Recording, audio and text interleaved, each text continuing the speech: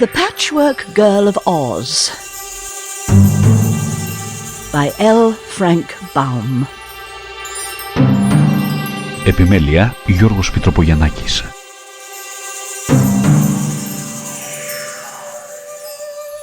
Ojo and Unc Nunkie. "Where's the butter, Unc Nunkie?" asked Ojo.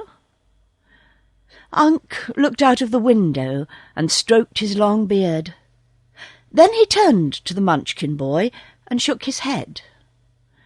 "Isn't," said he. "Isn't any butter? That's too bad, Unc. Where's the jam, then?"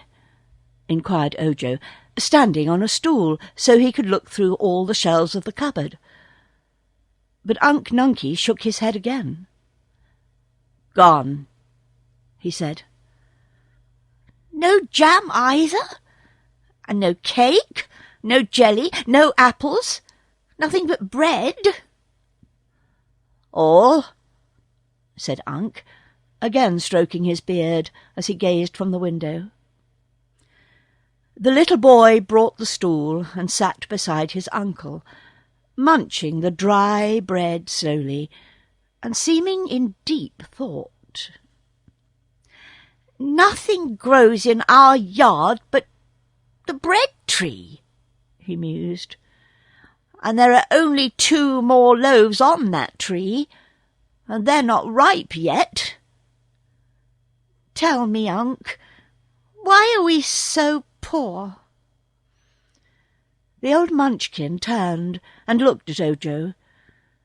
He had kindly eyes, but he hadn't smiled or laughed in so long that the boy had forgotten that Unc Nunkie could look any other way than solemn.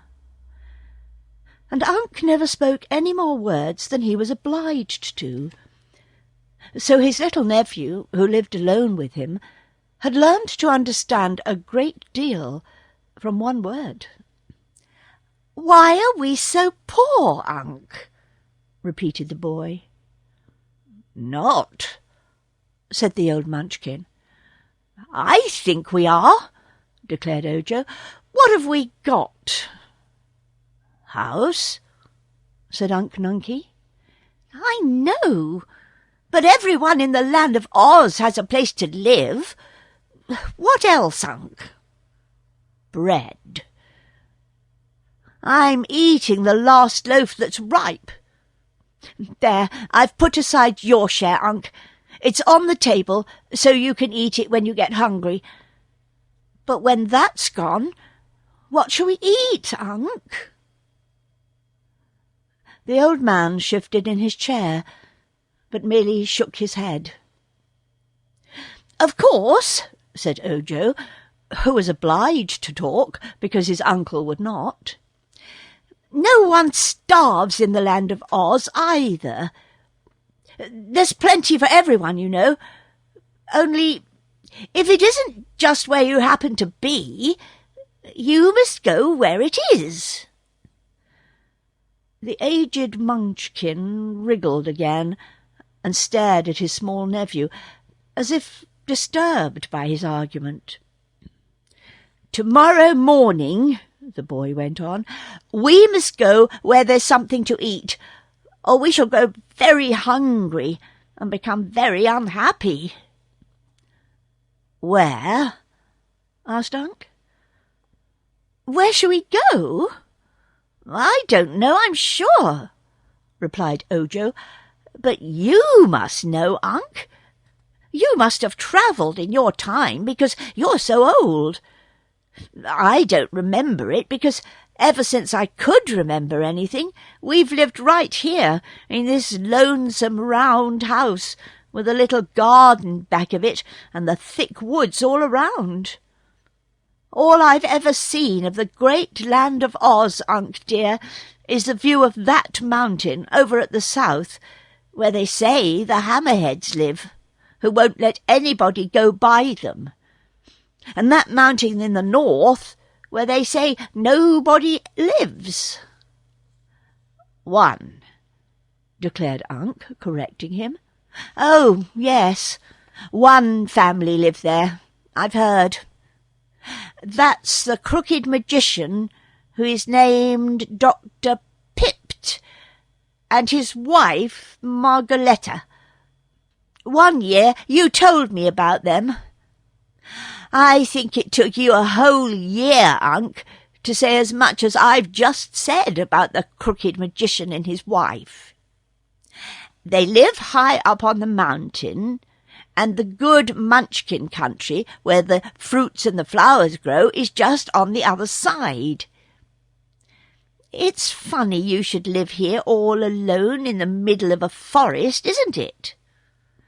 Yes, said Unc.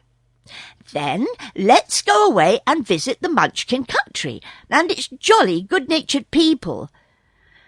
I'd love to get a sight of something beside woods, Unc Nunkie.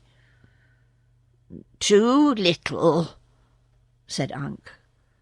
Why, I'm not so little as I used to be, answered the boy earnestly. I think I can walk as far and as fast through the woods as you can, Unc. And now that we've nothing in our backyard that's good to eat, we must go where there is food. Unc Nunkie made no reply for a time. Then he shut down the window and turned his chair to face the room, for the sun was sinking behind the tree-tops, and it was growing cool. By and by, Ojo lighted the fire, and the logs blazed freely in the broad fireplace. The two sat in the firelight a long time, the old white-bearded Munchkin and the little boy. Both were thinking. When it grew quite dark outside, Ojo said, "Eat your bread, Unc, and then we'll go to bed." But Unc Nunkie did not eat the bread. Neither did he go directly to bed. Long after his little nephew was sound asleep in the corner of the room, the old man sat by the fire, thinking. The Crooked Magician. Just at dawn next morning, Unc Nunkie laid his hand tenderly on Ojo's head and awakened him. "Come," he said. Ojo dressed. He wore blue silk stockings, blue knee-pants with gold buckles, a blue ruffled waist and jacket of bright blue braid with gold. His shoes were of blue leather and turned up at the toes, which were pointed. His hat had a peaked crown and a flat brim, and around the brim was a row of tiny golden bells that tinkled when he moved. This was the native costume of those who inhabited the Munchkin country of the land of Oz, so Unc Nunkie's dress was much like that of his nephew. Instead of shoes, the old man wore boots with turn-over tops, and his blue coat had wide cuffs of gold braid.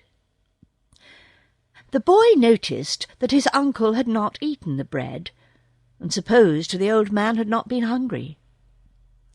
Ojo was hungry, though, so he divided the piece of bread upon the table and ate half for his breakfast, washing it down with fresh, cool water from the brook.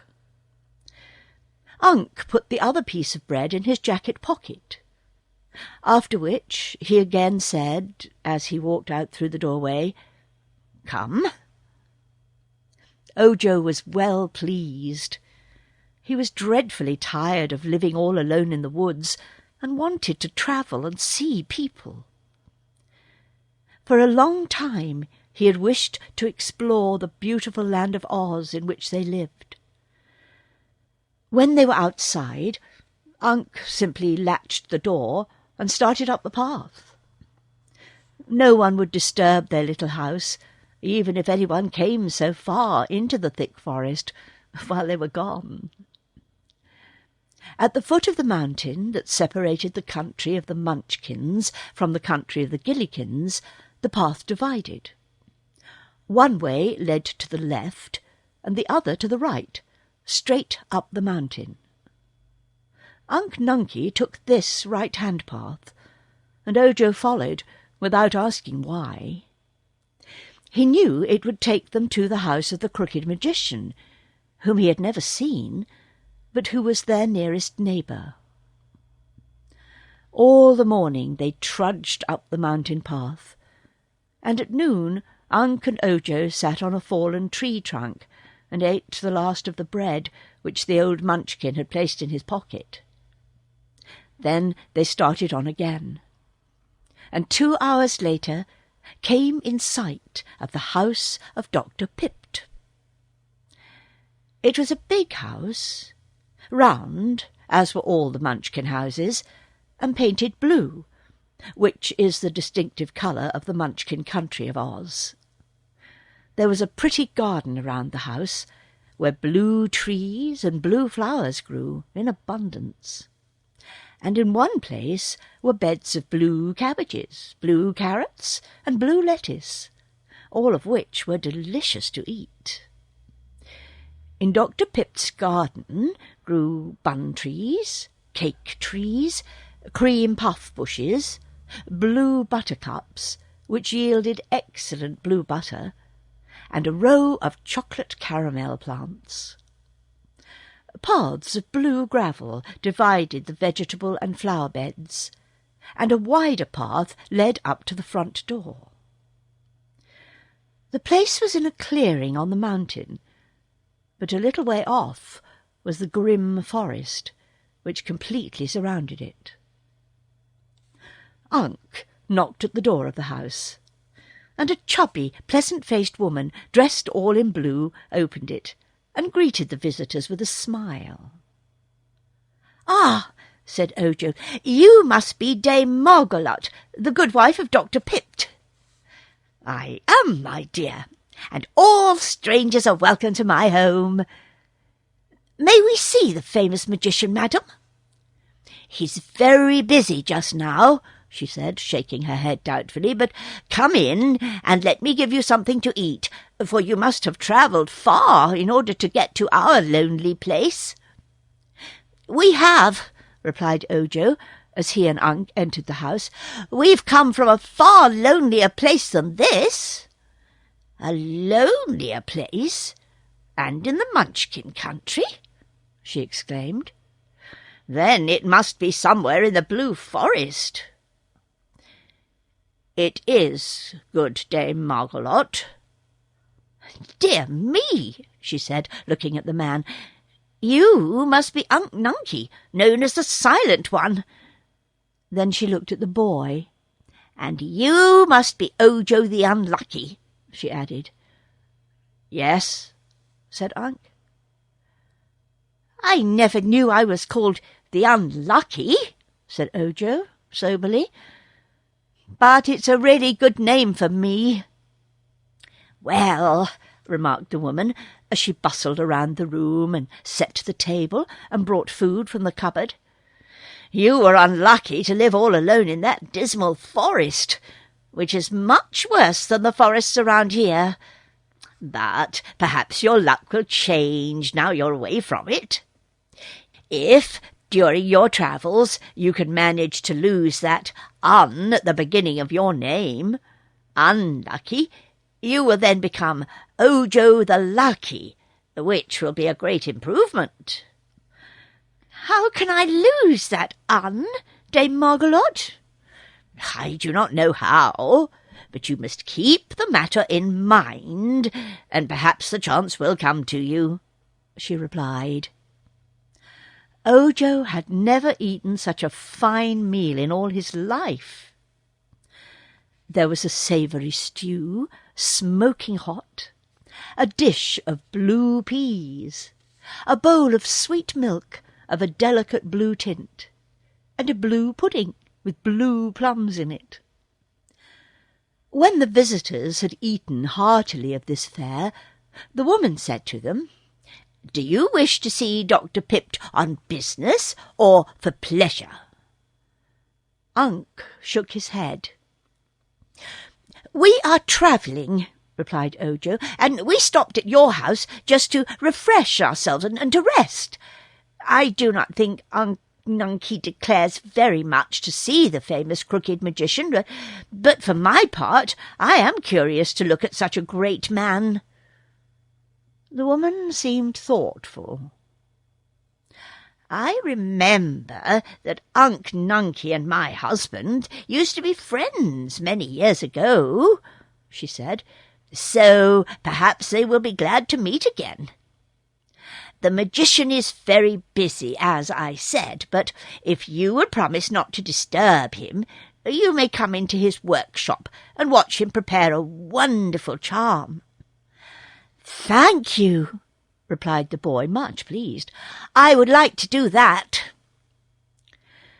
She led the way to a great domed hall at the back of the house, which was the magician's workshop. There was a row of windows extending nearly around the sides of the circular room, which rendered the place very light, and there was a back door in addition to the one leading to the front part of the house. Before the rows of windows a broad seat was built, and there were some chairs and benches in the room beside. At one end stood a great fireplace, in which a blue log was blazing with a blue flame, and over the fire hung 4 kettles in a row, all bubbling and steaming at a great rate. The magician was stirring all 4 of these kettles at the same time, 2 with his hands and 2 with his feet, to the latter wooden ladles being strapped, for this man was so very crooked that his legs were as handy as his arms. Unc Nunkie came forward to greet his old friend, but not being able to shake either his hands or feet, which were all occupied in stirring, he patted the magician's bald head and asked, "What?" "Ah, it's the silent one," remarked Dr. Pipt, without looking up, "and he wants to know what I'm making. Well, when it is quite finished, this compound will be the wonderful powder of life, which no one knows how to make but myself. Whenever it is sprinkled on anything, that thing will at once come to life, no matter what it is. It takes me several years to make this magic powder, but at the moment I'm pleased to say it's nearly done. You see, I am making it for my good wife Margoletta, who wants to use some of it for a purpose of her own. Sit down and make yourself comfortable, Unc Nunkie, and after I finish my task I will talk to you." "You must know," said Margolot, when they were all seated together on the broad window-seat, "that my husband foolishly gave away all the powder of life he first made to old Mombi the witch, who used to live in the country of the Gillikins to the north of here. Mombi gave to Dr. Pipt a powder of perpetual youth in exchange for his powder of life, but she cheated him wickedly, for the powder of youth was no good, and could work no magic at all." "Perhaps the powder of life couldn't either," said Ojo. "Yes, it is perfection," she declared. "The first lot we tested on our glass cat, which not only began to live, but has lived ever since. Oh, she's somewhere around the house now." "A glass cat!" exclaimed Ojo, astonished. "Yes, she makes a very pleasant companion, but admires herself a little more than is considered modest, and she positively refuses to catch mice," explained Margolot. "My husband made the cat some pink brains, but they proved to be too high-bred and particular for a cat, so she thinks it's undignified in her to catch mice. Also, she has a pretty blood-red heart, but it's made of stone, a ruby, I think, and so is rather hard and unfeeling.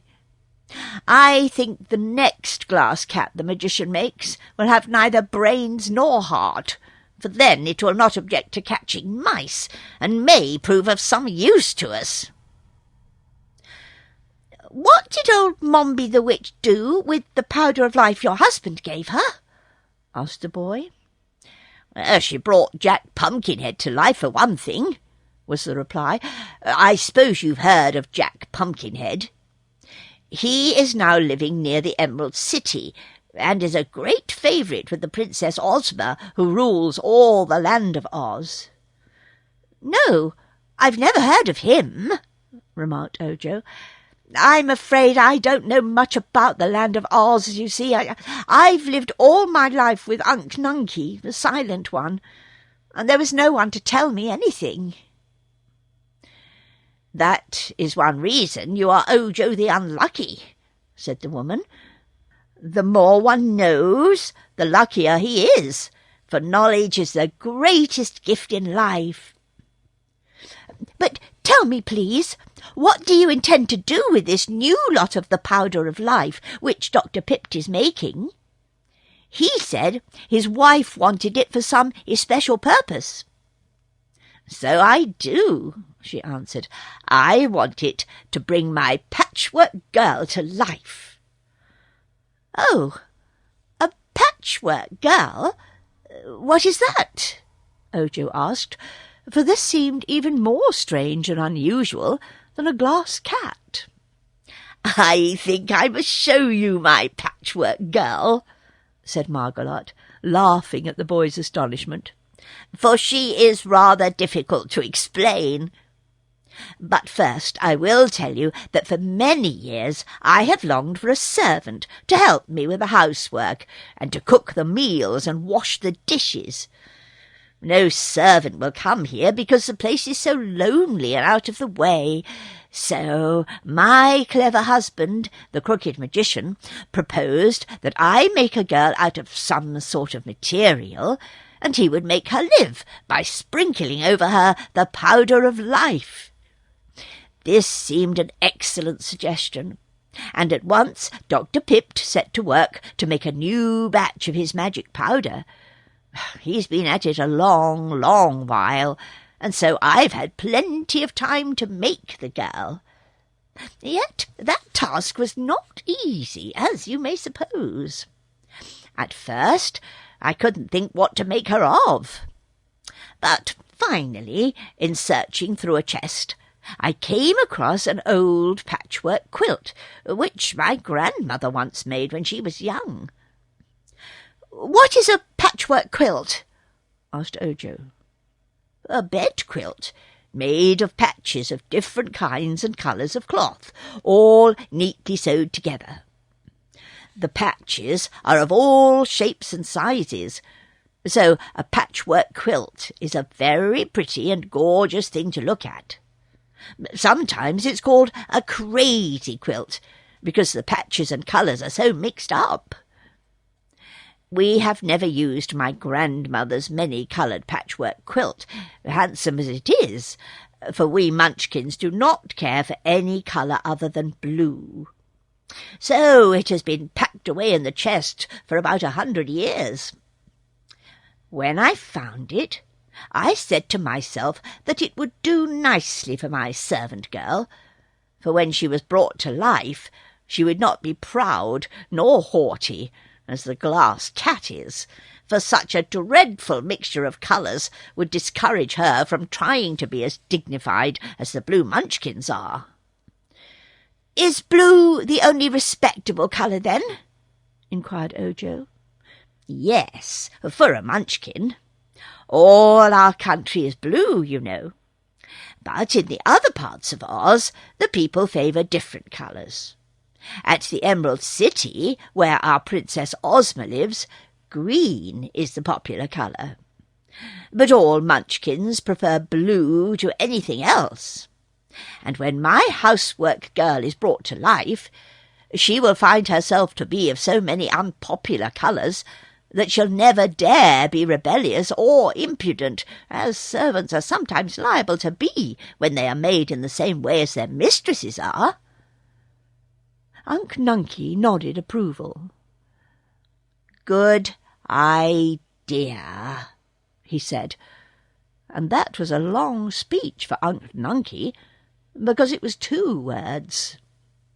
"So I cut up the quilt," continued Margaret, "and made from it a very well-shaped girl, which I stuffed with cotton wadding. I will show you what a good job I did." And she went to a tall cupboard and threw open the doors. Then back she came, lugging in her arms the Patchwork Girl, which she set upon the bench and propped up. So the Patchwork Girl. Ojo examined this curious contrivance with wonder. The Patchwork Girl was taller than he when she stood upright, and her body was plump and rounded because it had been so neatly stuffed with cotton. Margolotte had first made the girl's form from the patchwork quilt, and then she had dressed it with a patchwork skirt and an apron with pockets in it, using the same gay material throughout. Upon the feet she had sewn a pair of red leather shoes with pointed toes. All the fingers and thumbs of the girl's hands had been carefully formed, and stuffed and stitched at the edges, with gold plates at the end to serve as fingernails. "She will have to work when she comes to life," said Margolotte. The head of the Patchwork Girl was the most curious part of her. While she waited for her husband to finish making his powder of life, the woman had found ample time to complete the head as her fancy dictated. And she realized that a good servant's head must be properly constructed.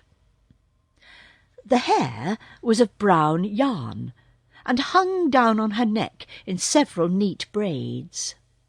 Her eyes were 2 silver suspender buttons, cut from a pair of the magician's old trousers, and they were sewed on with black thread, which formed the pupils of the eyes.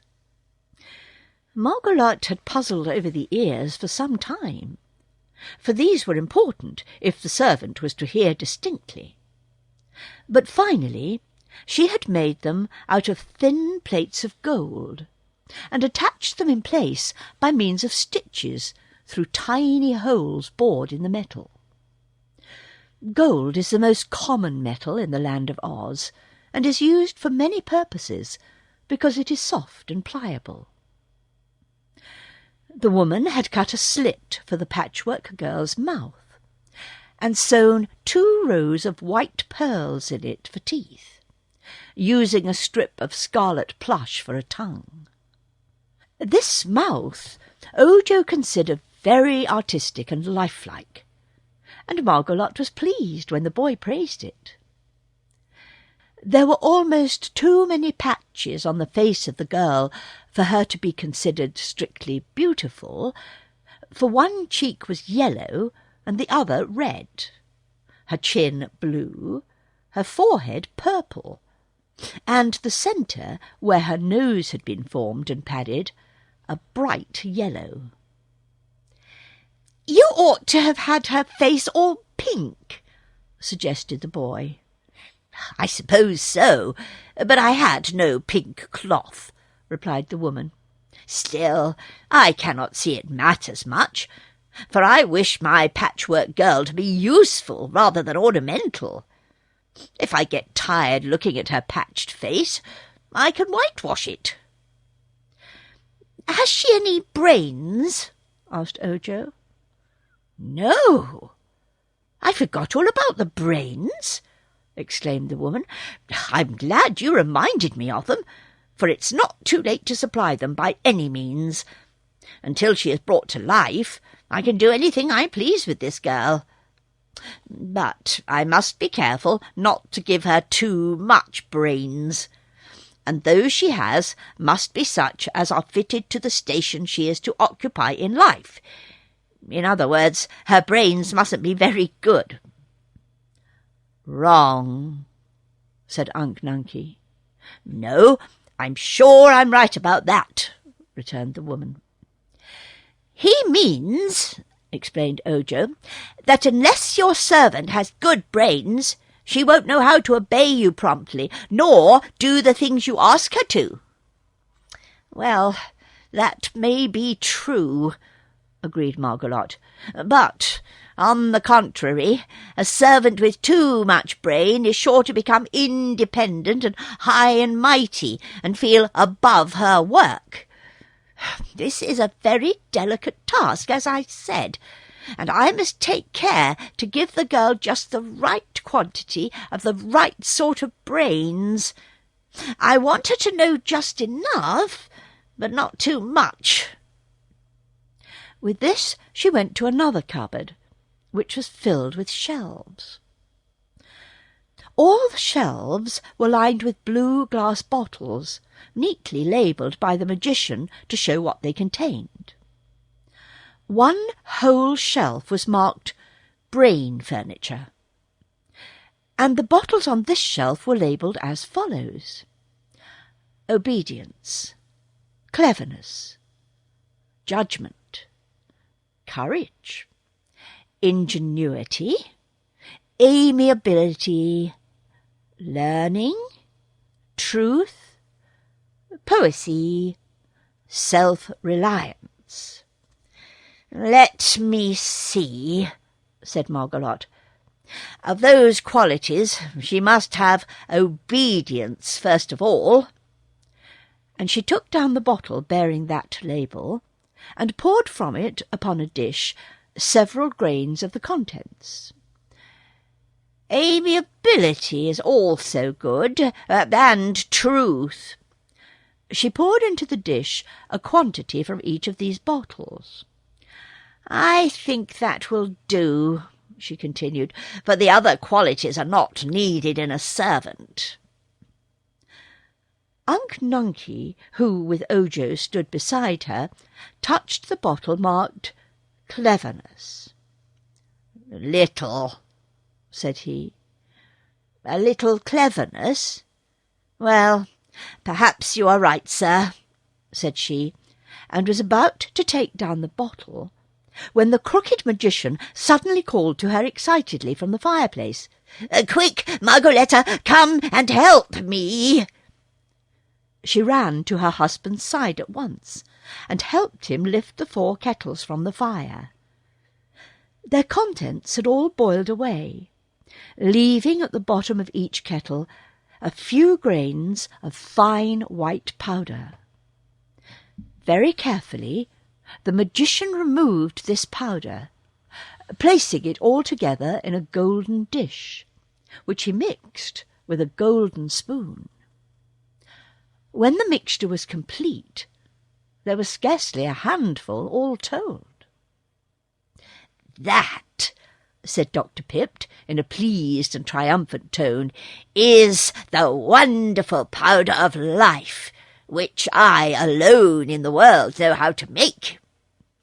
It has taken me nearly 6 years to prepare these precious grains of dust, but the little heap on that dish is worth the price of a kingdom, and many a king would give all he has to possess it.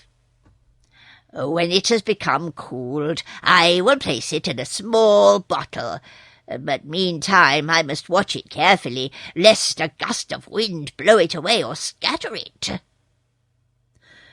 Unc Nunkie, Margolotte, and the magician all stood looking at the marvellous powder. But Ojo was more interested just then in the Patchwork Girl's brains.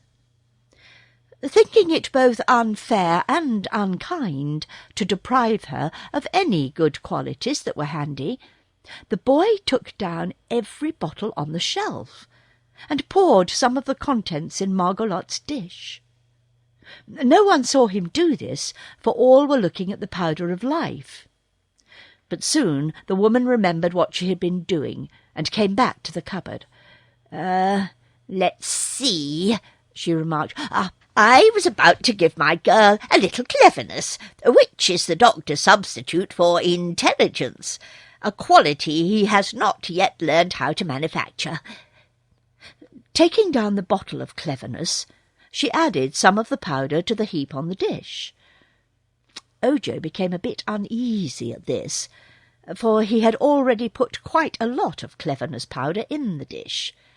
But he dared not interfere, and so he comforted himself with the thought that one cannot have too much cleverness. Margolot now carried the dish of brains to the bench. Ripping the seam of the patch on the girl's forehead, she placed the powder within the head, and then sewed up the seam as neatly and securely as before. "My girl is all ready for your powder of life, my dear," she said to her husband. But the magician replied, "This powder must not be used before tomorrow morning, but I think it is now cool enough to be bottled."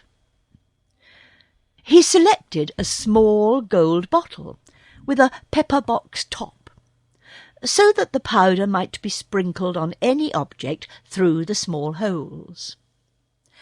Very carefully he placed the powder of life in the gold bottle, and then locked it up in a drawer of his cabinet. "At last," said he, rubbing his hands together gleefully, "I have ample leisure for a good talk with my old friend Unc Nunkie. So let us sit down cosily and enjoy ourselves. After stirring those 4 kettles for 6 years, I am glad to have a little rest." "You will have to do most of the talking," said Ojo, "for Unc is called the Silent One, and uses few words." "I know, but that renders your uncle a most agreeable companion and gossip," declared Dr. Pipt. "Most people talk too much, so it is a relief to find one who talks too little." Ojo looked at the magician with much awe and curiosity. "Don't you find it very annoying to be so crooked?" he asked. "No, I am quite proud of my person," was the reply. "I suppose I am the only crooked magician in all the world. Some others are accused of being crooked, but I am the only genuine." He was really very crooked, and Ojo wondered how he managed to do so many things with such a twisted body. When he sat down upon a crooked chair that had been made to fit him, one knee was under his chin, and the other near the small of his back. But he was a cheerful man, and his face bore a pleasant and agreeable expression. "I am not allowed to perform magic except for my own amusement," he told his visitors, as he lighted a pipe with a crooked stem and began to smoke. "Too many people were working magic in the land of Oz, so our lovely Princess Ozma put a stop to it. I think she was quite right. There were several wicked witches who caused a lot of trouble. But now they are all out of business, and only the great sorceress, Glinda the Good, is permitted to practice her arts, which never harm anybody. The Wizard of Oz, who used to be a humbug and knew no magic at all, has been taking lessons of Glinda, and I'm told he is getting to be a pretty good wizard. But he is merely the assistant of the great sorceress. I've the right to make a servant girl for my wife, you know, or a glass cat to catch our mice, which she refuses to do, but I am forbidden to work magic for others, or to use it as a profession. Magic must be a very interesting study, said Ojo. It truly is, asserted the magician. In my time, I've performed some magical feats that were worthy of the skill of Glinda the Good. For instance, there is the powder of life, and my liquid of petrifaction, which is contained in that bottle on the shelf yonder, over the window. What does the liquid of petrifaction do? Inquired the boy. Turns everything it touches to solid marble. It's an invention of my own, and I find it very useful. Once 2 of those dreadful Calidus, with bodies like bears and heads like tigers, came here from the forest to attack us. But I sprinkled some of that liquid on them, and instantly they turned to marble. I now use them as ornamental statuary in my garden. This table looks to you like wood, and once it really was wood. But I sprinkled a few drops of the liquid of petrifaction on it, and now it's marble. It will never break nor wear out. Fine, said Unc Nunkie, wagging his head and stroking his long grey beard. Dear me, what a chatterbox you're getting to be, Unc, remarked the magician, who was pleased with the compliment. But just then there came a scratching at the back door, and a shrill voice cried, "Let me in! Hurry up, can't you? Let me in!" Mug-a-Lot got up and went to the door.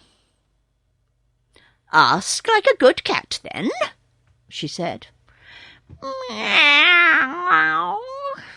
There, does that suit your Royal Highness?" asked the voice in scornful accents. "Yes, that's proper cat talk," declared the woman, and opened the door.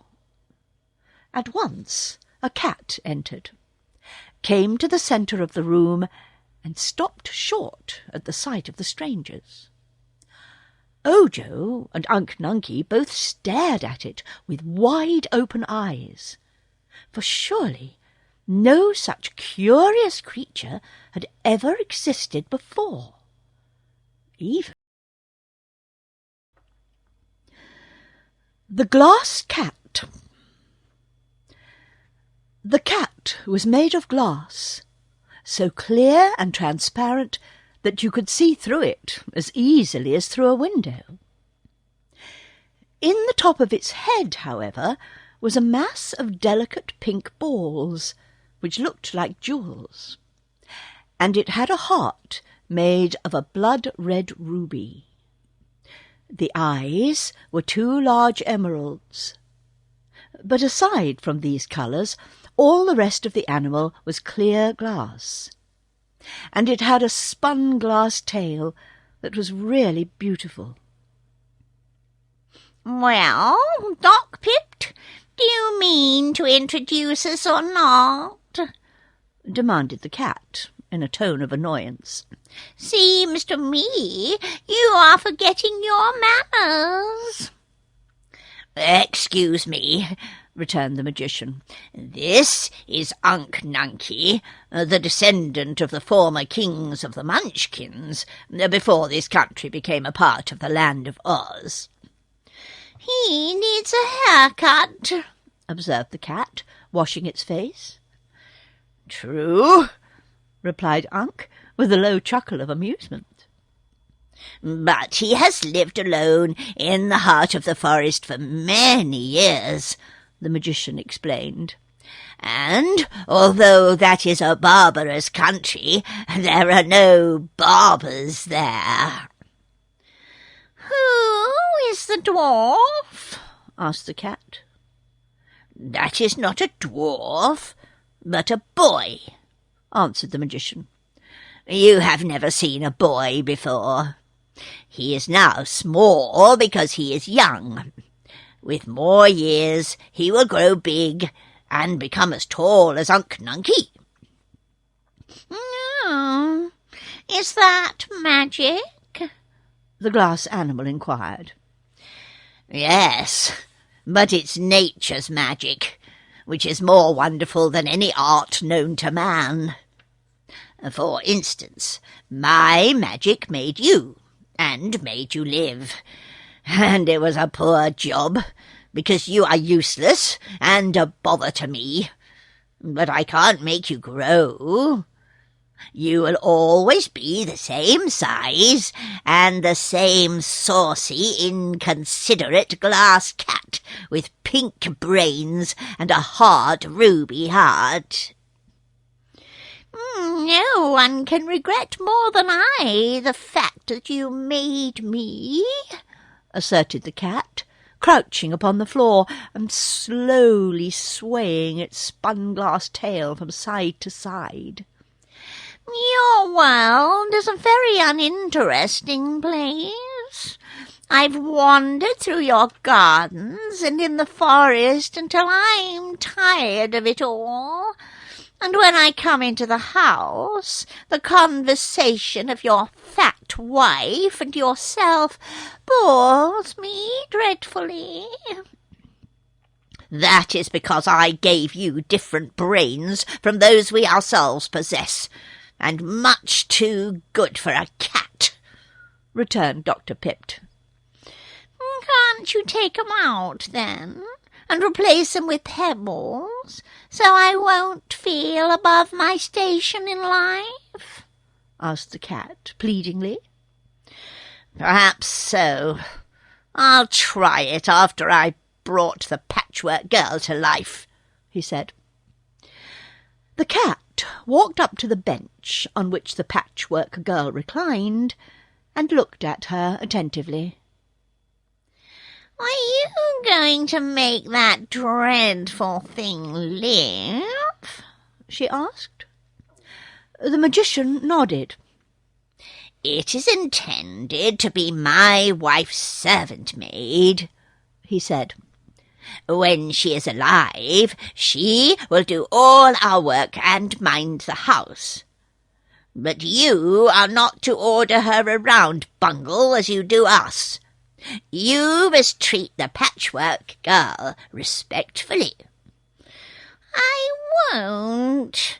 I couldn't respect such a bundle of scraps under any circumstances. If you don't, there will be more scraps than you like, cried Margolot angrily. Why didn't you make her pretty to look at? Asked the cat. You made me pretty, very pretty indeed. And I love to watch my pink brains roll around when they're working, and see my precious red heart beat. She went to a long mirror as she said this, and stood before it, looking at herself with an air of much pride. But that poor patched thing will hate herself when she's once alive, continued the cat. If I were you, I'd use her for a mop, and make another servant that is prettier. You have a perverted taste, snapped Margolot, much annoyed at this frank criticism. I think the Patchwork Girl is beautiful, considering what she's made of.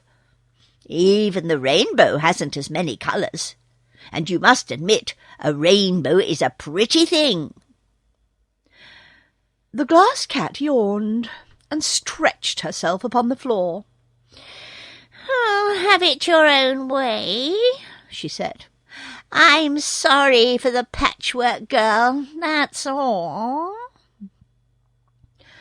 Ojo and Unc Nunkie slept that night in the magician's house, and the boy was glad to stay, because he was anxious to see the Patchwork Girl brought to life.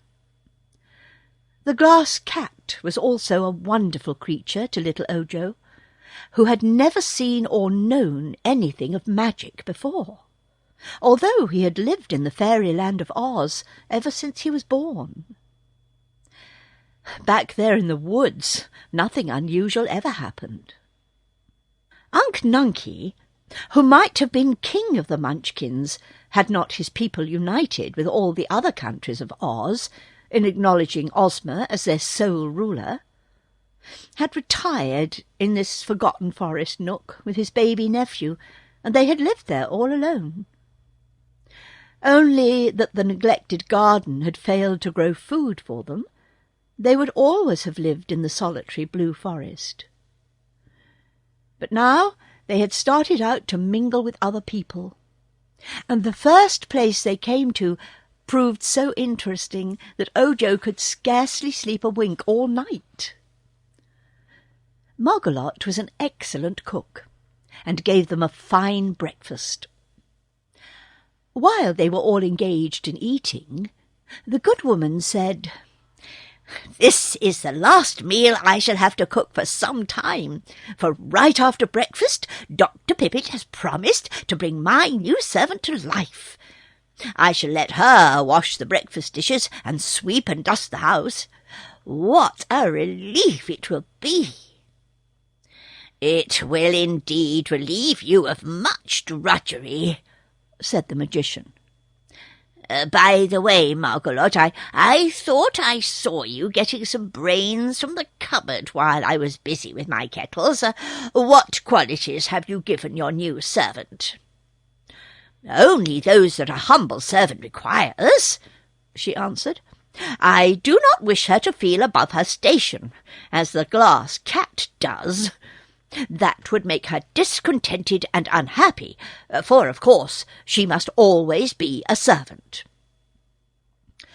Ojo was somewhat disturbed as he listened to this, and the boy began to fear that he had done wrong in adding all those different qualities of brains to the lot that Margolot had prepared for the servant. But it was too late now, since all the brains were securely sewn up inside the Patchwork Girl's head. He might have confessed what he had done, and thus allow Margolot and her husband to change the brains, but he was afraid of incurring their anger. He believed that Unc had seen him add to the brains, and Unc had not said a word against it. But then Unc never did say anything, unless it was absolutely necessary. As soon as breakfast was over, they all went into the magician's big workshop, where the glass cat was lying before the mirror, and the Patchwork Girl lay limp and lifeless upon the bench. "Now then," said Dr. Pipt in a brisk tone, "we shall perform one of the greatest feats of magic possible to man, even in this marvellous land of Oz. In no other country could it be done at all. I think we ought to have a little music while the Patchwork Girl comes to life. It is pleasant to reflect that the first sound her golden ears will hear will be delicious music." As he spoke, he went to a phonograph, which was screwed fast to a small table, and wound up the spring of the instrument, and adjusted the big gold horn. "The music my servant will usually hear," remarked Margolot, "will be my orders to do her work. But I see no harm in allowing her to listen to this unseen band while she wakens to her first realization of life. My orders will beat the band afterwards." The phonograph was now playing a stirring march tune, and the magician unlocked his cabinet and took out the gold bottle containing the powder of life. They all bent over the bench on which the Patchwork Girl reclined. Unc Nunkie and Margolot stood behind near the window, Ojo at one side, and the magician in front, where he would have freedom to sprinkle the powder. The glass cat came near too, curious to watch the important scene. "All ready?" asked Dr. Pipt. "All is ready," answered his wife. So the magician leaned over and shook from the bottle some grains of the wonderful powder, and they fell directly on the Patchwork Girl's head. A terrible accident.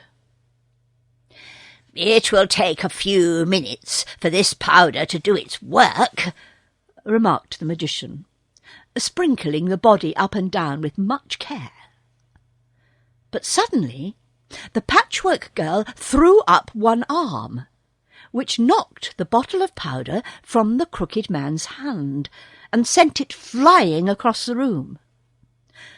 Unc Nunkie and Margalot were so startled that they both leapt backwards and bumped together, and Unc's head joggled the shelf above them and upset the bottle containing the liquid of petrifaction.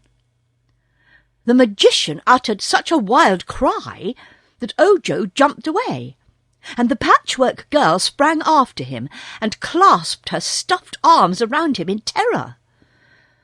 The glass cat snarled and hid under the table. So it was that when the powerful liquid of petrifaction was spilled, it fell only upon the wife of the magician and the uncle of Ojo. With these two, the charm worked promptly. They stood, motionless and stiff as marble statues, in exactly the position they were in when the liquid struck them.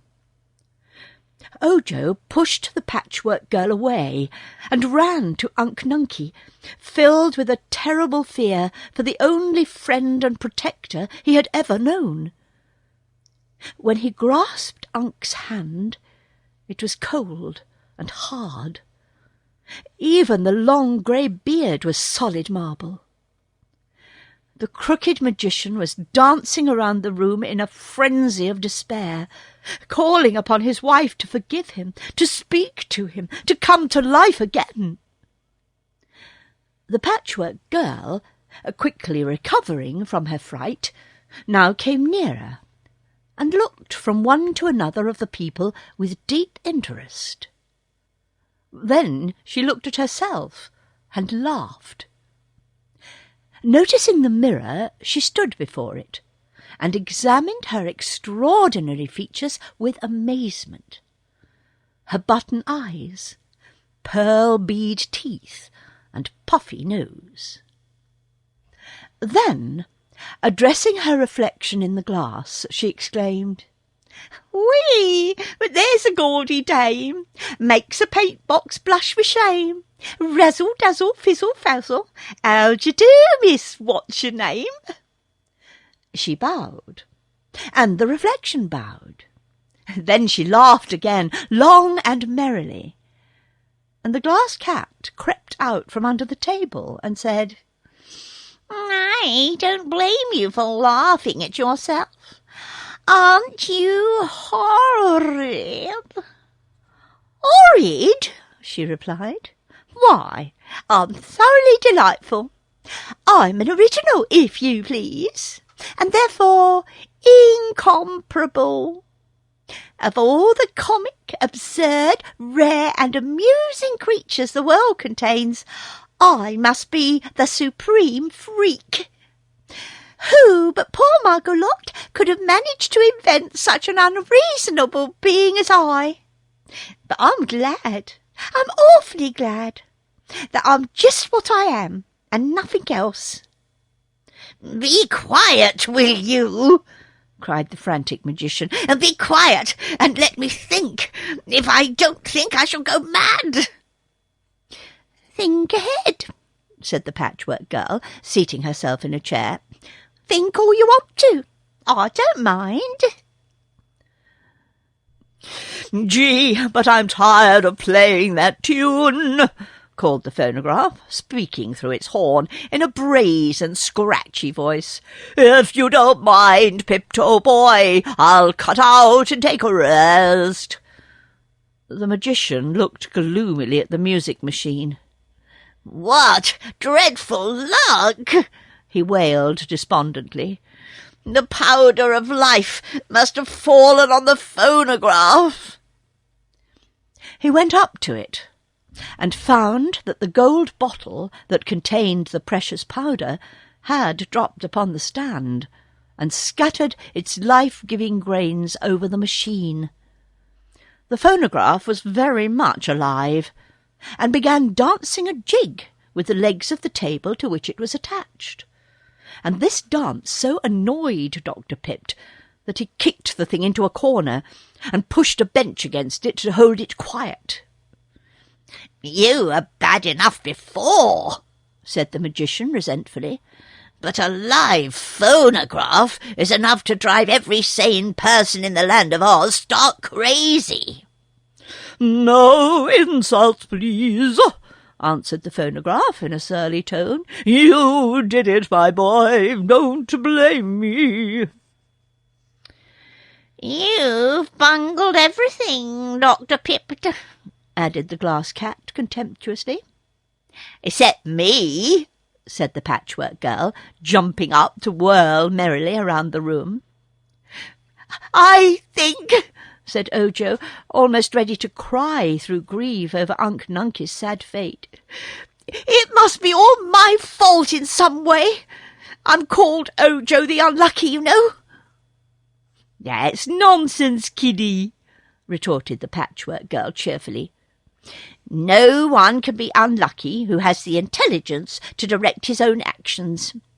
The unlucky ones are those who beg for a chance to think, like poor Dr. Pipt here.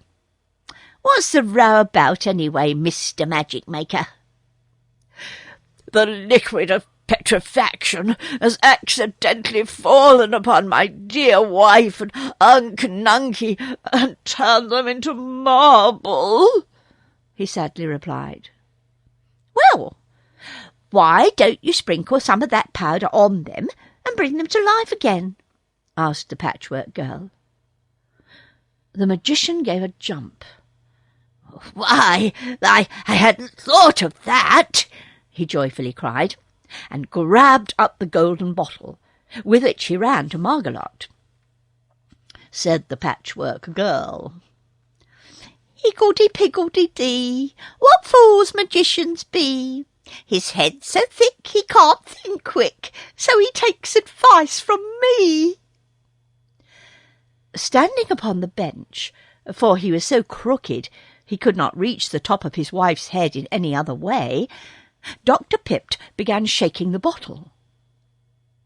But not a grain of powder came out. He pulled off the cover, glanced within, and then threw the bottle from him with a wail of despair. "Gone! Gone! Every bit gone!" he cried. "Wasted on that miserable phonograph when it might have saved my dear wife." Then the magician bowed his head on his crooked arms and began to cry. Ojo was sorry for him. He went up to the sorrowful man and said softly, "You can make more powder of life, Dr. Pipt." "Yes, but it will take me 6 years. 6 long, weary years of stirring 4 kettles with both feet and both hands," was the agonized reply. 6 years, while poor Margolot stands watching me as a marble image. "Can't anything else be done?" asked the Patchwork Girl. The magician shook his head. Then he seemed to remember something and looked up. "There is one other compound that would destroy the magic spell of the liquid of petrifaction, and restore my wife and Unc Nunkie to life," said he.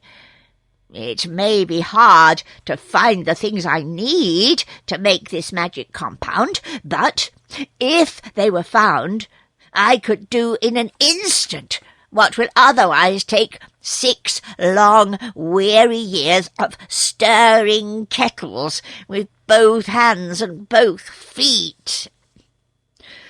"All right, let's find the things then," suggested the Patchwork Girl. "That seems a lot more sensible than those stirring times with the kettles." That's the idea, Scraps," said the Glass Cat approvingly. "I'm glad to find you have decent brains. Mine are exceptionally good. You can see 'em work. They're pink." "Scraps?" repeated the girl. "Did you call me Scraps? Is that my name?" I believe my poor wife had intended to name you Angeline," said the magician. "But I like Scraps best," she replied with a laugh. "It fits me better, for my patchwork is all scraps and nothing else. Thank you for naming me Miss Cat. Have you a name of your own?" "I have a foolish name that Margalot once gave me, but which is quite undignified for one of my importance," answered the cat. "She called me Bungle." "Yes," sighed the magician, "you were a sad bungle, taken all in all. I was wrong to make you as I did, for a more useless, conceited, and brittle thing never before existed." "I'm not so brittle as you think," retorted the cat. "I've been alive a good many years, for Dr. Pipt experimented on me with the first magic powder of life he ever made, and so far I've never broken or cracked or chipped any part of me." "You seem to have a chip on your shoulder," laughed the Patchwork Girl, and the cat went to the mirror to see. "Tell me," pleaded Ojo, speaking to the crooked magician, "what must we find to make the compound that will save Unc Nunkie?" "First," was the reply, "I must have a 6-leaf clover. That can only be found in the green country around the Emerald City. And 6-leafed clovers are very scarce, even there." "I'll find it for you," promised Ojo. "The next thing," continued the magician, "is the left wing of a yellow butterfly. That colour can only be found in the yellow country of the Winkies, west of the Emerald City." "I'll find it," declared Ojo. "Is that all?" No. I'll get my book of recipes and see what comes next." Saying this, the magician unlocked a drawer of his cabinet and drew out a small book covered with blue leather. Looking through the pages, he found the recipe he wanted and said, I must have a gill of water from a dark well." "What kind of a well is that, sir?" asked the boy. "One where the light of day never penetrates. The water must be put in a gold bottle and brought to me without any light ever reaching it." "I'll get the water from the dark well," said Ojo. "Then I must have 3 hairs from the tip of a Woozy's tail, and a drop of oil from a live man's body." Ojo looked grave at this. "What is a woozy, please?" he inquired. "Some sort of an animal.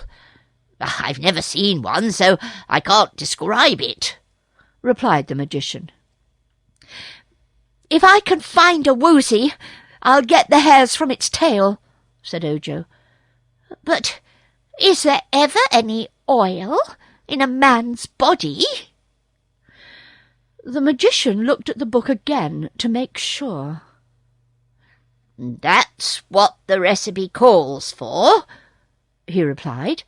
"And, of course, we must get everything that is called for, or the charm won't work. The book doesn't say blood, it says oil. And there must be oil somewhere in a live man's body, or the book wouldn't ask for it." "All right," returned Ojo, trying not to feel discouraged. "I'll try to find it." The magician looked at the little Munchkin boy in a doubtful way and said, "All this will mean a long journey for you, perhaps several long journeys, for you must search through several of the different countries of Oz in order to get the things I need." "I know it, sir, but I must do my best to save Unc Nunkie." "And also my poor wife, Margolette. If you save one, you will save the other, for both stand there together, and the same compound will restore them both to life. Do the best you can, Ojo, and while you are gone, I shall begin the 6 years' job of making a new patch of the powder of life. Then, if you should unluckily fail to secure any one of the things needed, I will have lost no time. But if you succeed, you must return here as quickly as you can. That will save me much tiresome stirring of 4 kettles with both feet and both hands." "I will start on my journey at once, sir," said the boy. "And I will go with you," declared the Patchwork Girl. No, exclaimed the magician. "You have no right to leave this house. You are only a servant, and have not been discharged." Scraps, who had been dancing up and down the room, stopped and looked at him. "What is a servant?" she asked. "One who serves, a sort of slave," he explained. "Very well," said the Patchwork Girl. "I'm going to serve you and your wife by helping Ojo to find the things you need. You need a lot, you know, such as are not easily found." "It is true," sighed Dr. Pipt. "I am well aware that Ojo has undertaken a serious task." Scraps laughed, and resuming her dance, she said, "Here's a job for a boy of brains, a drop of oil from a live man's veins, a 6-leaf clover, 3 nice hairs from a woozy's tail, the book declares are needed for the magic spell, and water from a pitch-dark well. The yellow wing of a butterfly to find must Ojo also try, and if he gets them without harm, Doc Pipt will make the magic charm. But if he doesn't get 'em, Unc will always stand a marble chunk." The magician looked at her thoughtfully. "Poor Margolot must have given you some of the quality of poesy by mistake," he said. "And if that is true, I didn't make a very good article when I prepared it. Or else you've got an overdose or an underdose.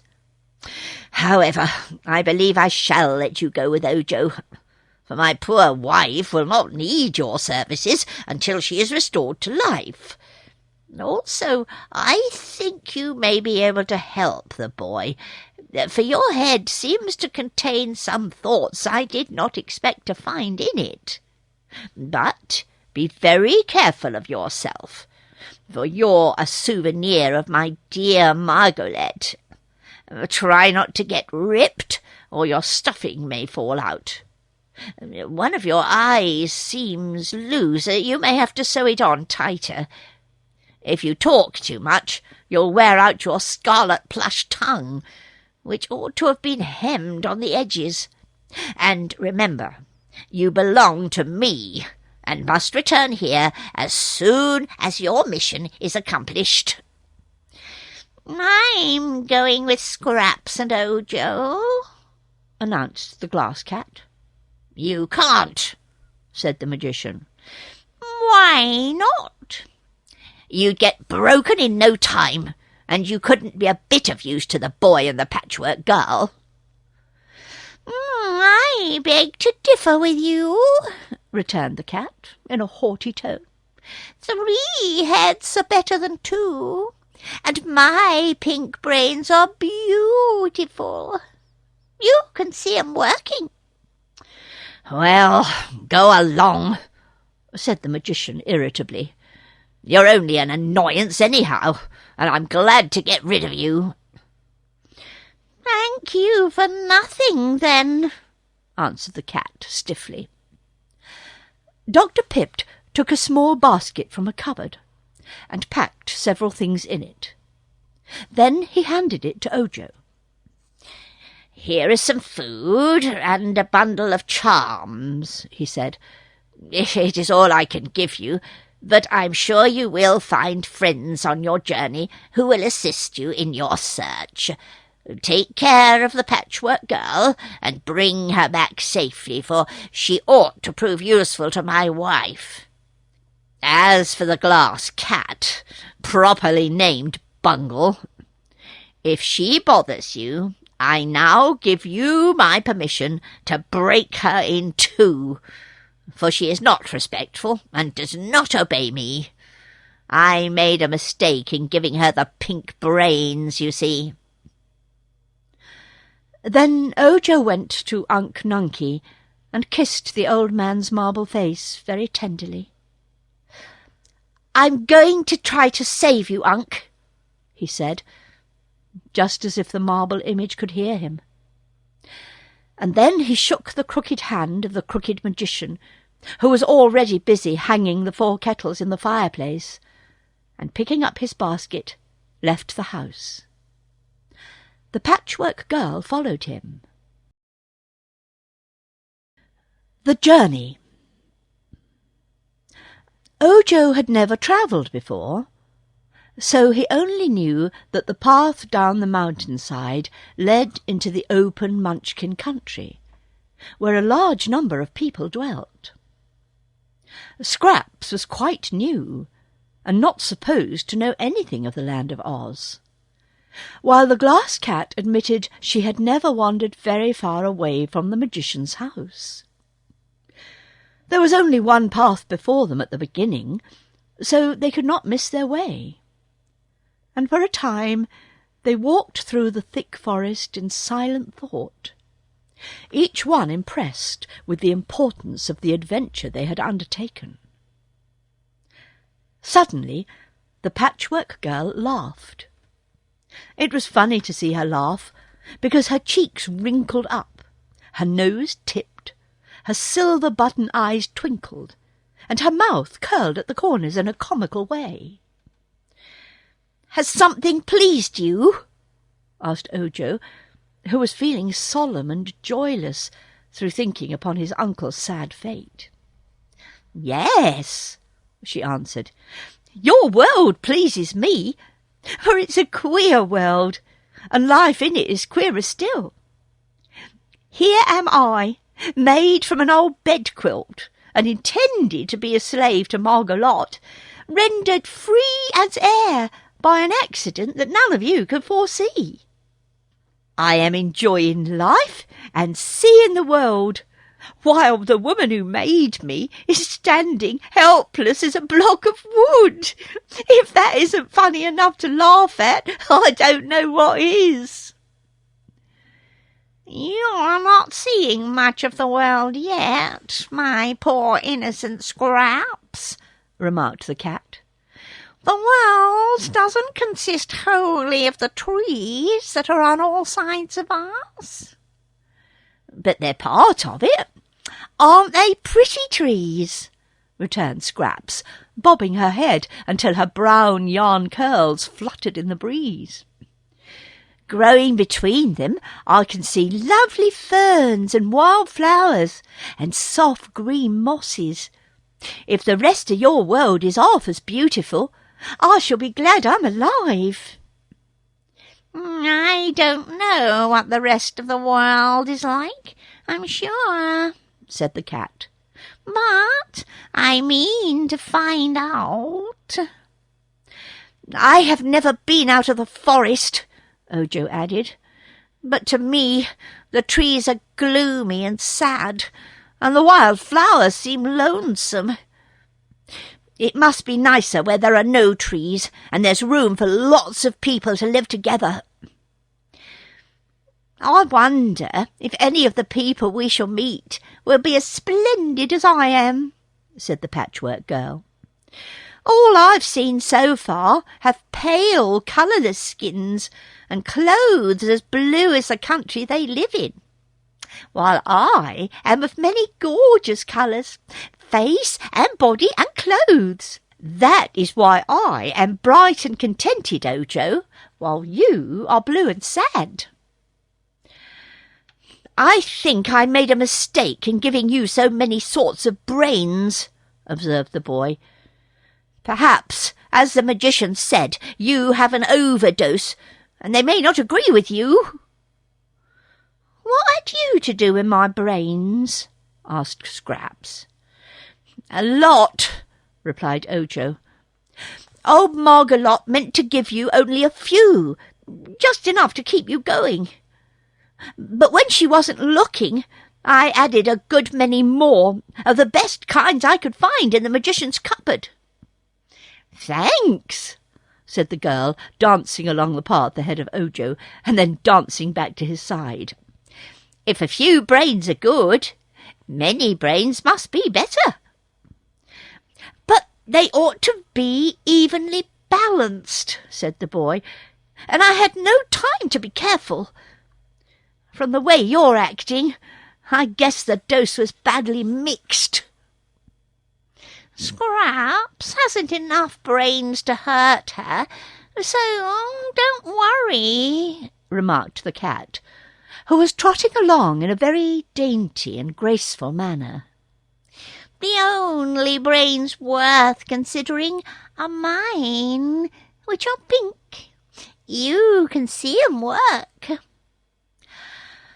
After walking a long time, they came to a little brook that trickled across the path, and here Ojo sat down to rest and eat something from his basket. He found that the magician had given him part of a loaf of bread and a slice of cheese. He broke off some of the bread, and was surprised to find that the loaf was just as large as it was before. It was the same way with the cheese. However much he broke off from the slice, it remained exactly the same size. "Ah," he said, nodding wisely, "that's magic. Dr. Pipt has enchanted the bread and cheese, so it will last me all through my journey, however much I eat." "Why do you put those things in your mouth?" asked Scraps, gazing at him in astonishment. "Do you need more stuffing? Then why don't you use cotton, such as I'm stuffed with?" "I don't need that kind," said Ojo. "But a mouth is to talk with, isn't it?" "It's also to eat with," replied the boy. "If I didn't put food into my mouth and eat it, I would get hungry and starve." "Oh, I didn't know that," she said. "Give me some." Ojo handed her a bit of the bread, and she put it in her mouth. "What next?" she asked, scarcely able to speak. "Chew it and swallow it," said the boy. Scraps tried that. Her pearl teeth were unable to chew the bread, and beyond her mouth there was no opening. Being unable to swallow, she threw away the bread and laughed. "I must get hungry and starve, for I can't eat," she said. "Neither can I," announced the cat. "But I'm not fool enough to try. Can't you understand that you and I are superior people, and not made like these poor humans?" "Why should I understand that, or anything else?" asked the girl. "Don't bother my head by asking conundrums, I beg of you. Just let me discover myself in my own way."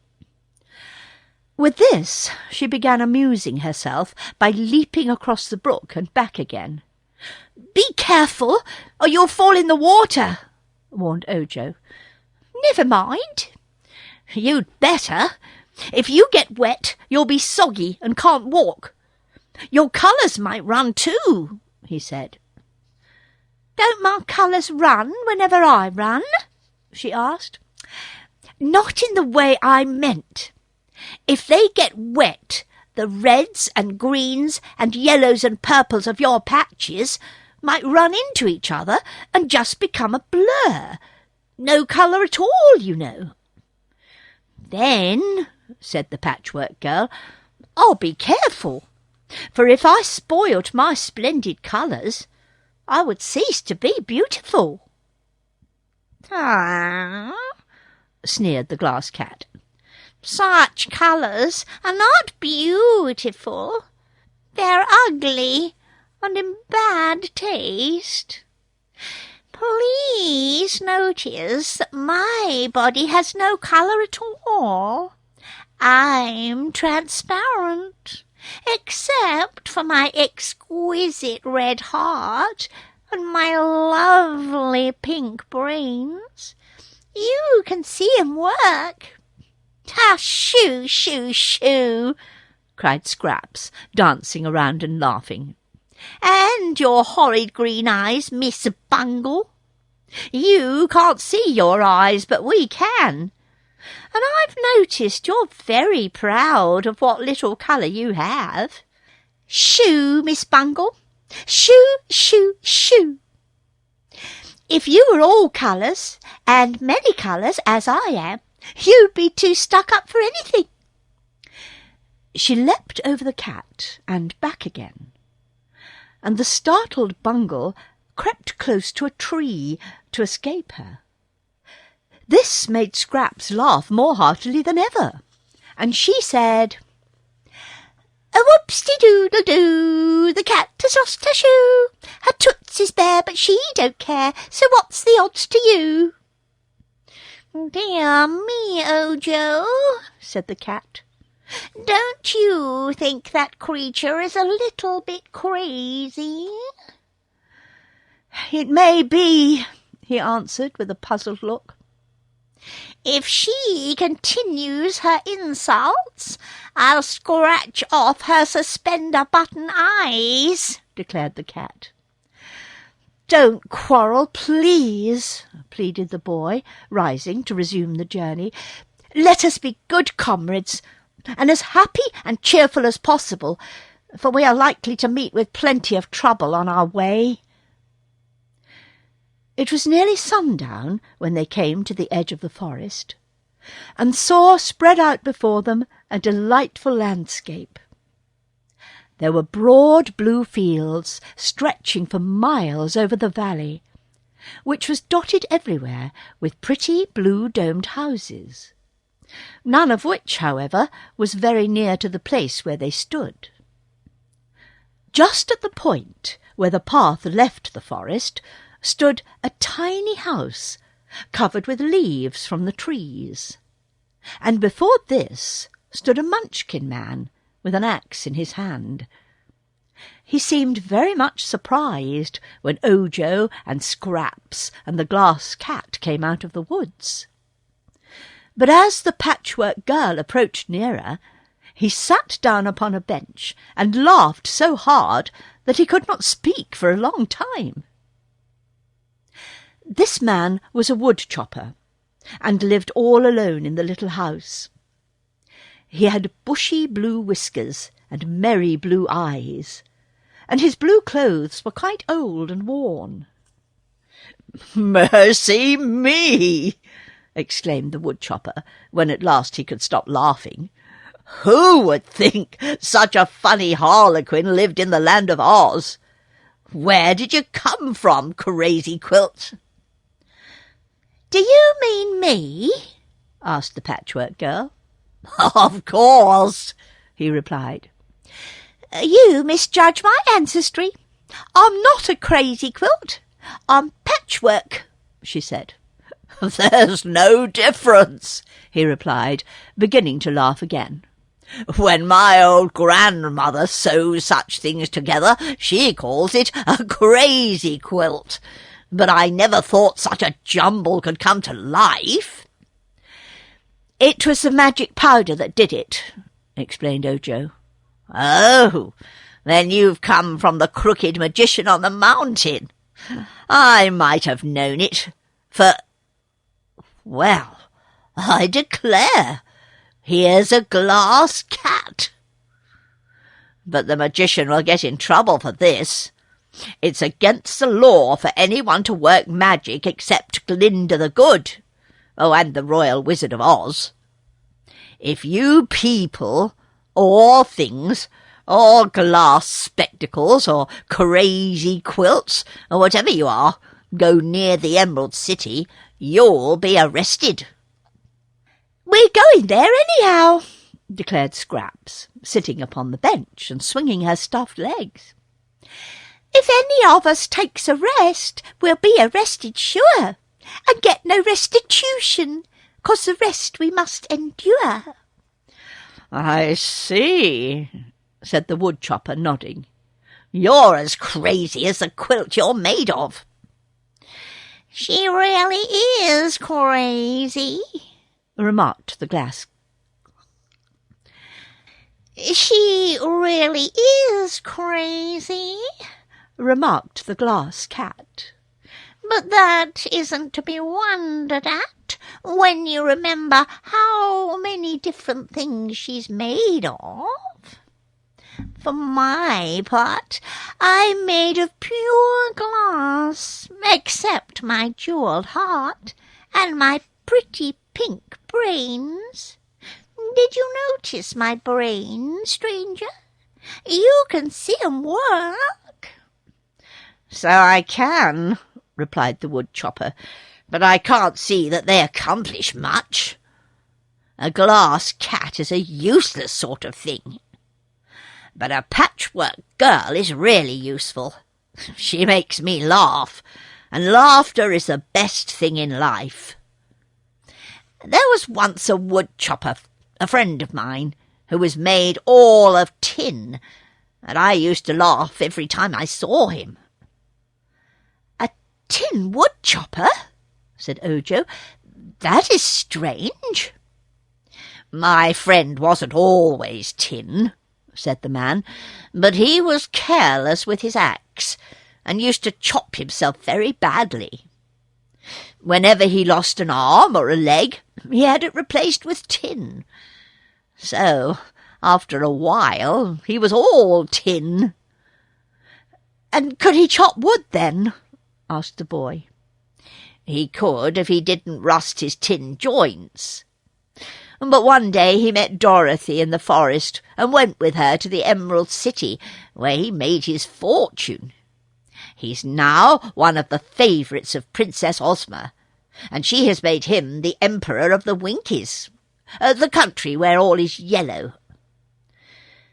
"Who is Dorothy?" inquired the Patchwork Girl.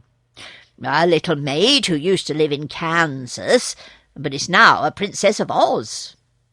She's Ozma's best friend, they say, and lives with her in the royal palace." "Is Dorothy made of tin?"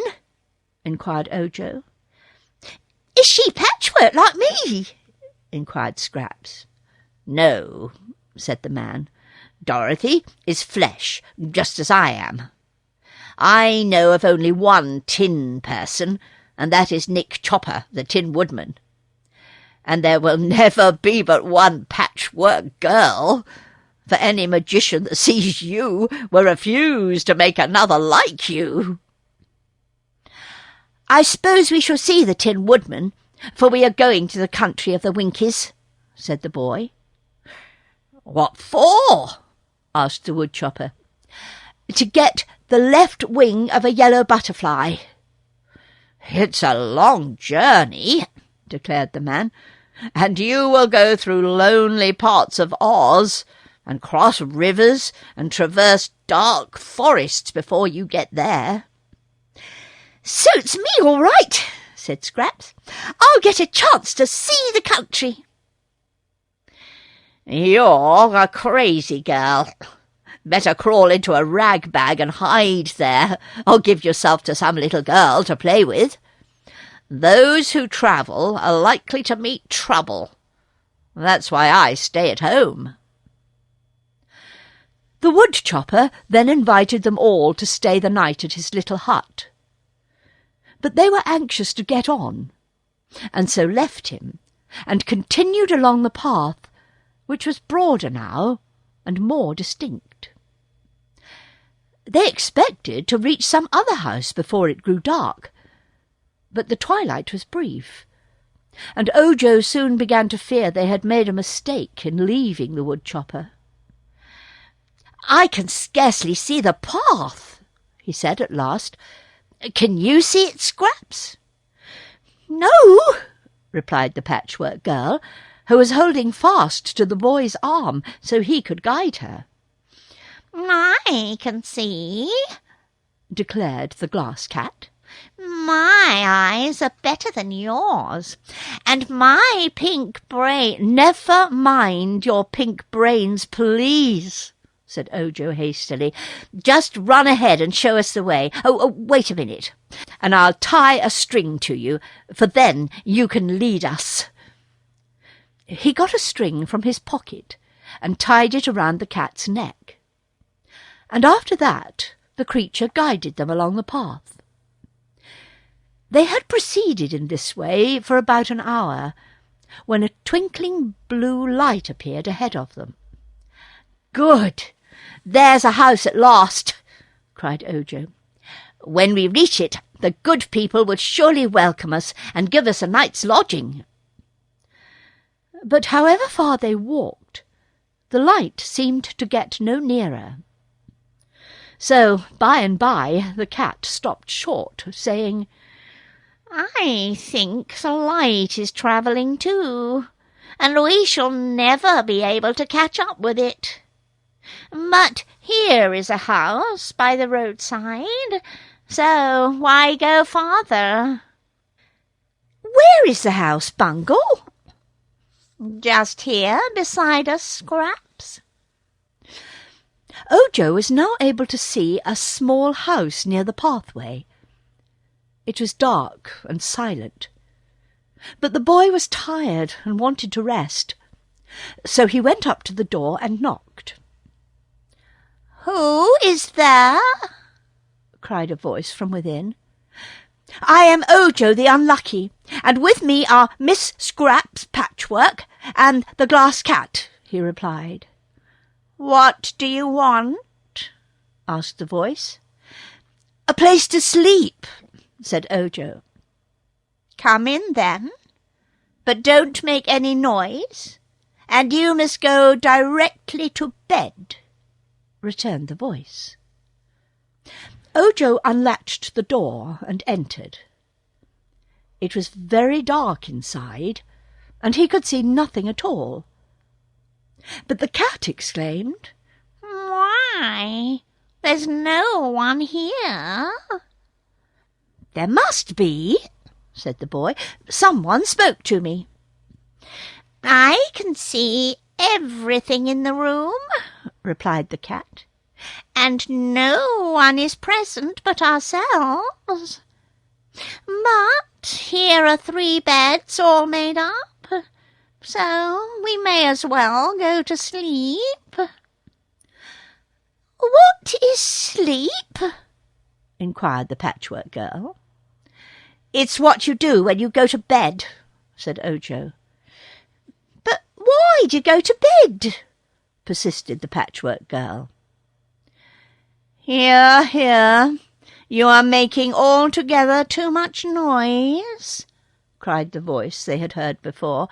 "Keep quiet, strangers, and go to bed." The cat, who could see in the dark, looked sharply around for the owner of the voice, but could discover no one, although the voice had seemed quite close beside them. She arched her back a little and seemed afraid. Then she whispered to Ojo, "Come," and led him to a bed. With his hands the boy felt of the bed, and found it was big and soft, with feather pillows and plenty of blankets. So he took off his shoes and hat and crept into the bed. Then the cat led Scraps to another bed, and the Patchwork Girl was puzzled to know what to do with it. "Lie down and keep quiet," whispered the cat warningly. "Can't I sing?" asked Scraps. "No." "Can't I whistle?" asked Scraps. "No." "Can't I dance till morning, if I want to?" asked Scraps. "You must keep quiet," said the cat in a soft voice. "I don't want to," replied the Patchwork Girl, speaking as loudly as usual. "What right have you to order me around? If I want to talk, or yell, or whistle—" Before she could say anything more, an unseen hand seized her firmly and threw her out of the door, which closed behind her with a sharp slam. She found herself bumping and rolling in the road, and when she got up and tried to open the door of the house again, she found it locked. "What has happened to Scraps?" asked Ojo. "Never mind. Let's go to sleep, or something will happen to us," answered the glass cat. So Ojo snuggled down in his bed and fell asleep, and he was so tired. The troublesome phonograph. When the boy opened his eyes next morning, he looked carefully around the room. These small Munchkin houses seldom had more than one room in them. That in which Ojo now found himself had 3 beds, set all in a row on one side of it. The glass cat lay asleep on one bed, Ojo was on the second, and the third was neatly made up and smoothed for the day. On the other side of the room was a round table, on which breakfast was already placed, smoking hot. Only one chair was drawn up to the table, where a place was set for one person. No one seemed to be in the room except the boy and Bungle. Ojo got up and put on his shoes. Finding a toilet stand at the head of his bed, he washed his face and hands and brushed his hair. Then he went to the table and said, "I wonder if this is my breakfast." "Eat it," commanded a voice at his side, so near that Ojo jumped. But no person could he see. He was hungry, and the breakfast looked good, so he sat down and ate all he wanted. Then, rising, he took his hat and wakened the glass cat. "Come on, Bungle," he said. "We must go." He cast another glance about the room, and speaking to the air, he said, "Whoever lives here has been very kind to me, and I'm much obliged." There was no answer. So he took his basket and went out of the door, the cat following him. In the middle of the path sat the Patchwork Girl, playing with pebbles she had picked up. "Oh, there you are!" she exclaimed cheerfully. "I thought you were never coming out. It has been daylight a long time." "What did you do all night?" asked the boy. "Sat here and watched the stars and the moon," she replied. "They're interesting. I never saw them before, you know." "Of course not," said Ojo. "You were crazy to act so badly and get thrown outdoors," remarked Bungle as they renewed their journey. "That's all right," said Scraps. "If I hadn't been thrown out, I wouldn't have seen the stars, nor the big grey wolf." "What wolf?" inquired Ojo. "The one that came to the door of the house 3 times during the night." "I don't see why that should be," said the boy thoughtfully. "There was plenty to eat in that house, for I had a fine breakfast, and I slept in a nice bed." "Don't you feel tired?" asked the Patchwork Girl, noticing that the boy yawned.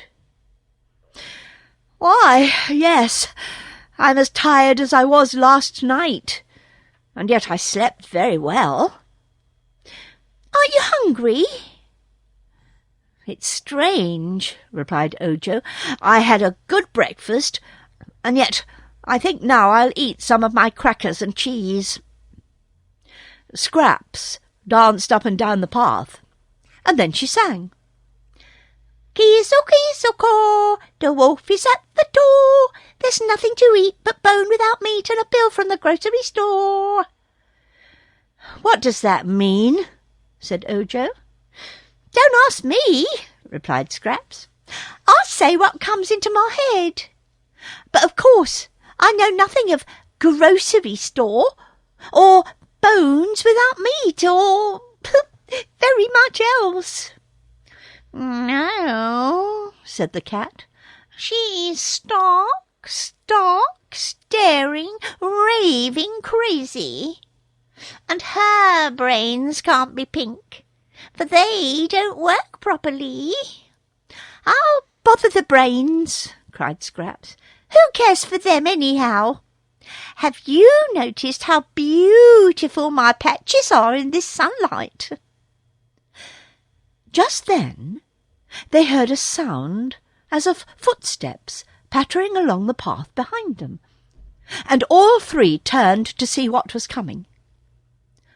To their astonishment, they beheld a round, small table running as fast as its 4 spindle legs could carry it, and to the top was screwed fast a phonograph with a big gold horn. "Hold on!" shouted the phonograph. "Wait for me!" "Goodness me! It's that music thing which the crooked magician scattered the powder of life over," said Ojo. "So it is," returned Bungle in a grumpy tone of voice. And then, as the phonograph overtook them, the glass cat added sternly, "What are you doing here, anyhow?" "I've run away," said the musical thing. "After you left, old Dr. Pipt and I had a dreadful quarrel, and he threatened to smash me to pieces if I didn't keep quiet. Of course, I wouldn't do that, because a talking machine is supposed to talk and make a noise, and sometimes music. So I slipped out of the house while the magician was stirring his 4 kettles, and I've been running after you all night.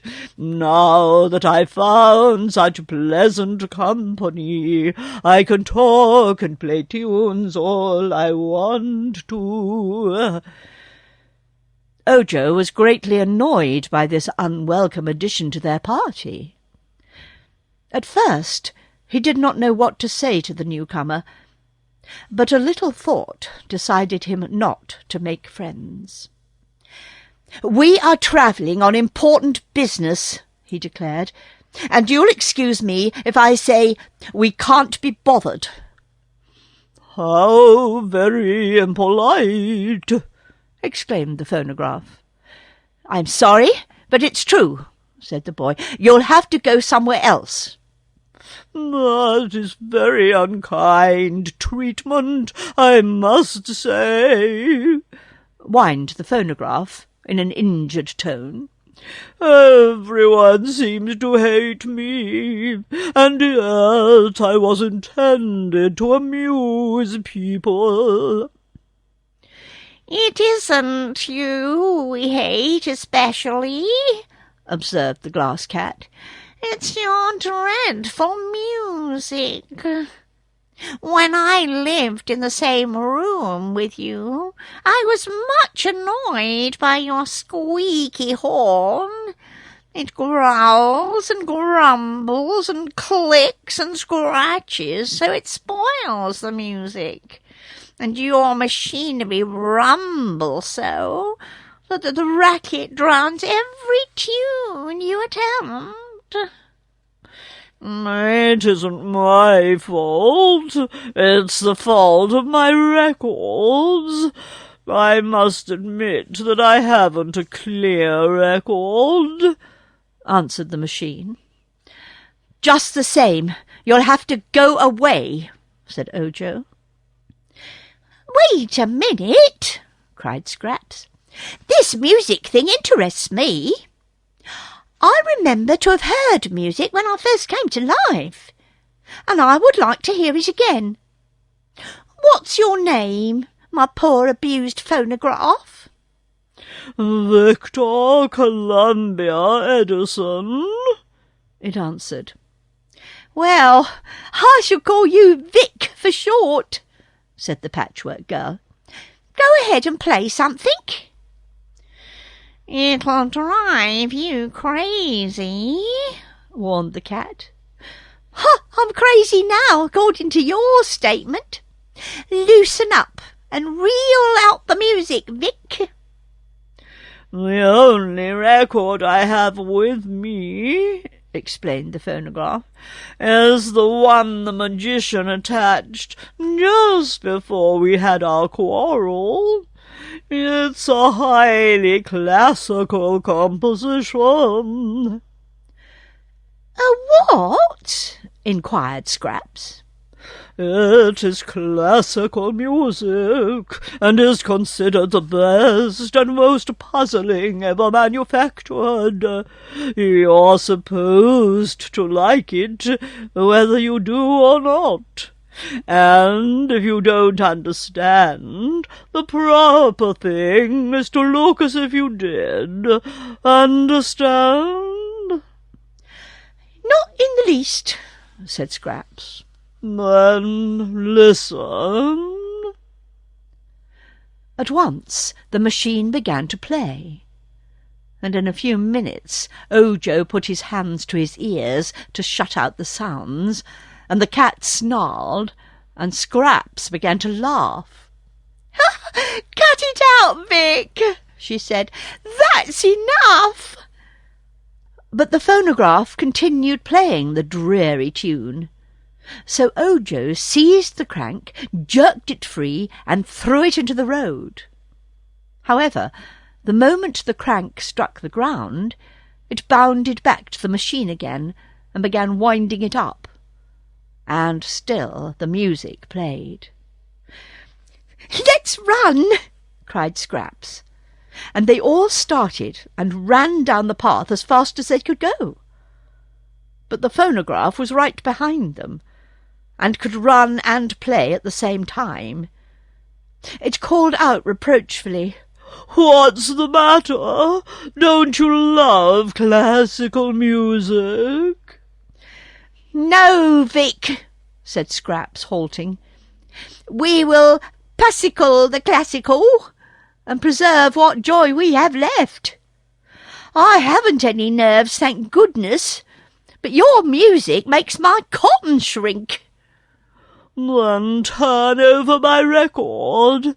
There's a ragtime tune on the other side," said the machine. "What's ragtime?" "The opposite of classical."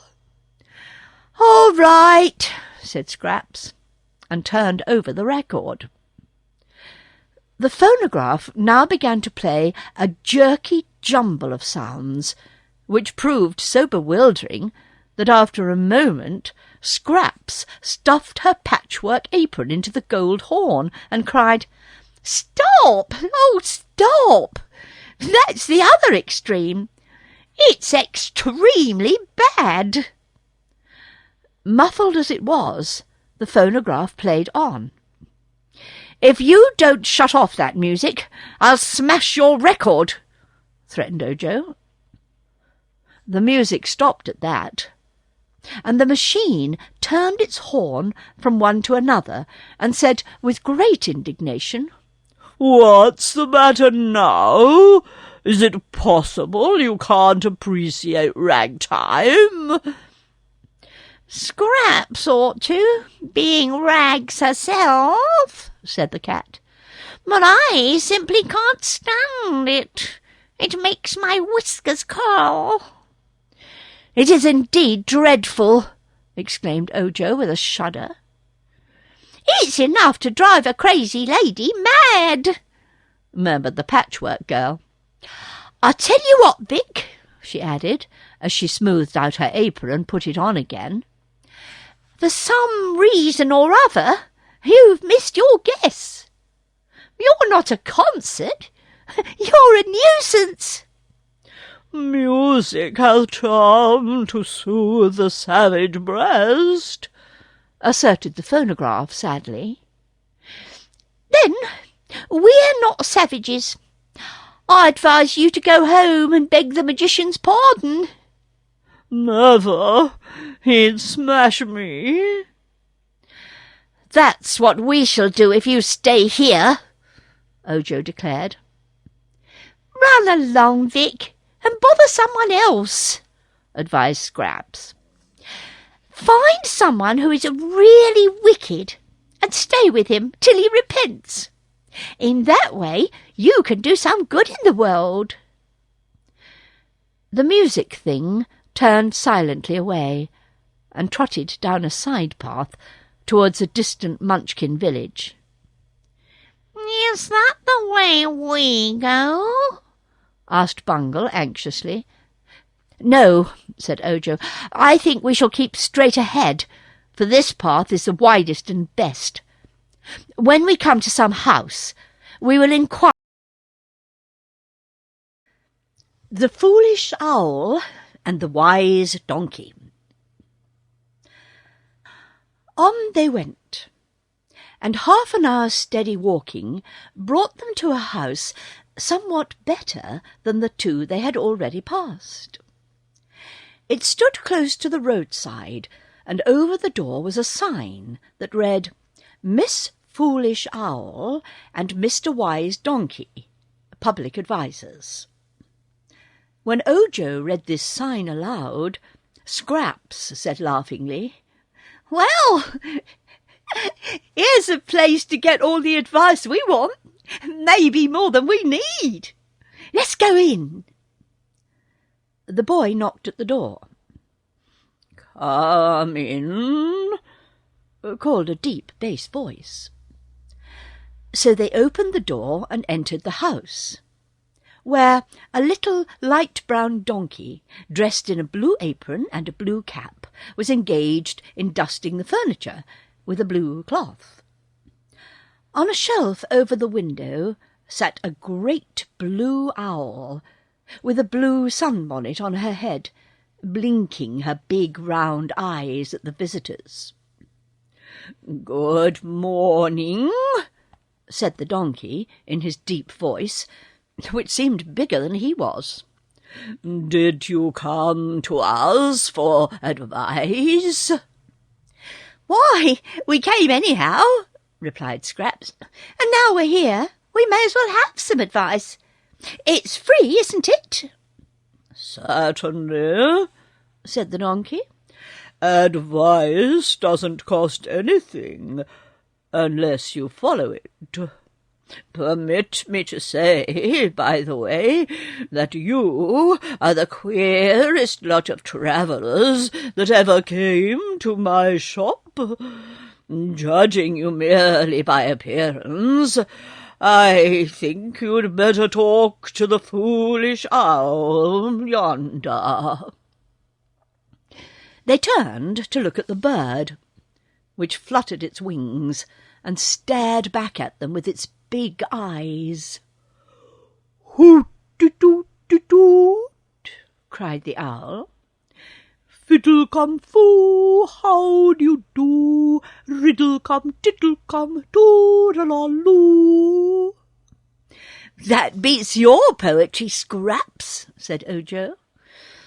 "It's just nonsense," declared the glass cat. "But it's good advice for the foolish," said the donkey admiringly. "Listen to my partner, and you can't go wrong," said the owl in a grumbling voice. "Patchwork Girl has come to life. No one's sweetheart, no one's wife. Lacking sense and loving fun, she'll be snubbed by everyone." "Quite a compliment, I declare," exclaimed the donkey, turning to look at Scraps. "You are certainly a wonder, my dear. I fancy you'd make a splendid pincushion. If you belonged to me, I'd wear smoked glasses when I looked at you." "Why?" asked the Patchwork Girl. "Because you are so gay and gaudy." "It's my beauty that dazzles you," she asserted. "You Munchkin people all strut around in your stupid blue colour, while "You are wrong in calling me a Munchkin," interrupted the donkey. "For I was born in the land of Mo, and came to visit the land of Oz on the day it was shut off from all the rest of the world. So here I am obliged to stay, and I confess it is a very pleasant country to live in." "Hoot-de-doot," cried the owl. "Ojo's searching for a charm, 'cause Unc Nunkie's come to harm. Charms are scarce, they're hard to get. Ojo's got a job, you bet." "Is the owl so very foolish?" asked the boy. "Extremely so," replied the donkey. "Notice what vulgar expressions she uses. But I admire the owl for the reason that she is positively foolish. Owls are supposed to be so very wise generally that a foolish one is unusual, and you perhaps know that anything or anyone unusual is sure to be interesting to the wise." The owl flapped its wings again, muttering these words: "It's hard to be a glassy cat. No cat can be more hard than that. She's so transparent, every act is clear to us, and that's a fact." "Have you noticed my pink brains?" inquired Bungle. "You can see 'em work." "Not in the daytime," said the donkey. "She can't see very well by day, poor thing. But her advice is excellent. I advise you all to follow it." "The owl hasn't given us any advice yet," the boy declared. "No? Then what do you call all those sweet poems?" "Just foolishness," replied Ojo. "Scraps does the same thing." "Foolishness? Of course, to be sure. The foolish owl must be foolish, or she wouldn't be the foolish owl. You are very complimentary to my partner indeed," asserted the donkey, rubbing his front hoofs together, as if highly pleased. "The sign says that you are wise," remarked Scraps to the donkey. "I wish you would prove it." "With great pleasure," returned the beast. "Put me to the test, my dear Patches, and I'll prove my wisdom in the wink of an eye." "Which is the best way to get to the Emerald City?" asked Ojo. "Walk," said the donkey. "I know, but what road shall I take?" was the boy's next question. "The road of yellow bricks, of course.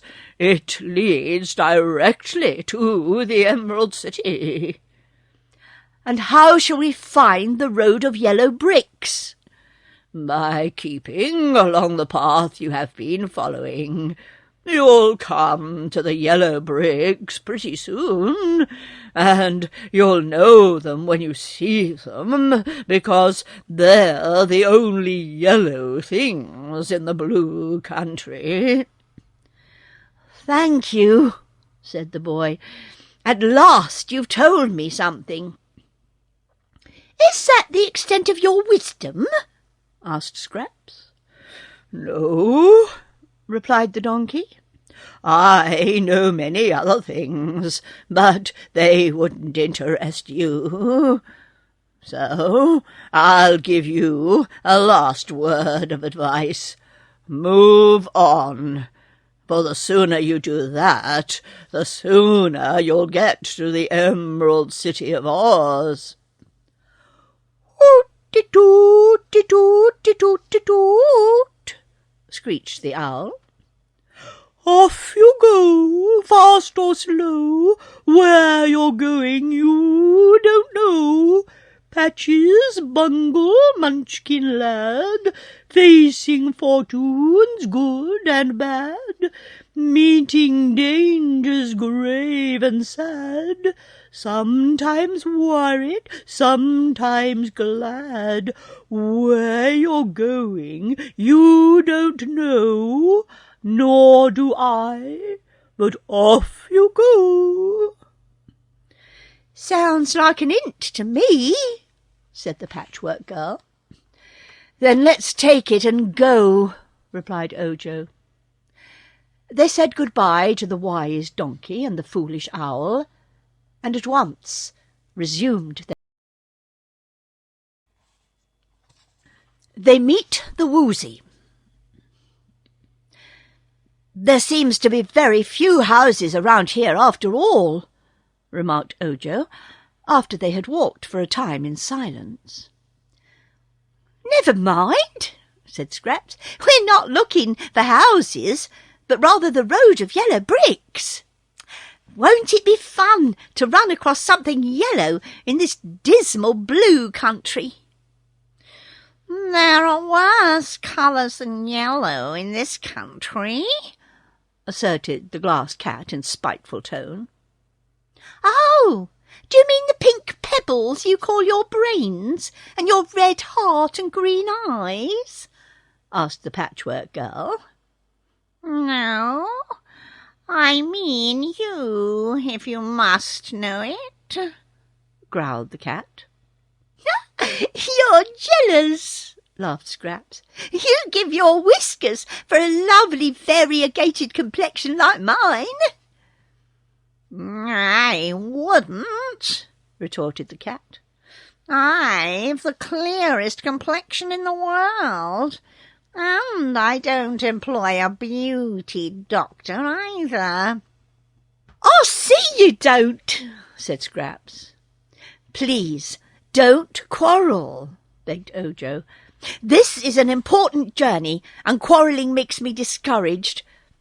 To be brave, one must be cheerful, so I hope you'll be as good-tempered as possible." They had travelled some distance, when suddenly they faced a high fence, which barred any further progress straight ahead.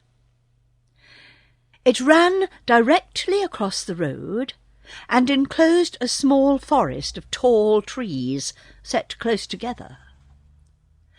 When the group of adventurers peered through the bars of the fence, they thought that this forest looked more gloomy and forbidding than any they had ever seen before. They soon discovered that the path that they had been following now made a bend, and passed around the enclosure. But what made Ojo stop and look thoughtful was a sign painted on the fence which read, "Beware the Woozy." "That means," he said, "that there's a Woozy inside that fence, and the Woozy must be a dangerous animal, or they wouldn't tell people to beware of it." "Well, let's keep out then," replied Scraps. "That path is outside the fence, and Mr. Woozy may have all his little forest to himself for all we care. But one of our errands is to find a Woozy," Ojo explained. "The magician wants me to get 3 hairs from the end of a Woozy's tail." "Let's go and find some other Woozy," suggested the cat.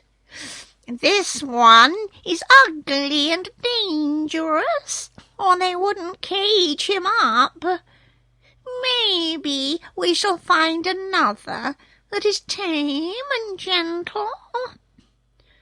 "Perhaps there isn't any other at all," answered Ojo. "The sign doesn't say, 'Beware a Woozy.'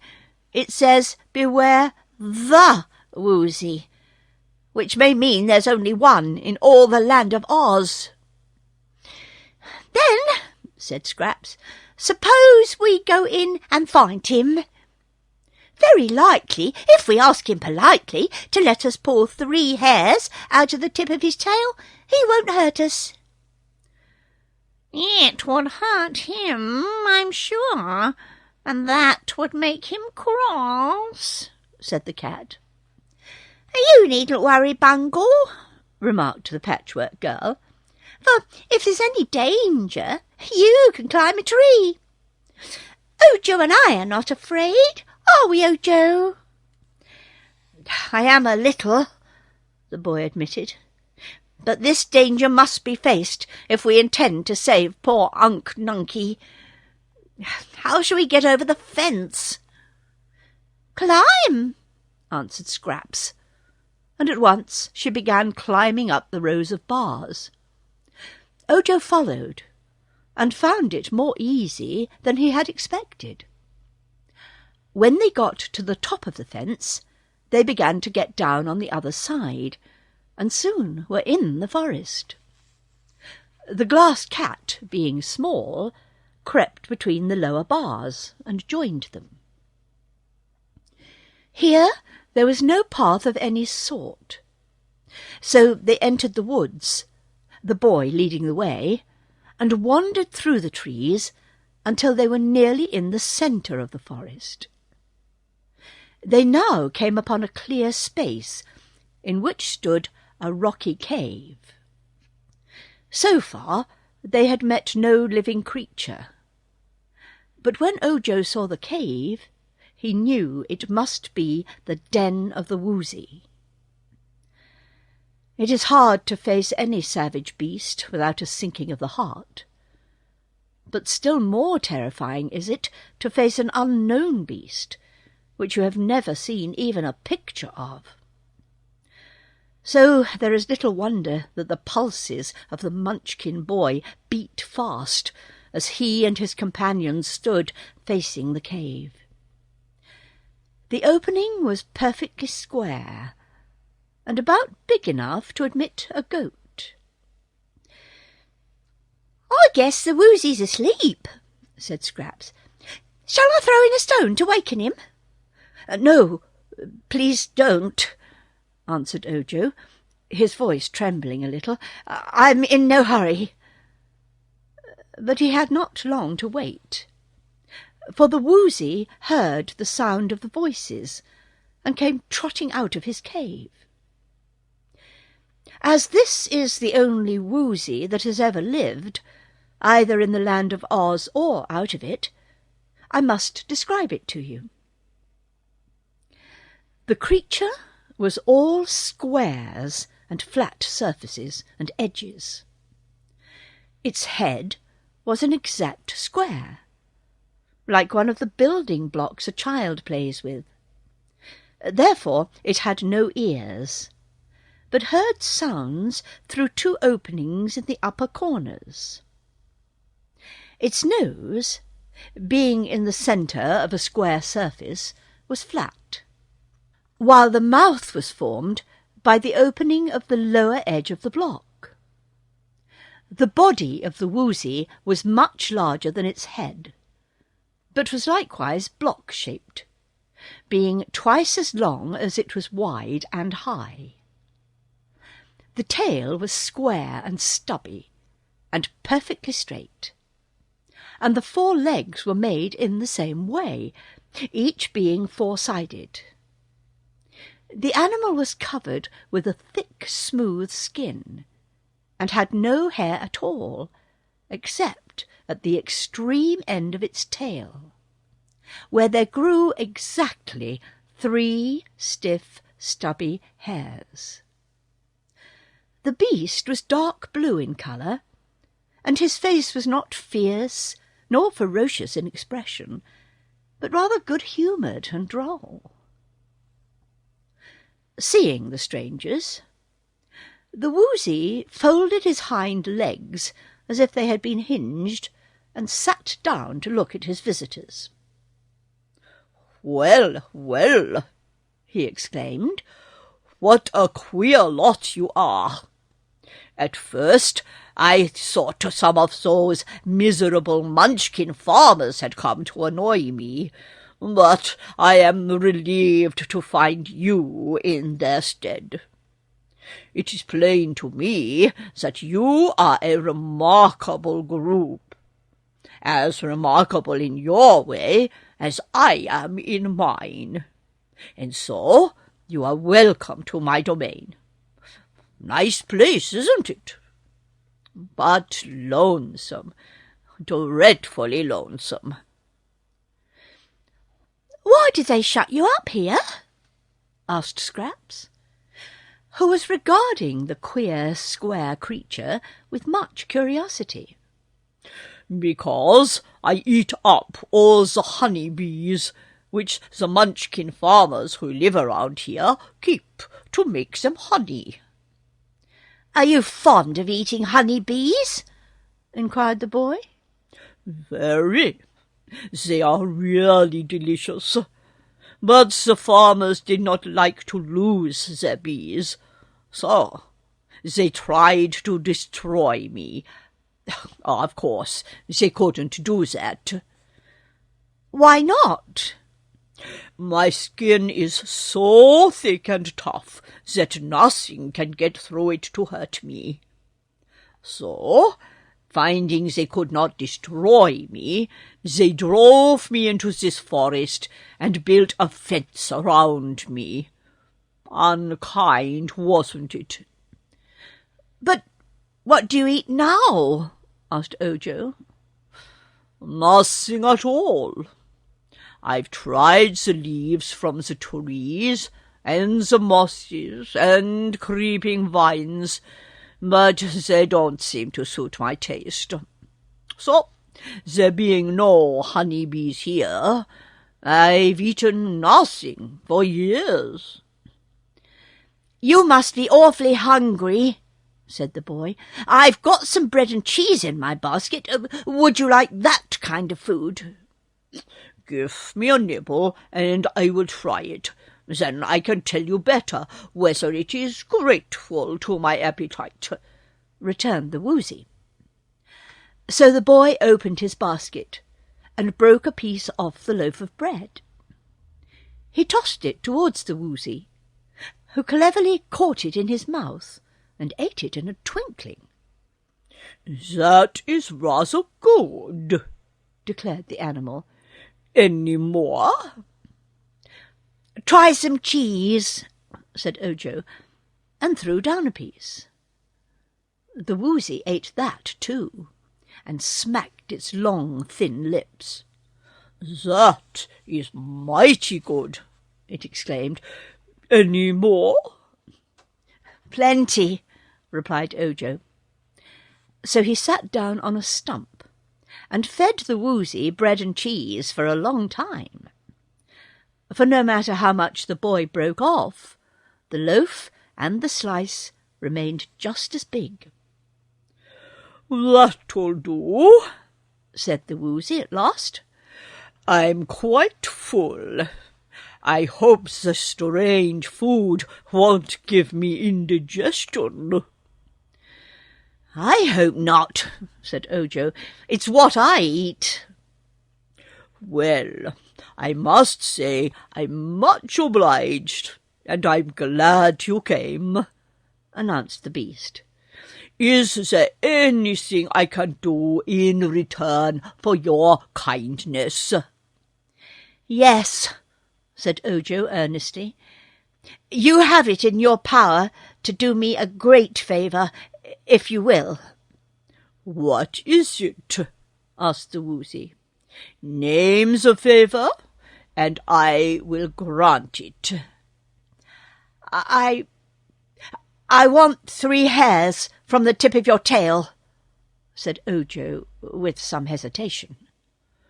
3 hairs? Why, that's all I have, on my tail or anywhere else, exclaimed the beast. I know, but I want them very much. They are my sole ornaments, my prettiest feature, said the Woozy uneasily. If I give up those 3 hairs, I'm just a blockhead. Yet I must have them, insisted the boy firmly. And then he told the Woozy all about the accident to Unc Nunkie and Moggalot, and how the 3 hairs were to be a part of the magic charm that would restore them to life. The beast listened with attention, and when Ojo had finished the recital, it said with a sigh, I always keep my word, for I prize myself on being square. So you may have the 3 hairs, and welcome. I think under such circumstances it would be selfish in me to refuse you. Thank you very much, cried the boy joyfully. May I pull out the hairs now? Any time you like, answered the Woozy. So Ojo went up to the queer creature, and taking hold of one of the hairs, began to pull. He pulled harder. He pulled with all his might. but the hare remained fast. "What's the trouble?" asked the Woozy, which Ojo had dragged here and there all around the clearing in his endeavours to pull out the hare. It won't come," said the boy, panting. "I was afraid of that," declared the beast. "You'll have to pull harder." "I'll help you," exclaimed Scraps, coming to the boy's side. "You pull the hare, and I'll pull you, and together we ought to get it out easily." "Wait a jiffy," called the Woozy, and then it went to a tree and hugged it with its front paws, so that its body couldn't be dragged around by the pull. "All ready now. Go ahead." Ojo grasped the hare with both hands and pulled with all his strength, while Scraps seized the boy around his waist and added her strength to his. But the hare wouldn't budge. Instead, it slipped out of Ojo's hands, and he and Scraps both rolled upon the ground in a heap, and never stopped until they bumped against the rocky cave. "Give it up," advised the Glass Cat, as the boy arose and assisted the Patchwork Girl to her feet. "A dozen strong men couldn't pull out those hairs. I believe they're clinched on the underside of the Woozy's thick skin."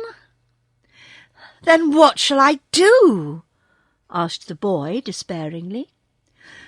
"If on our return I fail to take these 3 hairs to the crooked magician, the other things I've come to seek will be of no use at all, and we cannot restore Unc Nunkie and Margolot to life." "They're goners, I guess," said the Patchwork Girl. "Never mind," added the cat. "I can't see that old Unc and Margolot are worth all this trouble, anyhow." But Ojo did not feel that way. He was so disheartened that he sat down upon a stump and began to cry. The Woozy looked at the boy thoughtfully. "Why don't you take me with you?" asked the beast. "Then, when at last you get to the magician's house, he can surely find some way to pull out those 3 hairs." Ojo was overjoyed at this suggestion. "That's it!" he cried, wiping away the tears and springing to his feet with a smile. "If I take the 3 hairs to the magician, it won't matter if they're still in your body." "It can't matter in the least," agreed the Woozy. "Come on, then," said the boy, picking up his basket. "Let's start at once. I have several other things to find, you know." But the Glass Cat gave a little laugh and inquired in her scornful way, "How do you intend to get the beast out of this forest?" That puzzled them all for a time. "Let's go to the fence, and then we may find a way," suggested Scraps. So they walked through the forest to the fence, reaching it at a point exactly opposite to that where they had entered the enclosure. "How did you get in?" asked the Woozy. "We climbed over," answered Ojo. "I can't do that," said the beast. "I'm a very swift runner, for I can overtake a honeybee as it flies. And I can jump very high, which is the reason they made such a tall fence to keep me in. But I can't climb at all. And I'm too big to squeeze between the bars of the fence." Ojo tried to think what to do. "Can you dig?" he asked. "No," answered the Woozy, "for I have no claws. My feet are quite flat on the bottom of them. Nor can I gnaw away the boards, as I have no teeth." "You're not such a terrible creature after all," remarked Scraps. "You haven't heard me growl, or you wouldn't say that," declared the Woozy.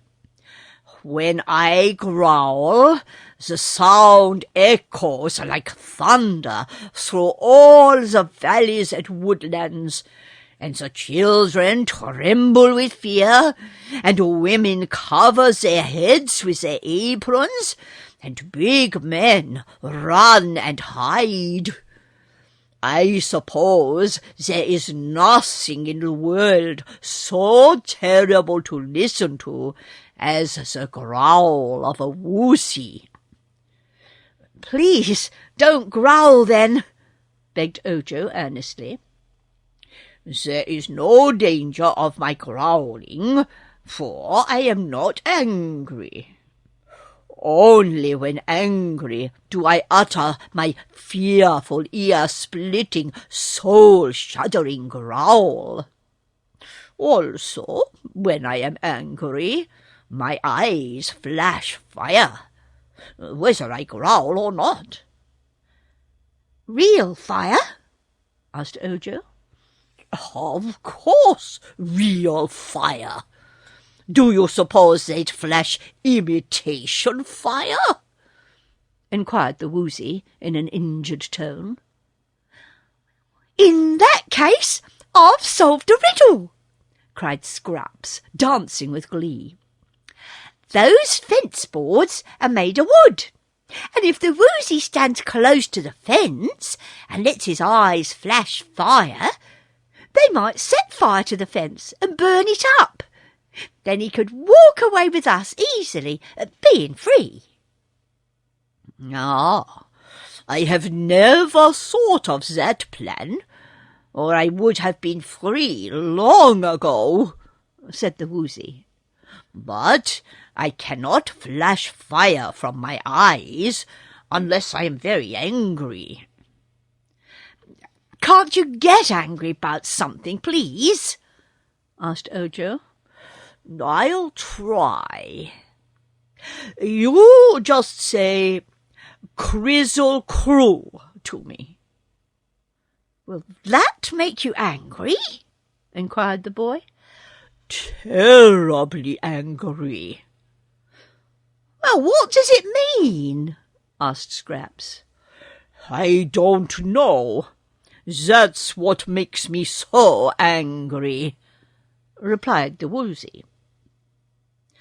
He then stood close to the fence, with his head near one of the boards, and Scraps called out, "Crizzle Crew!" Then Ojo said, "Crizzle Crew!" and the glass cat said, "Crizzle Crew!" The Woozy began to tremble with anger, and small sparks darted from his eyes.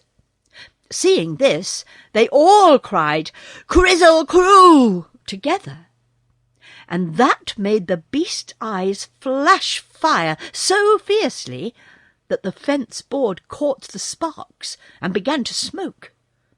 Then it burst into flames, and the Woozy stepped back and said triumphantly, "Aha! That did the business all right. It was a happy thought for you all to yell together, for that made me as angry as I have ever been. Fine sparks, weren't they?" "Well, regular fireworks," replied Scraps admiringly. In a few moments the boards had burnt to a distance of several feet, leaving an opening big enough for them all to pass through. Ojo broke some branches from a tree, and with them whipped the fire until it was extinguished. "We don't want to burn the whole fence down," said he, "for the flames would attract the attention of the Munchkin farmers, who would then come and capture the Woozy again. I guess they'll be rather surprised when they find he's escaped." "So they will," declared the Woozy, chuckling gleefully. "When they find I'm gone, the farmers will be badly scared, for they'll expect me to eat up their honeybees as I did before." "That reminds me," said the boy, "that you must promise not to eat honeybees while you are in our company." "None at all?" "Not a bee. You would get us all into trouble, and we can't afford to have any more trouble than is necessary. I'll feed you all the bread and cheese you want, and that must satisfy you." "All right, I promise," said the Woozy cheerfully. "And when I promise anything, you can depend on it, 'cause I'm square." "I don't see what difference that makes," observed the Patchwork Girl, as they found the path and continued their journey. "The shape don't make a thing honest, does it?" "Of course it does," returned the Woozy very decidedly. "No one could trust that crooked magician, for instance, just because he is crooked. But a square Woozy couldn't do anything crooked if he wanted to." "Well, I'm neither square nor crooked," said Scraps, looking down at her plump body. "No, you're round, so you're liable to do anything," asserted the Woozy. "Do not blame me, Miss Gorgeous, if I regard you with suspicion. Many a satin ribbon has a cotton back." Scraps didn't understand this, but she had an uneasy misgiving that she had a cotton back herself. It would settle down at times and make her squat and dumpy, and then she had to row a shaggy man to the rescue. They had not gone very far before Bungle, who had run on ahead, came bounding back to say that the road of yellow bricks was just before them. At once they hurried forward to see what this famous road looked like. It was a broad road, but not straight, for it wandered over hill and dale and picked out the easiest places to go. All its length and breadth was paved with smooth bricks of a bright yellow colour, so it was smooth and level, except in a few places where the bricks had crumbled or been removed, leaving holes that might cause the unwary to stumble. "I wonder," said Ojo, looking up and down the road, "which way to go." "Where are you bound for?" asked the Woozy. "The Emerald City," he replied. "Then go west," said the Woozy. "I know this road pretty well, for I've chased many a honeybee over it." "Have you ever been in the Emerald City?" asked Scraps. "No, I am very shy by nature, as you may have noticed, so I haven't mingled much in society." "Are you afraid of men?" inquired the Patchwork Girl. "Me? With my heart-rending growl? My horrible, shudderful growl? I should say not. I am not afraid of anything," declared the Woozy. "I wish I could say the same," sighed Ojo. "I don't think we need be afraid when we get to the Emerald City, for Unc Nunkie has told me that Ozma, our girl ruler, is very lovely and kind, and tries to help everyone who is in trouble. But they say there are many dangers lurking on the road to the Great Fairy City, so we must be very careful."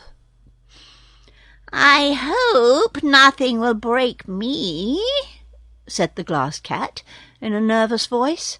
"I'm a little brittle, you know, and can't stand many hard knocks." "If anything should fade the colour of my lovely patches, it would break my heart," said the Patchwork Girl. "I'm not sure you have a heart," Ojo reminded her. "Then it would break my cotton," persisted Scraps. "Do you think they are all fast colours, Ojo?" she asked anxiously. "They seem fast enough when you run," he replied. And then, looking ahead of them, he exclaimed, "Oh, what lovely trees!"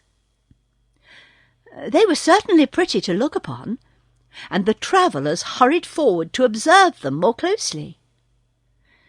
"Why, they're not trees at all," said Scraps. "They're just monstrous plants." And that is what they really were. Masses of great broad leaves, which rose from the ground far into the air, until they towered twice as high as the top of the Patchwork Girl's head, who was a little taller than Ojo.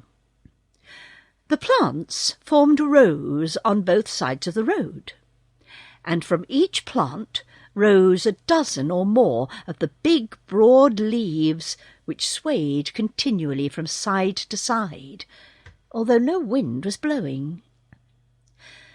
But the most curious thing about the swaying leaves was their colour.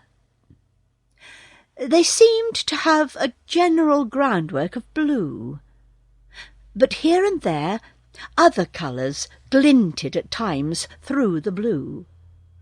Gorgeous yellows, turning to pink, purple, orange and scarlet, mingled with more sober browns and greys, each appearing as a blotch or a stripe anywhere on a leaf, and then disappearing, to be replaced by some other colour of a different shape.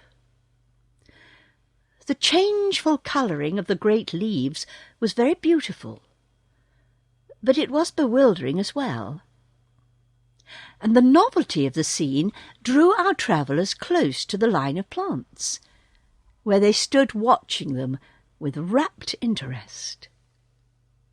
Suddenly a leaf bent lower than usual and touched the Patchwork Girl. Swiftly it enveloped her in its embrace, covering her completely in its thick folds, and then it swayed back upon its stem. "Why, she's gone!" gasped Ojo in amazement. And listening carefully, he thought he could hear the muffled screams of Scraps coming from the centre of the folded leaf. But before he could think what he ought to do to save her, another leaf bent down and captured the Glass Cat, rolling around the little creature until she was completely hidden, and then straightening up again upon its stem. "Look out!" cried the Woozy. "Run! Run fast, or you are lost!" Ojo turned and saw the Woozy running swiftly up the road. But the last leaf of the row of plants seized the beast even as he ran, and instantly he disappeared from sight. The boy had no chance to escape.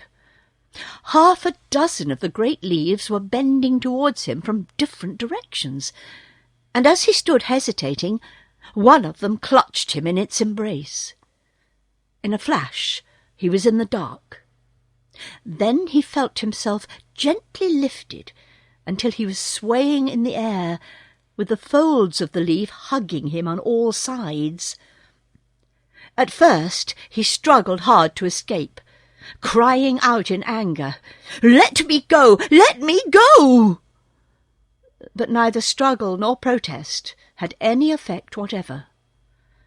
The leaf held him firmly, and he was a prisoner.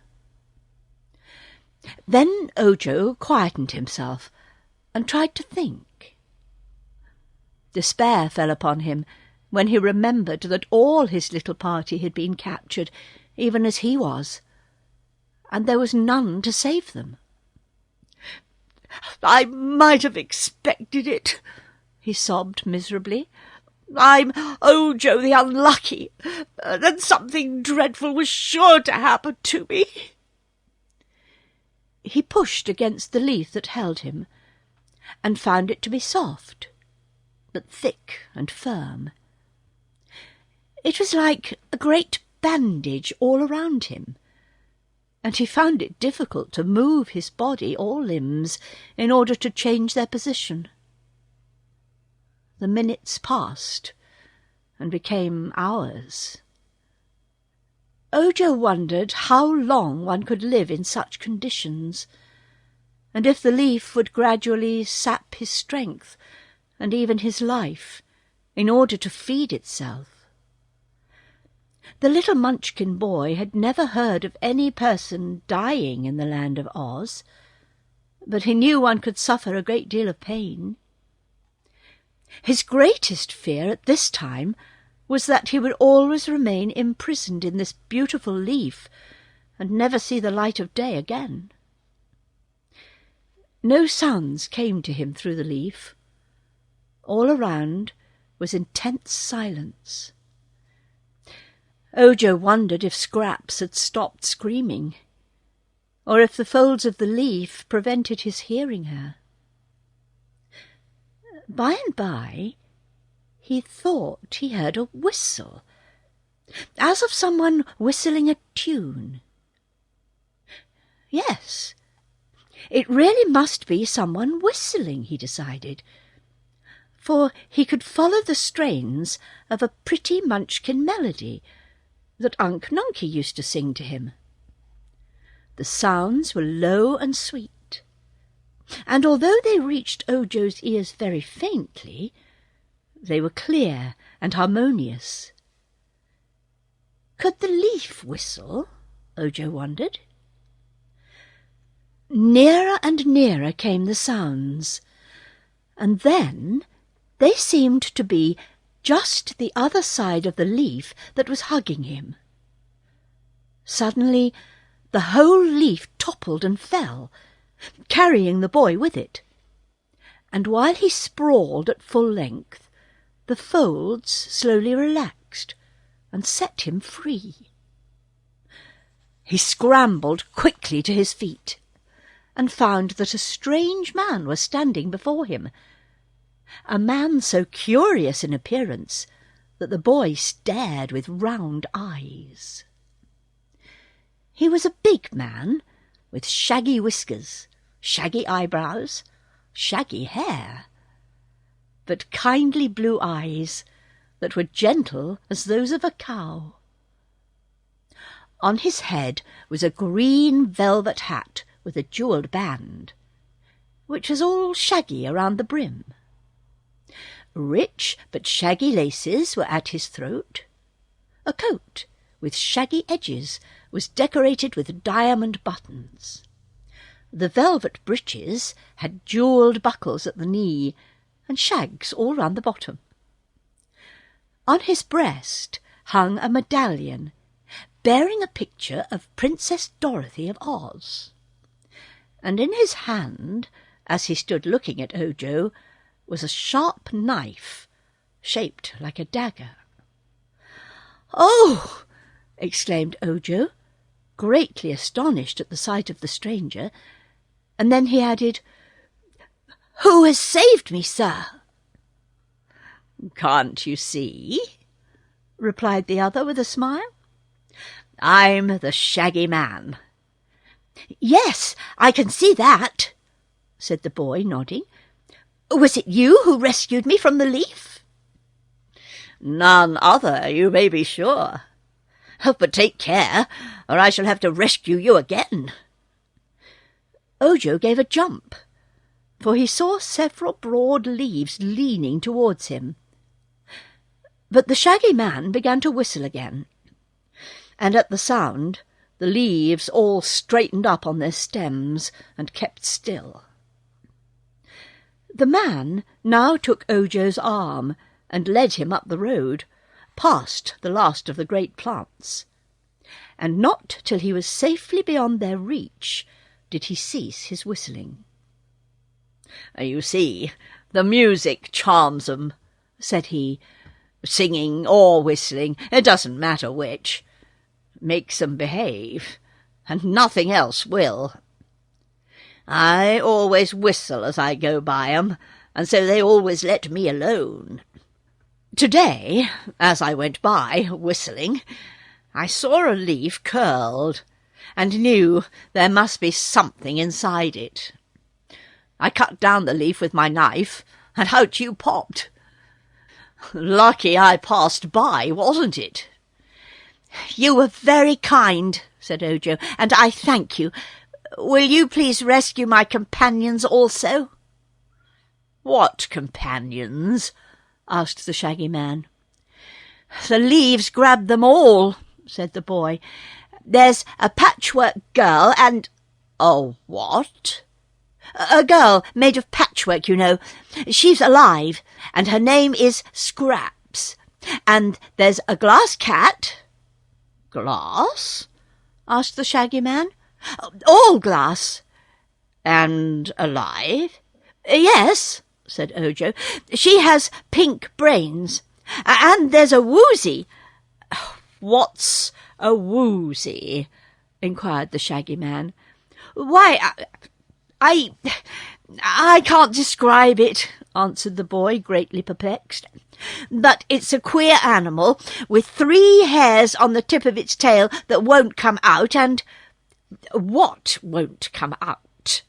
asked the shaggy man. "The tail?" "The hairs won't come out. But you'll see the Woozy if you'll please rescue it, and then you'll know just what it is." "Of course," said the shaggy man, nodding his shaggy head, and then he walked back among the plants, still whistling, and found the 3 leaves which were curled around Ojo's travelling companions. The first leaf he cut down released Scraps. On seeing her, the shaggy man threw back his shaggy head, opened wide his mouth, and laughed so shaggily and yet so merrily that Scraps liked him at once. Then he took off his hat and made her a low bow, saying, "My dear, you're a wonder. I must introduce you to my friend the Scarecrow." When he cut down the second leaf, he rescued the glass cat, and Bungle was so frightened that she scampered away like a streak, and soon had joined Ojo, where she sat beside him, panting and trembling. The last plant of all the row had captured the Woozy, and a big bunch in the centre of the curled leaf showed plainly where he was. With his sharp knife, the shaggy man sliced off the stem of the leaf, and as it fell and unfolded, out trotted the Woozy, and escaped beyond the reach of any. A good friend. Soon the entire party was gathered on the road of yellow bricks, quite beyond the reach of the beautiful but treacherous plants. The shaggy man, staring first at one and then at the other, seemed greatly pleased and interested. "I've seen queer things since I came to the land of Oz," said he, "but never anything queerer than this band of adventurers. Let us sit down a while and have a talk, and get acquainted." Haven't you always lived in the land of Oz? Asked the Munchkin boy. No, I used to live in the big outside world. But I came here once with Dorothy, and Ozma let me stay. How'd you like Oz? Asked Scraps. Isn't the country and the climate grand? It's the finest country in all the world, even if it is a fairyland, and I'm happy every minute I live in it, said the Shaggy Man. But tell me something about yourselves. So Ojo related the story of his visit to the house of the Crooked Magician, and how he met there the glass cat, and how the Patchwork Girl was brought to life, and of the terrible accident to Unc Nunkie and Margolotte. Then he told them how he had to set out to find the 5 different things which the magician needed to make a charm that would restore the marble figures to life, one requirement being 3 hairs from a Woozy's tail. We found the Woozy, explained the boy, and he agreed to give us the 3 hairs, but we couldn't pull them out, so we had to bring the Woozy along with us. I see, returned the Shaggy Man, who had listened with interest to the story. But perhaps I, who am big and strong, can pull those 3 hairs from the Woozy's tail. Try it if you like, said the Woozy. So the Shaggy Man tried it. But pull as hard as he could, he failed to get the hairs out of the Woozy's tail. So he sat down again and wiped his shaggy face with a shaggy silk handkerchief and said, It doesn't matter. If you can keep the Woozy until you get the rest of the things you need, you can take the beast and his 3 hairs to the Crooked Magician and let him find a way to extract 'em. What are the other things you are to find? One, said Ojo, is a 6-leaf clover. You ought to find that in the fields around the Emerald City, said the Shaggy Man. There is a law against picking 6-leaved clovers, but I think I can get Ozma to let you have one. Thank you, replied Ojo. The next thing is the left wing of a yellow butterfly. For that you must go to the Winky country, the Shaggy Man declared. I've never noticed any butterflies there, but that is the yellow country of Oz, and it's ruled by a good friend of mine, the Tin Woodman. Oh, I've heard of him, exclaimed Ojo. He must be a wonderful man. So he is, and his heart is wonderfully kind. I'm sure the Tin Woodman will do all in his power to help you to save your Unc Nunkie and poor Margolotte. The next thing I must find, said the Munchkin boy, is a gill of water from a dark well. Indeed. Well, that is more difficult, said the Shaggy Man, scratching his left ear in a puzzled way. I've never heard of a dark well. Have you? No, said Ojo. Do you know where one may be found? Inquired the Shaggy Man. I can't imagine, said Ojo. Then we must ask the Scarecrow. The Scarecrow? But surely, sir, a scarecrow can't know anything. Most scarecrows don't, I admit, answered the Shaggy Man. But this scarecrow, of whom I speak, is very intelligent. He claims to possess the best brains in all Oz. Better than mine? asked Scraps. Better than mine? echoed the Glass Cat. Mine are pink. and you can see 'em work." "Well, you can't see the Scarecrow's brains work, but they do a lot of clever thinking," asserted the Shaggy Man. "If anyone knows where a dark well is, it's my friend the Scarecrow." "Where does he live?" inquired Ojo.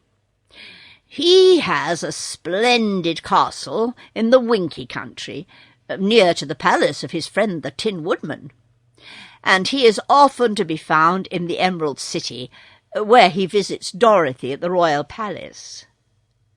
"Then we will ask him about the dark well," said Ojo.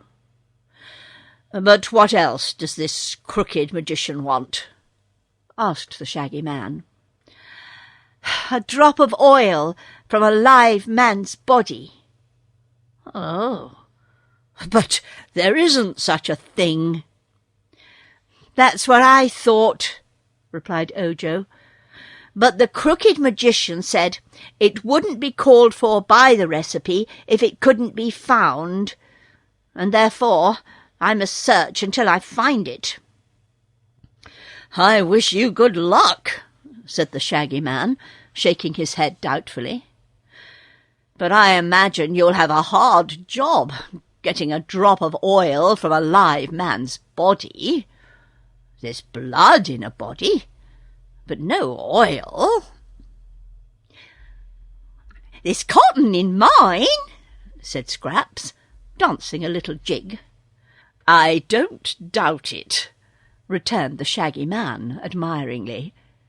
"You're a regular comforter, as sweet as patchwork can be found. All you lack is dignity." "I hate dignity," cried Scraps, kicking a pebble high in the air and then trying to catch it as it fell. "Half the fools and all the wise folk are dignified, and I'm neither the one nor the other." "She's just crazy," explained the Glass Cat. The Shaggy Man laughed. "She's delightful in her way," he said.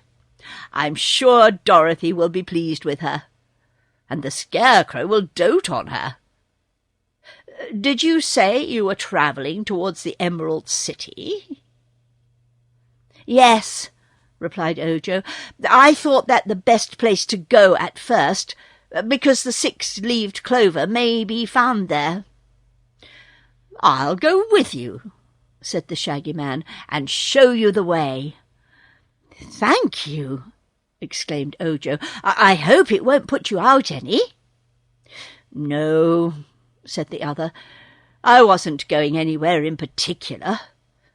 I've been a rover all my life, and although Ozma has given me a suite of beautiful rooms in her palace, I still get the wandering fever once in a while and start out to roam the country over. I've been away from the Emerald City several weeks this time, and now that I've met you and your friends, I'm sure it will interest me to accompany you to the great city of Oz and introduce you to my friends." "That will be very nice," said the boy gratefully. "I hope you and your friends are not dignified," observed Scraps. "Some are, and some are not," he answered. "But I never criticize my friends. If they are really true friends, they may be anything they like for all of me." "There's some sense in that," said Scraps, nodding her queer head in approval. "Come on, let's go to the Emerald City as soon as possible." With this she ran up the path, skipping and dancing, and then turned to await them. "It's quite a distance from here to the Emerald City," remarked the Shaggy Man, "so we shall not get there today, nor tomorrow. Therefore, let us take the jaunt in an easy manner. I'm an old traveller, and have found that I never gain anything by being in a hurry. Take it easy is my motto. If you can't take it easy, Take it as easy as you can." After walking some distance over the road of yellow bricks, Ojo said he was hungry and would stop to eat some bread and cheese. He offered a portion of the food to the shaggy man, who thanked him but refused it.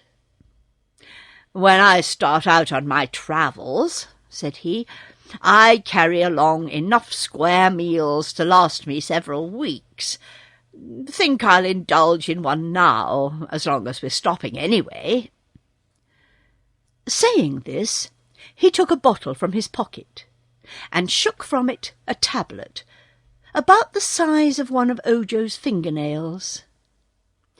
"That," announced the shaggy man, "is a square meal in condensed form. Invention of the great Professor Wogglebug of the Royal College of Athletics. It contains soup, fish, roast meat, salad, apple dumplings, ice cream, and chocolate drops, all boiled down to this small size, so it can be conveniently carried and swallowed when you are hungry and need a square meal." "I'm square," said the Woozy. "Give me one, please."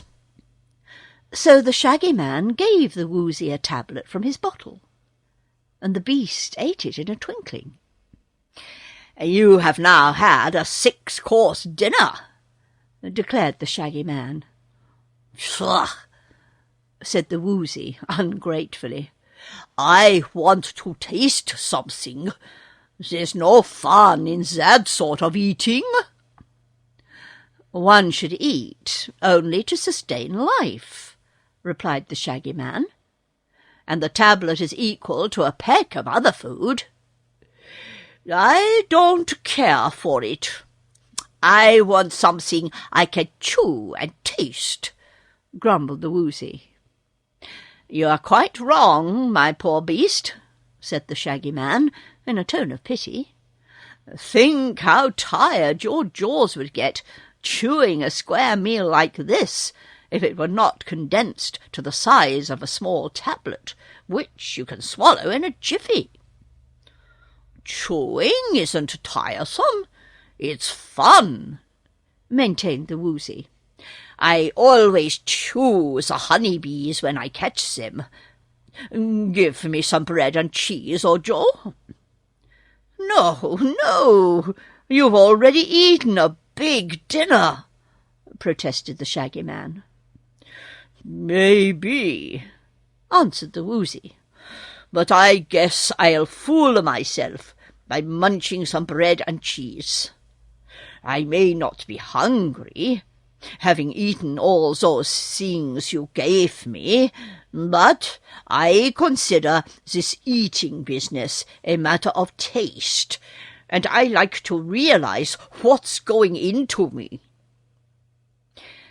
Ojo gave the beast what he wanted, but the shaggy man shook his shaggy head reproachfully and said there was no animal so obstinate or hard to convince as a Woozy.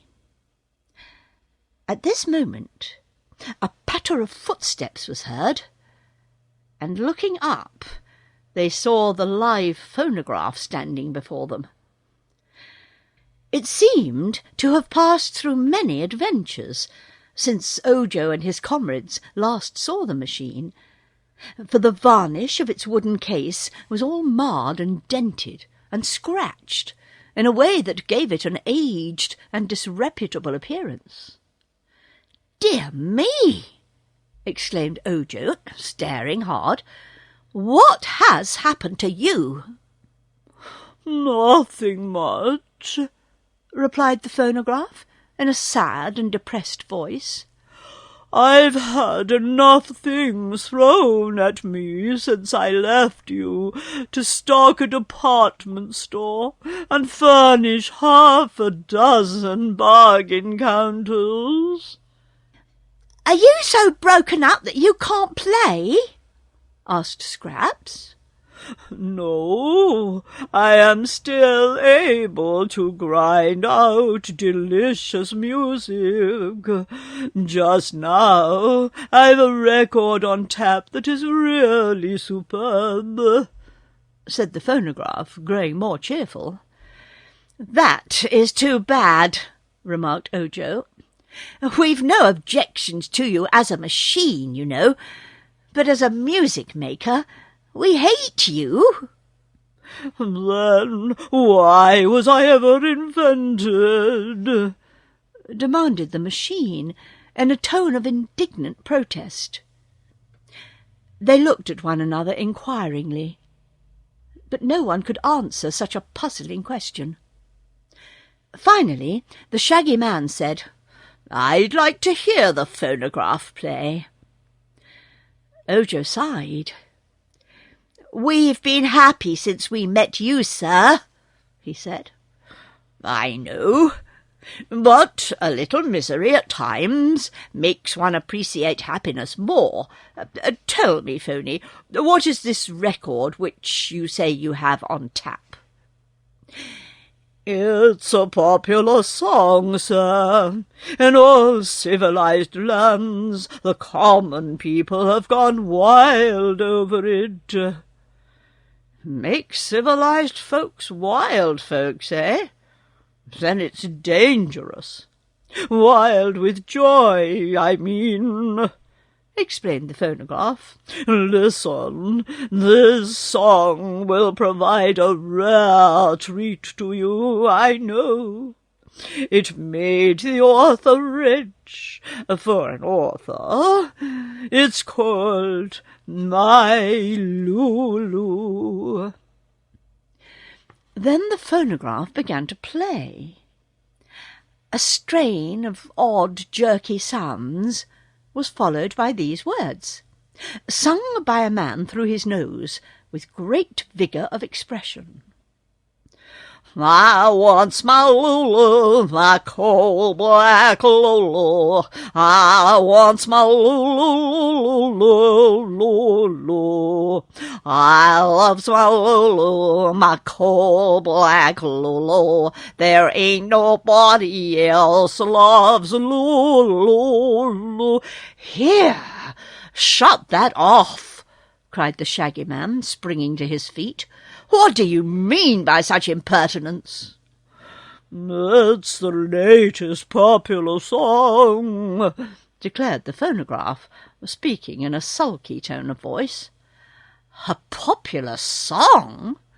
"Yes, one that the feeble-minded can remember the words of, and those ignorant of music can whistle or sing. That makes a popular song popular, and the time is coming when it will take the place of all other songs." "That time won't come to us just yet," said the Shaggy Man sternly. "I'm something of a singer myself, and I don't intend to be throttled by any Lulus like your coal-black one. I shall take you apart, Mr. Phony, and scatter your pieces far and wide over the country as a matter of kindness to the people you might meet if allowed to run around loose.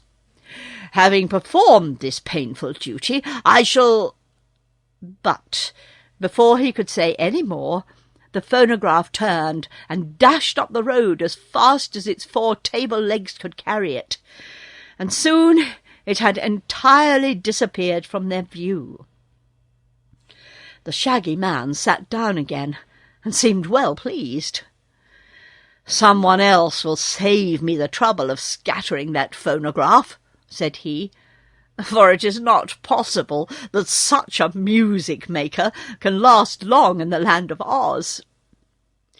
When you are rested, friends, let us go on our way."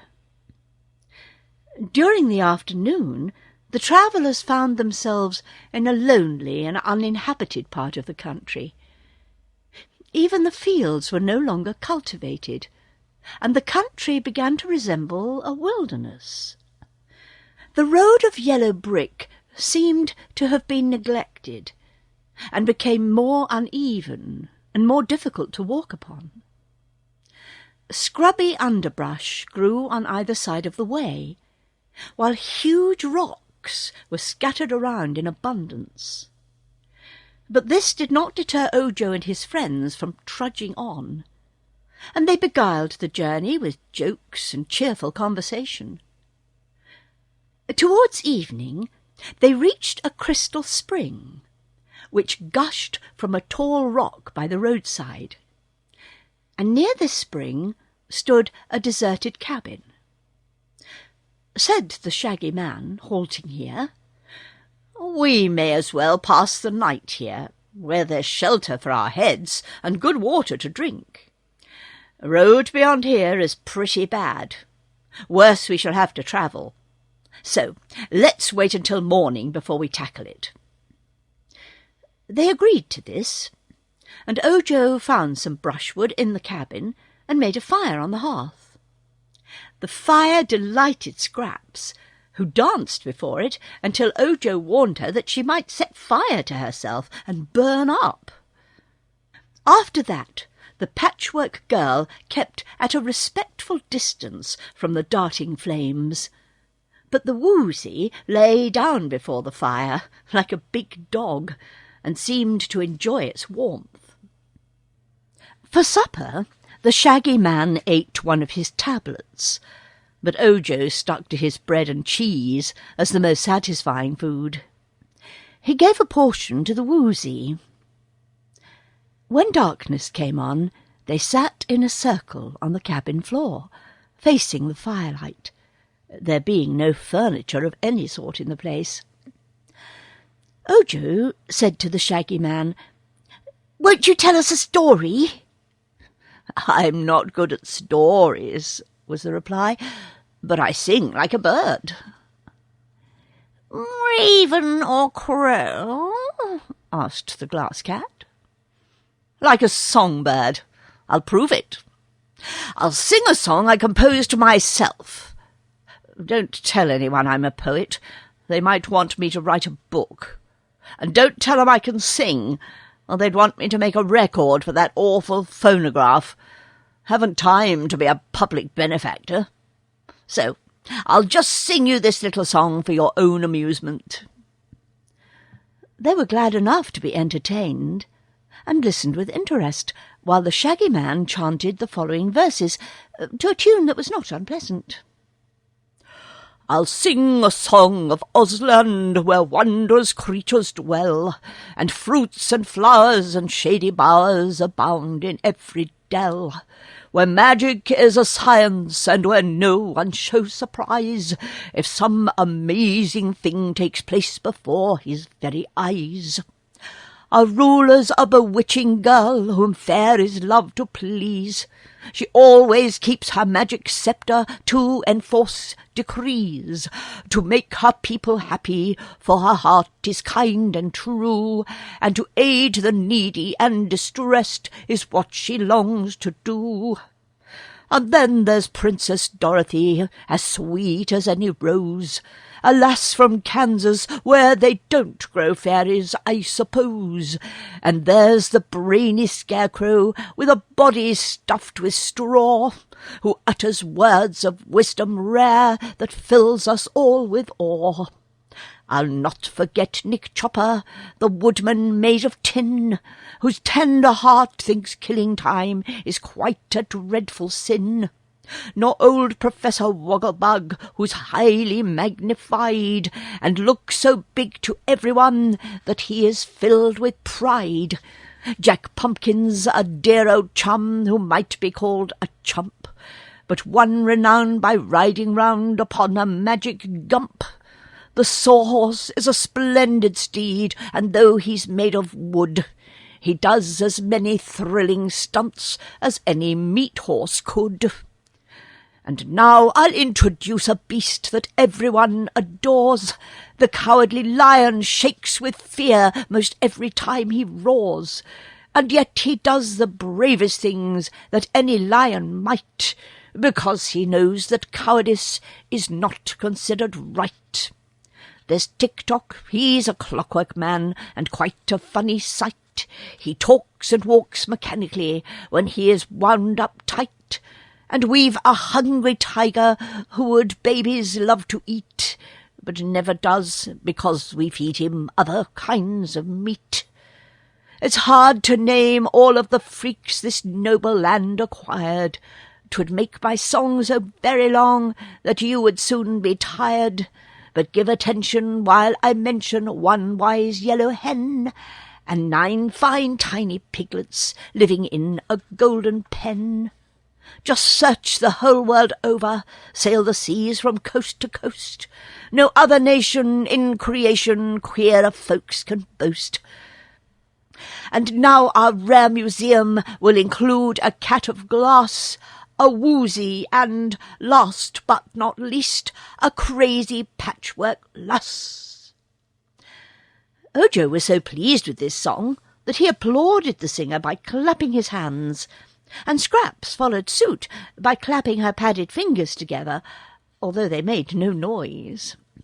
The cat pounded on the floor with her glass paws, gently so as not to break them, and the Woozy, which had been asleep, woke up to ask what the row was about. "I seldom sing in public, for fear they might want me to start an opera company," remarked the Shaggy Man, who was pleased to know his effort was appreciated. "Voice just a little out of training, rusty, perhaps." "Tell me," said the Patchwork Girl earnestly, "do all those queer people you mention really live in the Land of Oz?" "Every one of them. I even forgot one thing, Dorothy's pink kitten." "For goodness sake," exclaimed Bungle, sitting up and looking interested. "A pink kitten? How absurd! Is it glass?" "No, just ordinary kitten."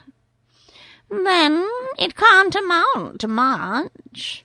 I have pink brains, and you can see 'em work."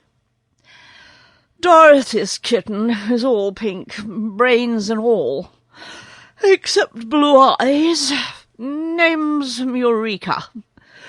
Great favourite at the royal palace," said the Shaggy Man, yawning. The glass cat seemed annoyed. "Do you think a pink kitten, common meat, is as pretty as I am?" she asked. "Can't say. Tastes differ, you know," replied the Shaggy Man, yawning again. "But here's a pointer that may be of service to you. Make friends with Eureka, and you'll be solid at the palace." "I'm solid now. Solid glass." "You don't understand," rejoined the Shaggy Man sleepily. "Anyhow, make friends with the pink kitten, and you'll be all right. If the pink kitten despises you, look out for breakers." "Would anyone at the royal palace break a glass cat?" "Might. You never can tell. Advise you to purr soft and look humble, if you can. And now I'm going to bed." Bungle considered the Shaggy Man's advice so carefully that her pink brain. The Giant Porcupine. Next morning they started out bright and early to follow the road of yellow bricks towards the Emerald City. The little Munchkin boy was beginning to feel tired from the long walk, and he had a great many things to think of and to consider besides the events of the journey. At the wonderful Emerald City, which he would presently reach, were so many strange and curious people that he was half afraid of meeting them, and wondered if they would prove friendly and kind. Above all else, he could not drive from his mind the important errand on which he had come. and he was determined to devote every energy to finding the things that were necessary to prepare the magic recipe. He believed that until dear Unc Nunkie was restored to life, he could feel no joy in anything. And often he wished that Unc could be with him to see all the astonishing things that he was seeing. But alas, Unc Nunkie was now a marble statue in the house of the crooked magician, and Ojo must not falter in his efforts to save him. The country through which they were passing was still rocky and deserted, with here and there a bush or a tree to break the dreary landscape. Ojo noticed one tree especially, because it had such long, silky leaves and was so beautiful in shape. As he approached it, he studied the tree earnestly, wondering if any fruit grew on it, or if it bore pretty flowers.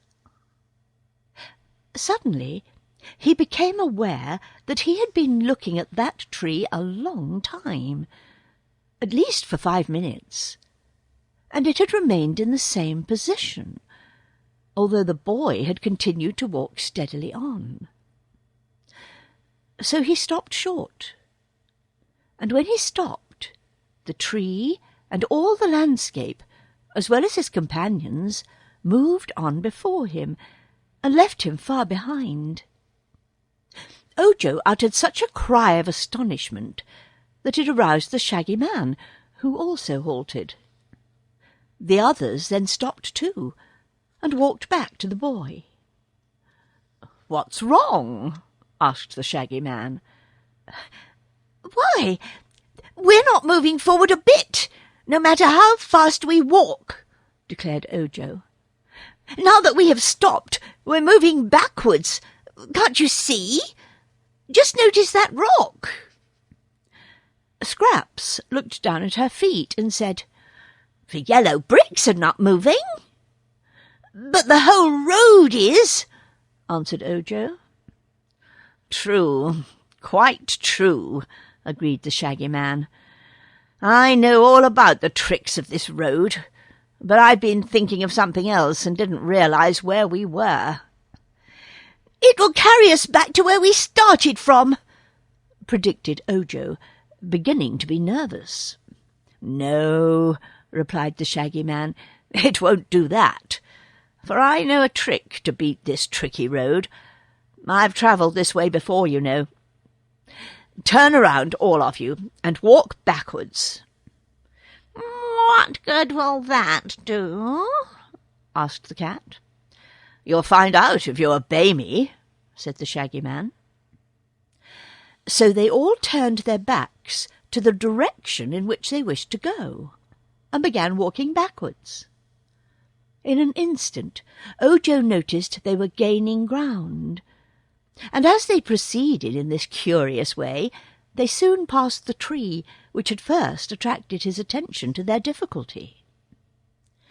"How long must we keep this up, Shags?" asked Scraps, who was constantly tripping and tumbling down, only to get up again with a laugh at her mishap. "Just a little way farther," replied the Shaggy Man. A few minutes later, he called to them to turn about quickly and step forward, and as they obeyed the order, they found themselves treading solid ground. "That task is well over," observed the Shaggy Man. "It's a little tiresome to walk backwards, but that's the only way to pass this part of the road, which has a trick of sliding back and carrying with it anyone who is walking upon it."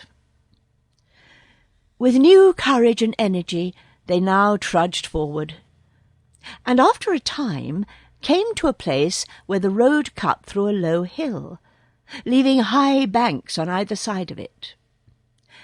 They were travelling along this cut, talking together, when the Shaggy Man seized Scraps with one arm and Ojo with another and shouted, "Stop!" "What's wrong now?" asked the Patchwork Girl. "See there," answered the Shaggy Man, pointing with his finger. Directly in the centre of the road lay a motionless object that bristled all over with sharp quills which resembled arrows. The body was as big as a 10-bushel basket, but the projecting quills made it appear to be 4 times bigger. "Well, what of it?" asked Scraps. "That is Chiss, who causes a lot of trouble along this road," was the reply. "Chess? What is chess?" "I think it's merely an overgrown porcupine, but here in Oz they consider Chiss an evil spirit. He's different from a regular porcupine because he can throw his quills in any direction, which an American porcupine cannot do. That's what makes old Chiss so dangerous. If we get too near, he'll fire those quills at us and hurt us badly." "Then we will be foolish to get too near," said Scraps. "I'm not afraid," declared the Woozy. "This Chiss is a coward, I'm sure. And if it ever heard my dreadful, awful, terrible, frightful growl, it would be scared stiff."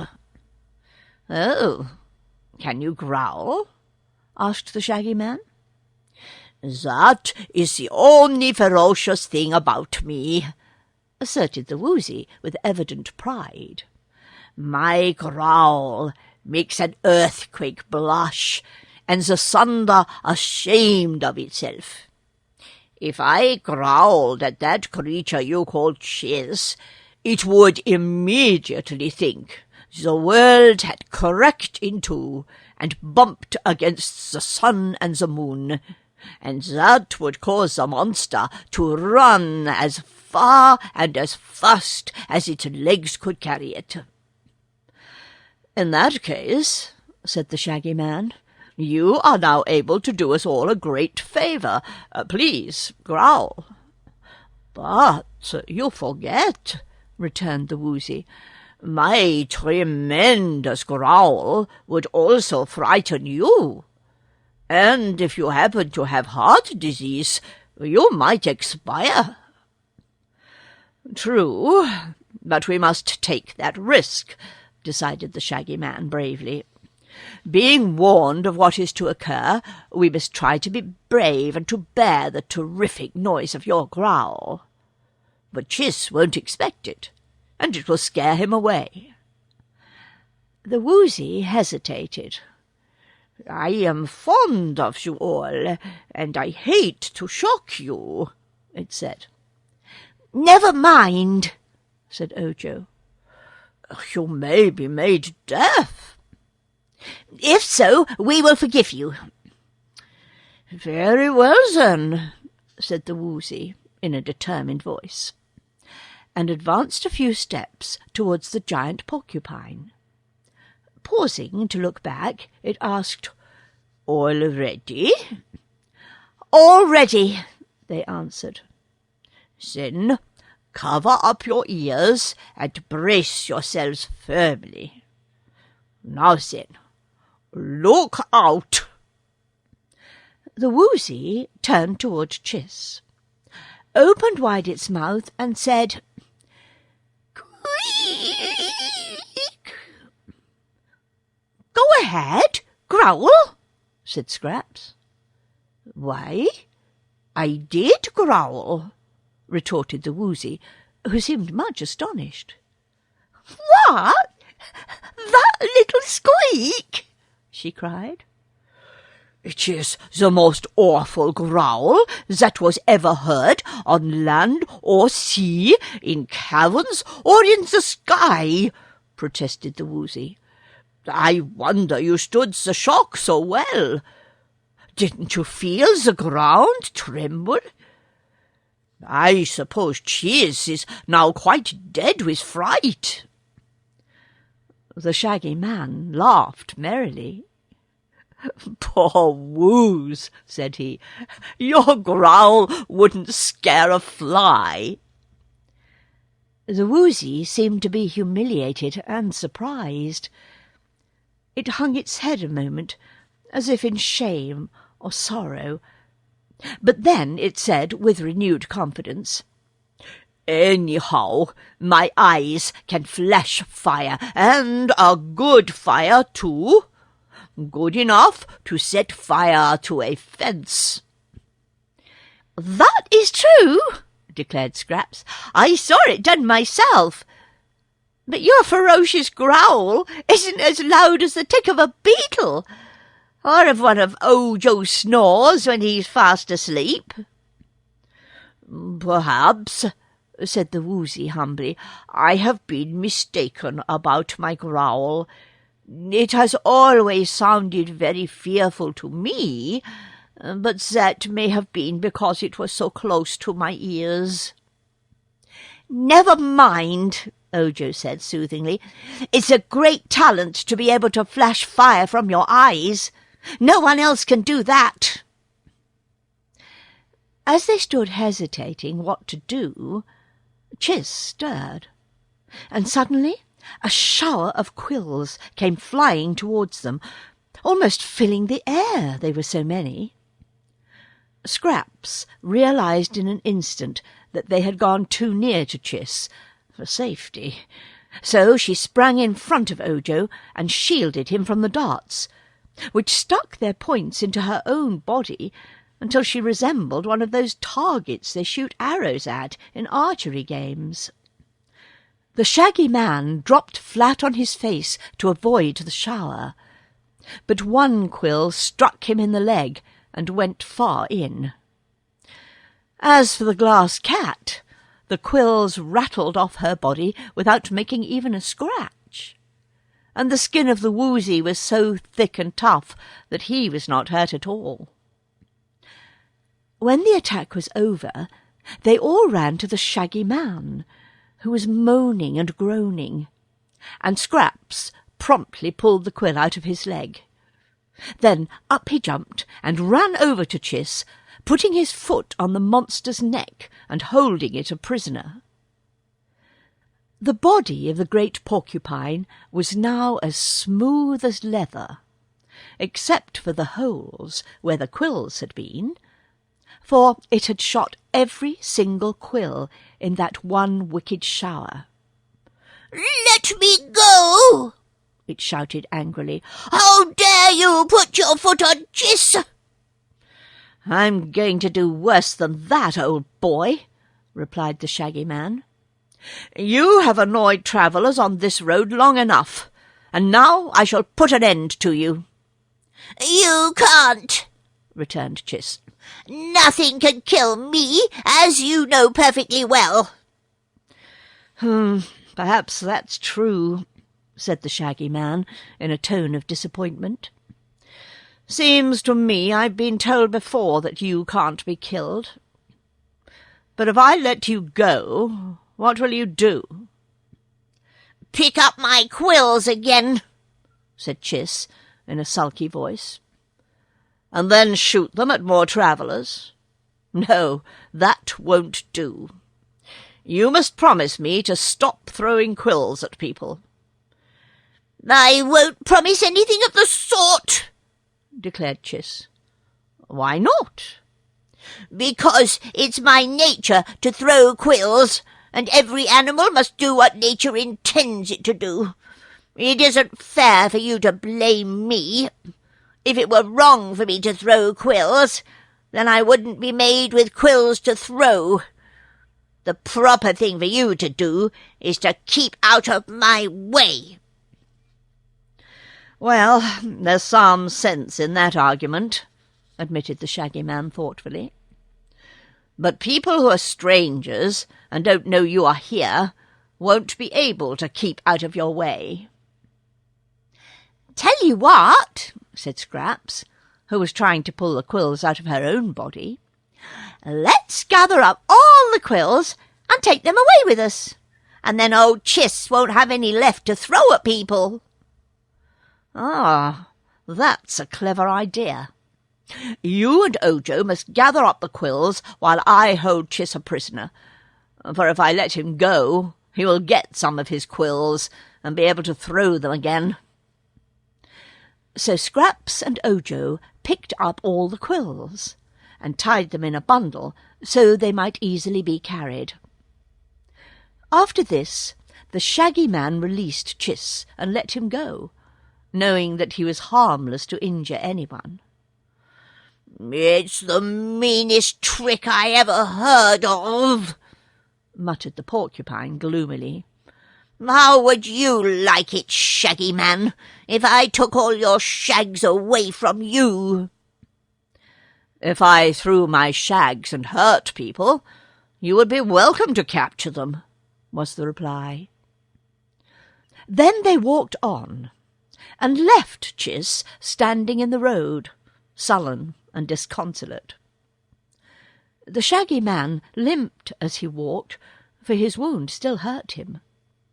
And Scraps was much annoyed because the quills had left a number of small holes in her patches. When they came to a flat stone by the roadside, the Shaggy Man sat down to rest. And then Ojo opened his basket and took out the bundle of charms the crooked magician had given him. "I am Ojo the Unlucky," he said, "or we would never have met that dreadful porcupine.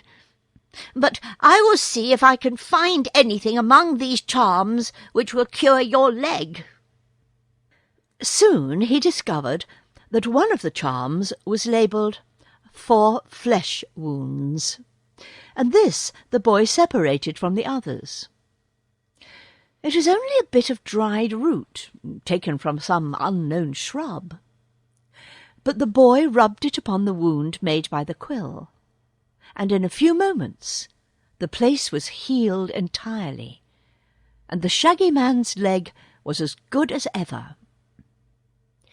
"Rub it on the holes in my patches," suggested Scraps, and Ojo tried it, but without any effect.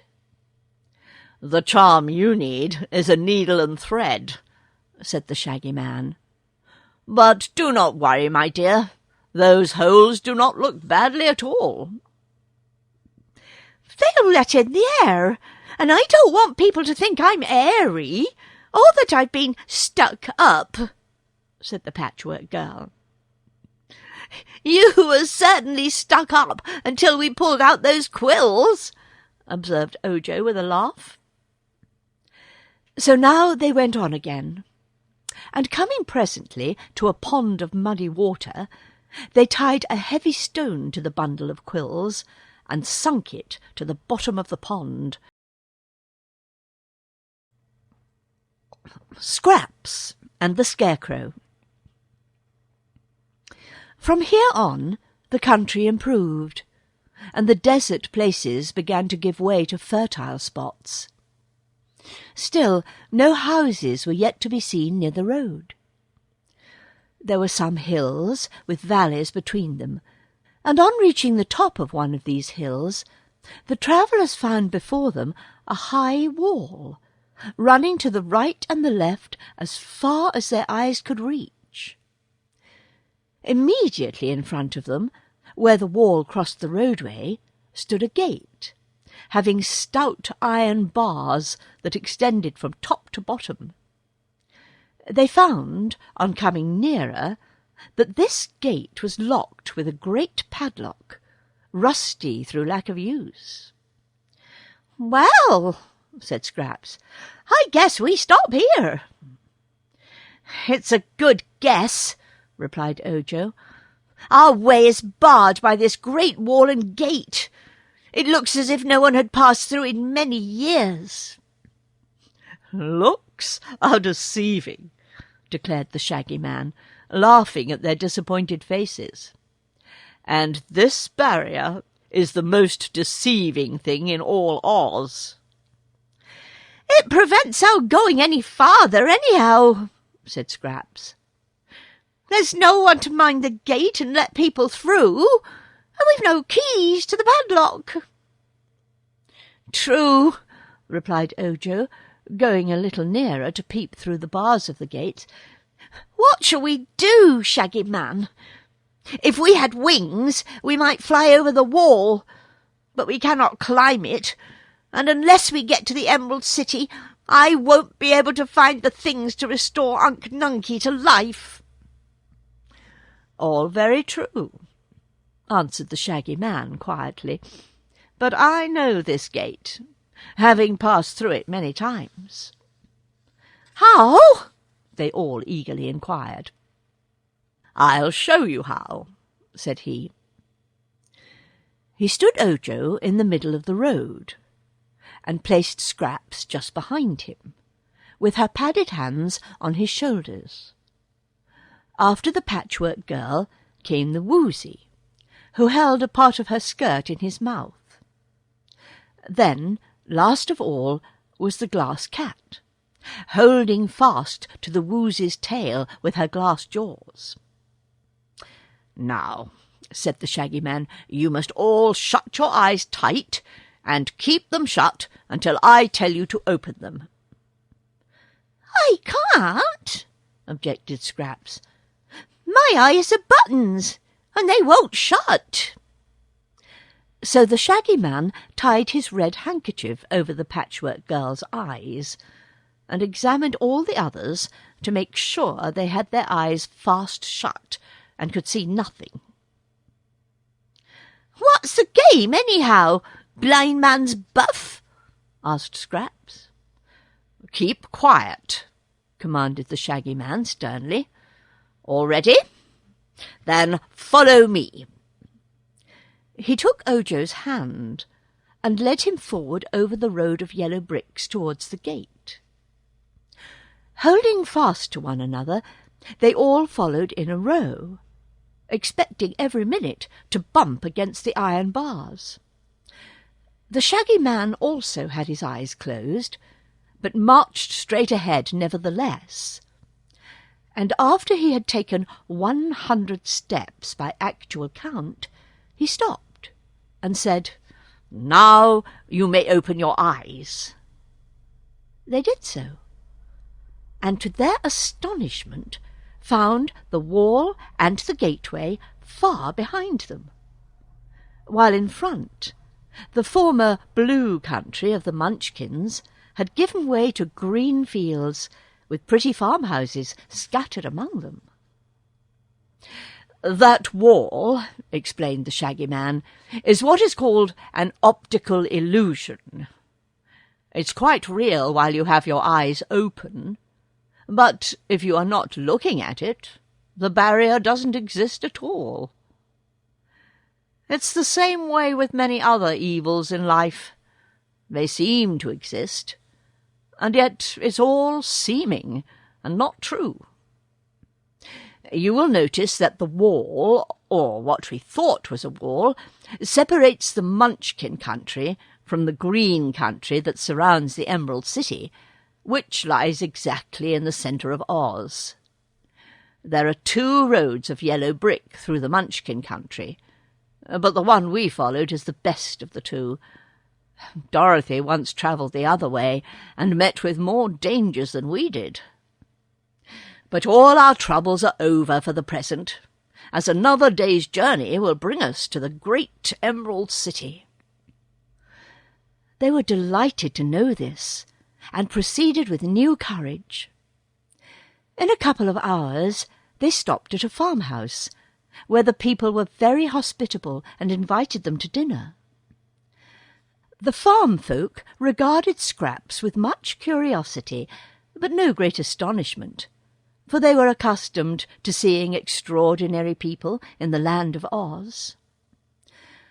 The woman of this house got her needle and thread, and sewed up the holes made by the porcupine quills in the Patchwork Girl's body, after which Scraps was assured she looked as beautiful as ever. "You ought to have a hat to wear," remarked the woman, "for that would keep the sun from fading the colours of your face. I have some patches and scraps put away, and if you will wait 2 or 3 days, I'll make you a lovely hat that will match the rest of you." "Never mind the hat," said Scraps, shaking her yarn braids. "It's a kind offer, But we can't stop. I can't see that my colours have faded a particle as yet. Can you?" "Not much," replied the woman. "You are still very gorgeous, in spite of your long journey." The children of the house wanted to keep the glass cat to play with, so Bungle was offered a good home if she would remain. But the cat was too much interested in Ojo's adventure and refused to stop. "Children are rough playmates," she remarked to the Shaggy Man, "and although this home is more pleasant than that of the crooked magician, I fear I would soon be smashed to pieces by the boys and girls." After they had rested themselves, they renewed their journey, finding the road now smooth and pleasant to walk upon, and the country growing more beautiful the nearer they drew to the Emerald City. By and by, Ojo began to walk on the green grass, looking carefully around him. "What are you trying to find?" asked Scraps. "A 6-leaved clover," said he. "Don't do that," exclaimed the Shaggy Man earnestly. "It's against the law to pick a 6-leaved clover. You must wait until you get Ozma's consent." "She wouldn't know it," declared the boy. "Ozma knows many things," said the Shaggy Man. "In her room is a magic picture that shows any scene in the land of Oz where strangers or travellers happen to be. She may be watching the picture of us even now, and noticing everything that we do." "Does she always watch the magic picture?" asked Ojo. "Not always, for she has many other things to do. As I said, she may be watching us this very minute." "I don't care," said Ojo, in an obstinate tone of voice. "Ozma's only a girl." The Shaggy Man looked at him in surprise. "You ought to care for Ozma," said he, "if you expect to save your uncle. For if you displease our powerful ruler, your journey will surely prove a failure. Whereas, if you make a friend of Ozma, she will gladly assist you. As for her being a girl, that is another reason why you should obey her laws, if you are courteous and polite. Everyone in Oz loves Ozma and hates her enemies, for she is as just as she is powerful." Ojo sulked a while, but finally returned to the road and kept away from the green clover. The boy was moody and bad-tempered for an hour or two afterwards, because he could really see no harm in picking a 6-leaved clover if he found one, and in spite of what the Shaggy Man had said, he considered Ozma's law to be unjust. They presently came to a beautiful grove of tall and stately trees, through which the road wound in sharp curves, first one way and then another.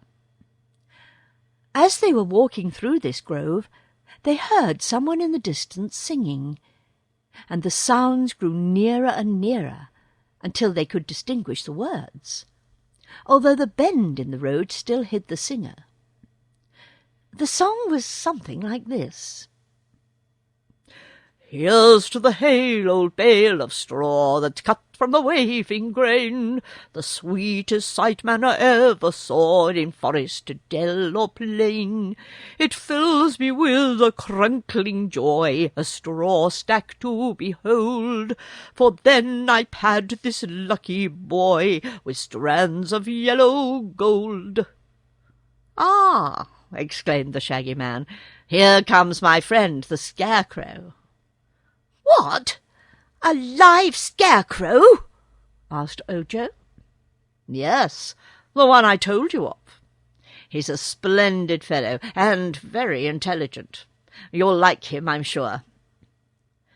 Just then the famous Scarecrow of Oz came around the bend in the road, riding astride a wooden sawhorse, which was so small that its rider's legs nearly touched the ground.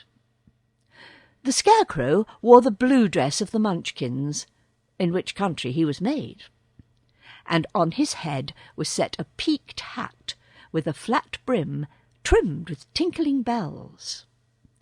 A rope was tied around his waist to hold him in shape, for he was stuffed with straw in every part of him except the top of his head, where at one time the Wizard of Oz had placed sawdust mixed with needles and pins to sharpen his wits. The head itself was merely a bag of cloth fastened to the body at the neck, and on the front of this bag was painted the face, ears, eyes, nose, and mouth. The Scarecrow's face was very interesting, for it bore a comical yet winning expression, although one eye was a bit larger than the other, and his ears were not mates. The Munchkin farmer who had made the Scarecrow had neglected to sew him together with close stitches, and therefore some of the straw with which he was stuffed was inclined to stick out between the seams. His hands consisted of padded white gloves, with the fingers long and rather limp, and on his feet he wore Munchkin boots of blue leather, with broad turns at the tops of them. The sawhorse was almost as curious as its rider. It had been rudely made in the beginning to saw logs upon, so that its body was a short length of log, and its legs were stout branches fitted into 4 holes made in the body. The tail was formed by a small branch that had been left on the log, while the head was a gnarled bump on one end of the body. 2 knots of wood formed the eyes, and the mouth was a gash chopped in the log. When the sawhorse first came to life, it had no ears at all, and so could not hear. But the boy who then owned him had whittled 2 ears out of bark and stuck them in the head, after which the sawhorse heard very distinctly. This queer wooden horse was a great favourite with Princess Ozma, who had caused the bottoms of its legs to be shod with plates of gold, so the wood would not wear away. Its saddle was made of cloth of gold, richly encrusted with precious gems. It had never worn a bridle. As the Scarecrow came in sight of the party of travellers, he reined in his wooden steed and dismounted, greeting the Shaggy Man with a smiling nod. Then he turned to stare at the Patchwork Girl in wonder, while she, in turn, stared at him.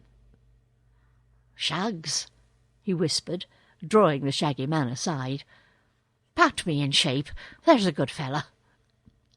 While his friend punched and patted the Scarecrow's body to smooth out the humps, Scraps turned to Ojo and whispered, "Roll me out, please. I've sat down dreadfully from walking so much, and men like to see a stately figure." She then fell upon the ground, and the boy rolled her back and forth like a rolling pin, until the cotton had filled all the spaces in her patchwork covering, and the body had lengthened to its fullest extent. Scraps and the Scarecrow both finished their hasty toilets at the same time, and again they faced each other. "Allow me, Miss Patchwork," said the Shaggy Man, "to present my friend, the Right Royal Scarecrow of Oz. Scarecrow, this is Miss Scraps Patches. Scraps, this is Scarecrow. Scarecrow, Scraps. Scraps, Scarecrow." They both bowed with much dignity. "Forgive me for staring so rudely," said the Scarecrow, but you are the most beautiful sight my eyes have ever beheld." "That is a high compliment from one who is himself so beautiful," murmured Scraps, casting down her suspender-button eyes and lowering her head. "But tell me, good sir, are you not a trifle lumpy?" "Yes, of course. That's my straw, you know. It bunches up sometimes, in spite of all my efforts to keep it even. Doesn't your straw ever bunch?" "Oh, I'm stuffed with cotton," said Scraps. "It never bunches, but it's inclined to pack down and makes me sag." "But cotton is high-grade stuffing. I may say it's even more stylish, not to say aristocratic, than straw," said the Scarecrow politely. "Still, it is but proper that one so entrancingly lovely should have the best stuffing there is going. I'm so glad I've met you, Miss Scraps. Introduce us again, Shaggy." "Once is enough," replied the Shaggy Man, laughing at his friend's enthusiasm. "Then tell me where you found her, and, dear me, what a queer cat! What are you made of? Gelatine?" "Pure glass," answered the cat, proud to have attracted the Scarecrow's attention. "I am much more beautiful than the Patchwork Girl. I'm transparent, and Scraps isn't. I've pink brains, you can see 'em work, and I've a ruby heart, finely polished, while Scraps hasn't any heart at all." "No more have I," said the Scarecrow, shaking hands with Scraps, as if to congratulate her on the fact. "I've a friend, the Tin Woodman, who has a heart, but I find I get along pretty well without one. And so, well, here's a little Munchkin boy, too. Shake hands, my little man. How are you?"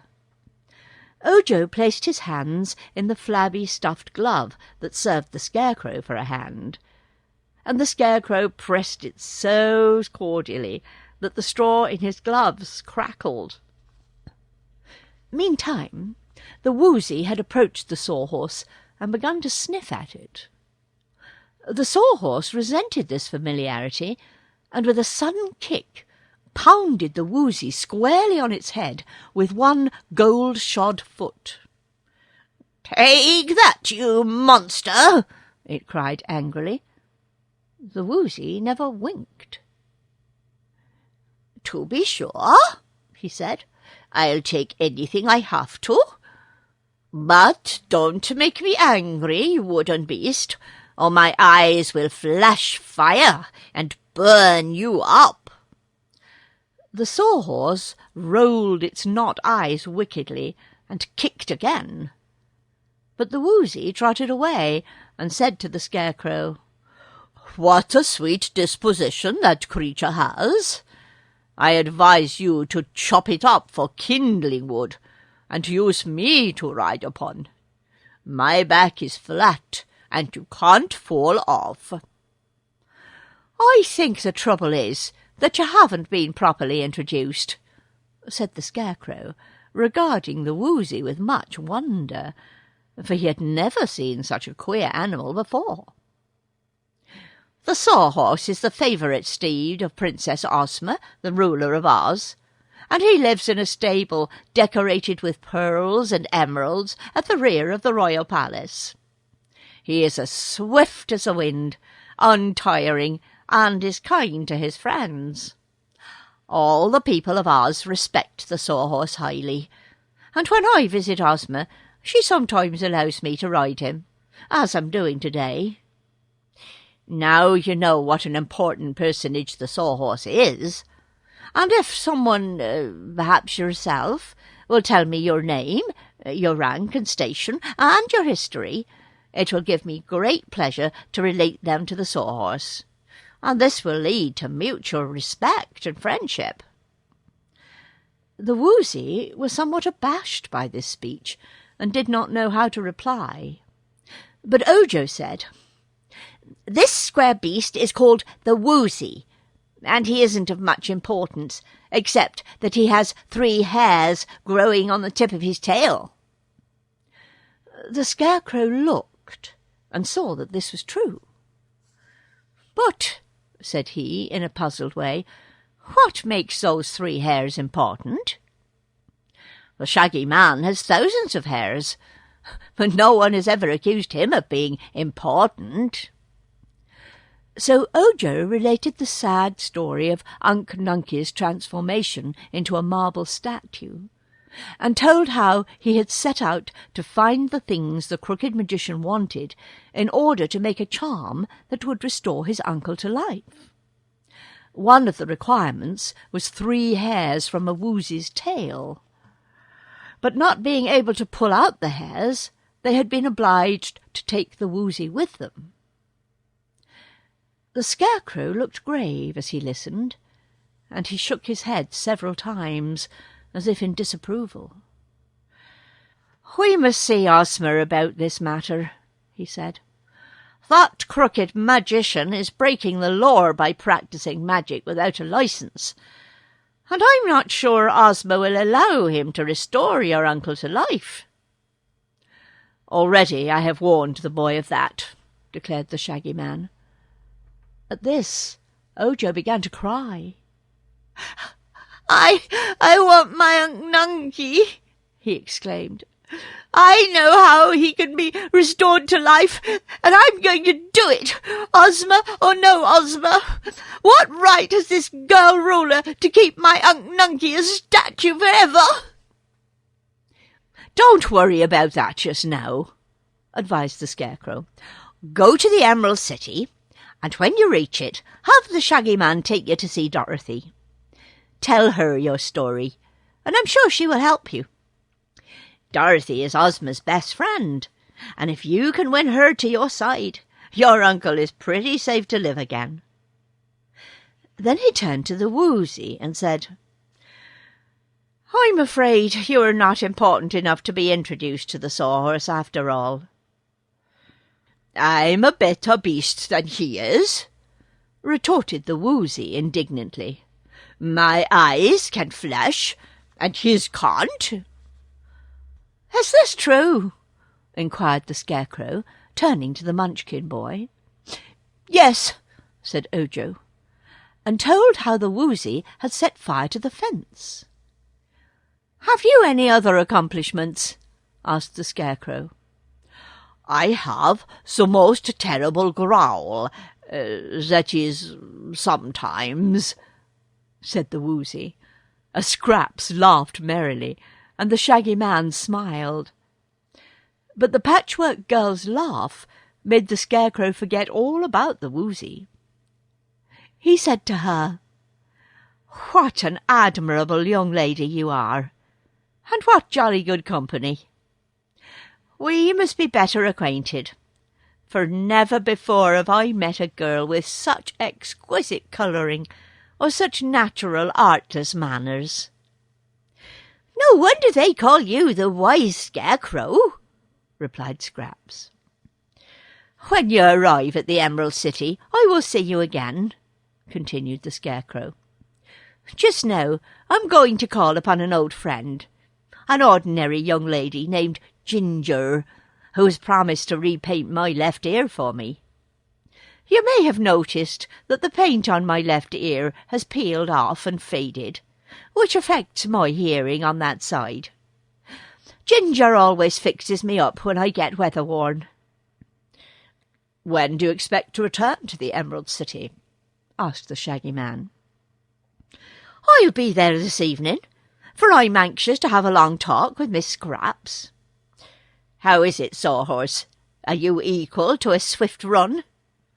"Anything that suits you suits me," returned the wooden horse. So the Scarecrow mounted to the jewelled saddle and waved his hat, when the Sawhorse darted. Ojo breaks the law.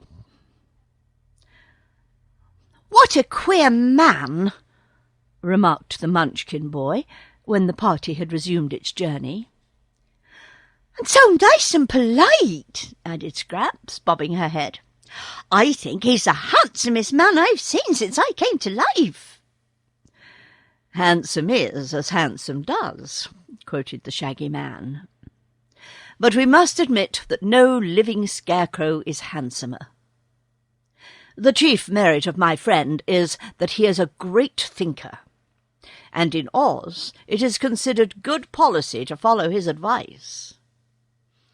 "I didn't notice any brains in his head," observed the Glass Cat.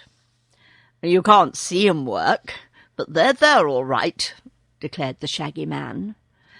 "I hadn't much confidence in his brains myself when I first came to Oz, for a humbug wizard gave them to him. But I was soon convinced that the Scarecrow is really wise, and unless his brains make him so, such wisdom is unaccountable." "Is the Wizard of Oz a humbug?" asked Ojo.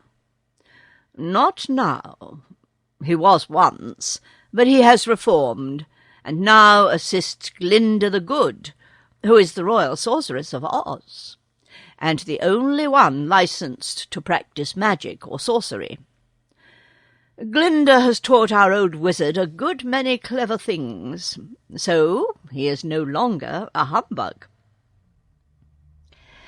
They walked a little while in silence, and then Ojo said, "If Ozma forbids the crooked magician to restore Unc Nunkie to life, what shall I do?" The Shaggy Man shook his head. "In that case, you can't do anything," he said. "But don't be discouraged yet. We will go to Princess Dorothy and tell her your troubles, and then we will let her talk to Ozma.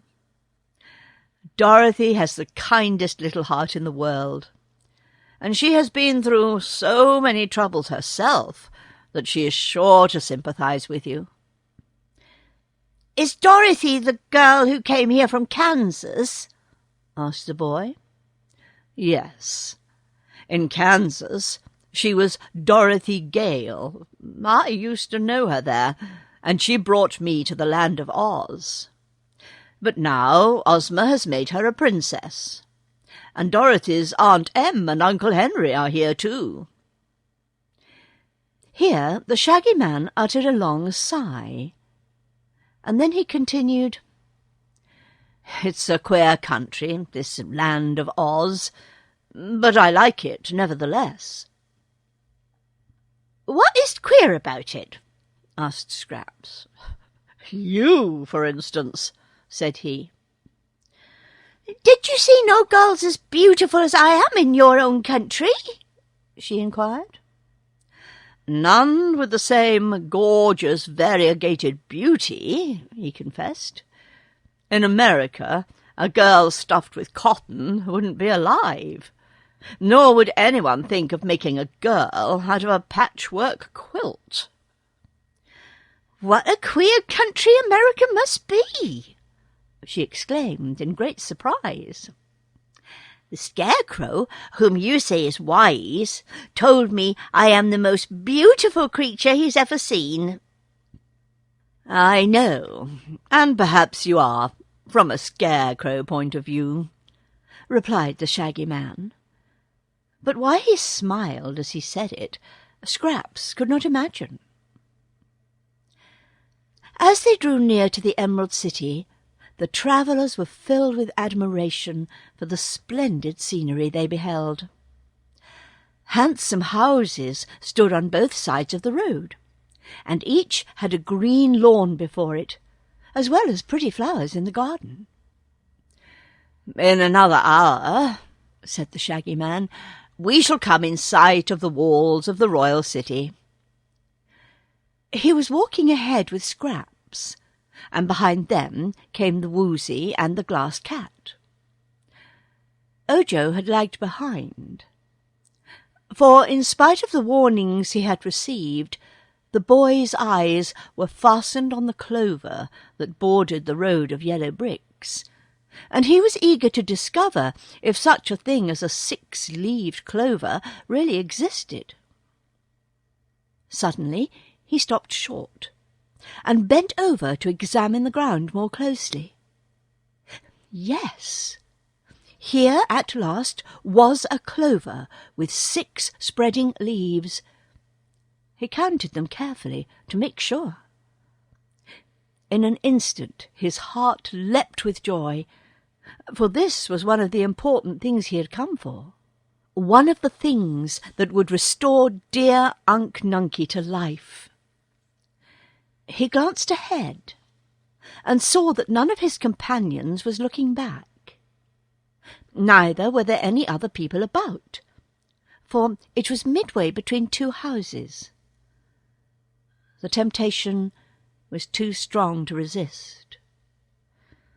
I might search for weeks and weeks and never find another 6-leaved clover, he told himself. And quickly, plucking the stem from the plant, he placed the prized clover in his basket, covering it with the other things he carried there. Then, trying to look as if nothing had happened, he hurried forward and overtook his comrades. The Emerald City, which is the most splendid, as well as the most beautiful city in any fairyland, is surrounded by a high, thick wall of green marble, polished smooth, and set with glistening emeralds. There are 4 gates, one facing the Munchkin country, one facing the country of the Winkies, one facing the country of the Quadlings, and one facing the country of the Gillikins. The Emerald City lies directly in the centre of these 4 important countries of Oz. The gates had bars of pure gold, and on either side of each gateway were built high towers, from which floated gay banners.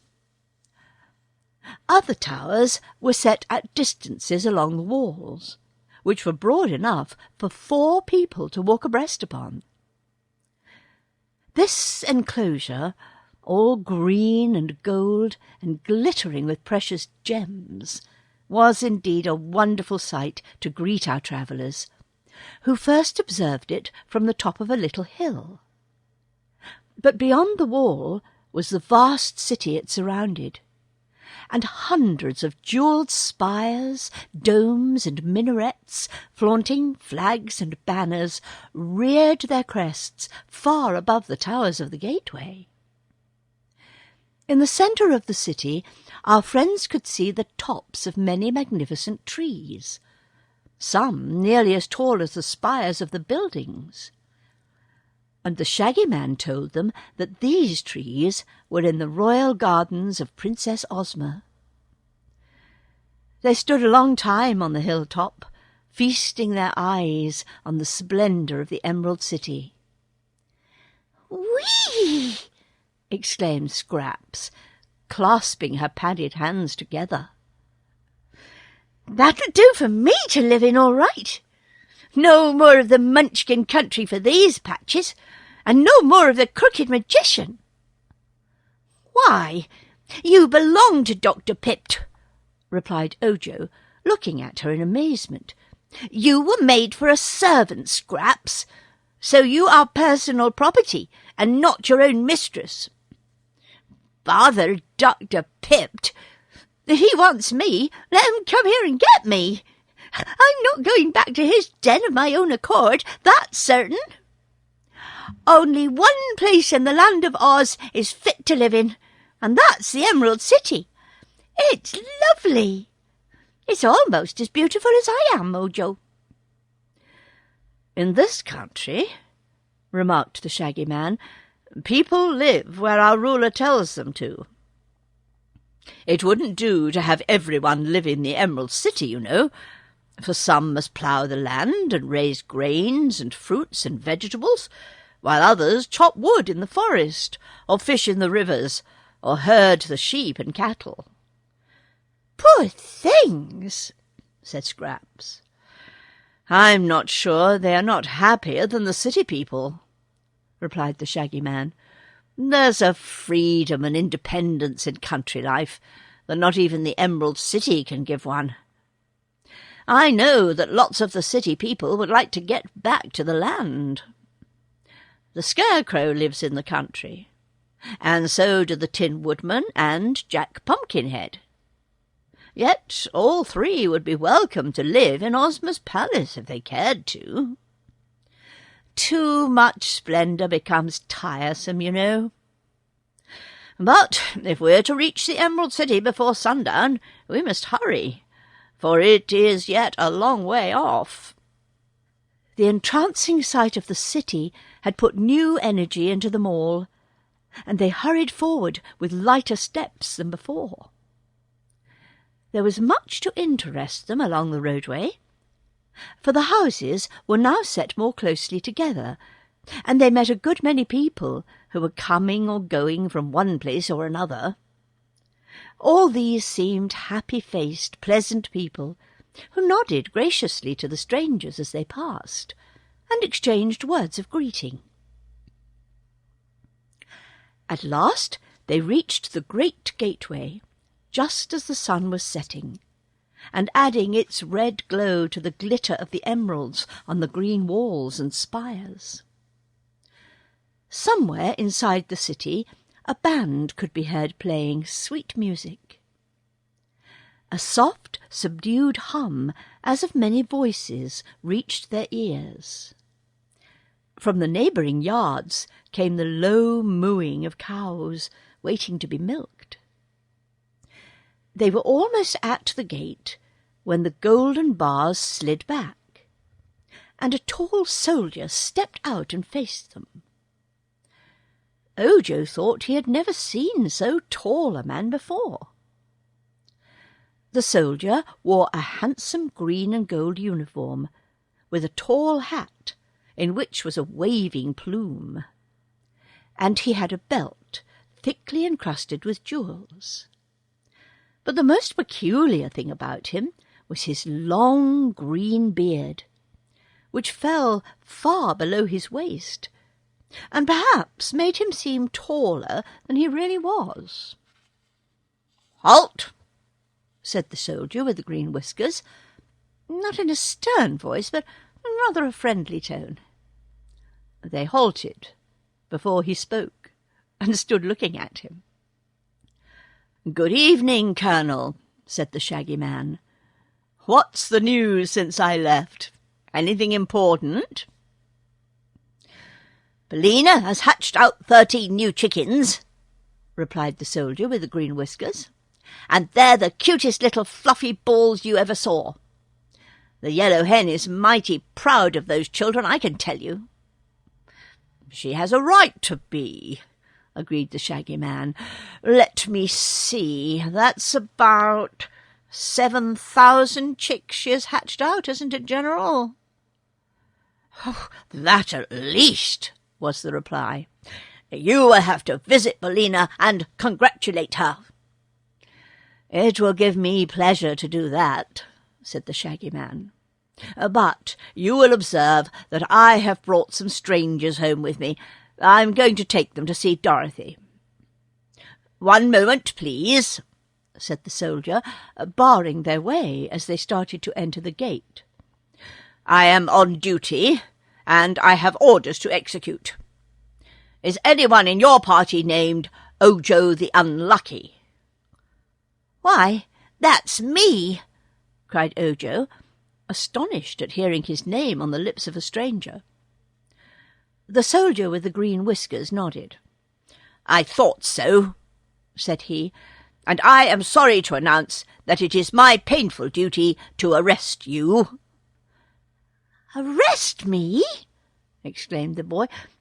"What for?" "I haven't looked to see," answered the soldier. Then he drew a paper from his breast pocket and glanced at it. "Oh, yes.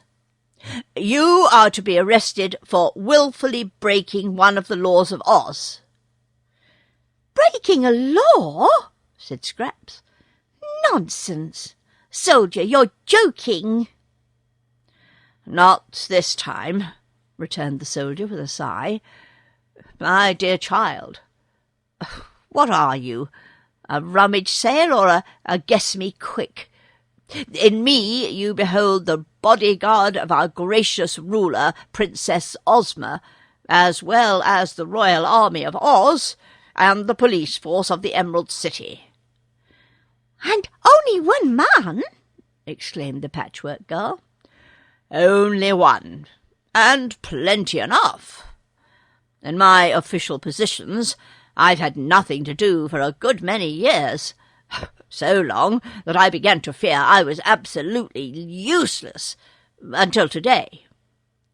An hour ago I was called to the presence of Her Highness, Ozma of Oz, and told to arrest a boy named Ojo the Unlucky, who was journeying from the Munchkin country to the Emerald City and would arrive in a short time. This command so astonished me that I nearly fainted, for it's the first time anyone has merited arrest since I can remember. You are rightly named Ojo the Unlucky, my poor boy, since you have broken a law of Oz." "But you're wrong," said Scraps. "Ozma is wrong. You are all wrong, for Ojo has broken no law." "Then he will soon be free again," replied the soldier with the green whiskers. "Anyone accused of crime is given a fair trial by our ruler, and has every chance to prove his innocence. But just now Ozma's orders must be obeyed." With this, he took from his pocket a pair of handcuffs, made of gold and set with rubies and diamonds, and these he Ozma's prisoner. The boy was so bewildered by this calamity that he made no resistance at all. He knew very well he was guilty, but it surprised him that Ozma also knew it. He wondered how she had found out so soon that he had picked the 6-leaved clover. He handed his basket to Scraps and said, "Keep that until I get out of prison. If I never get out, take it to the crooked magician to whom it belongs."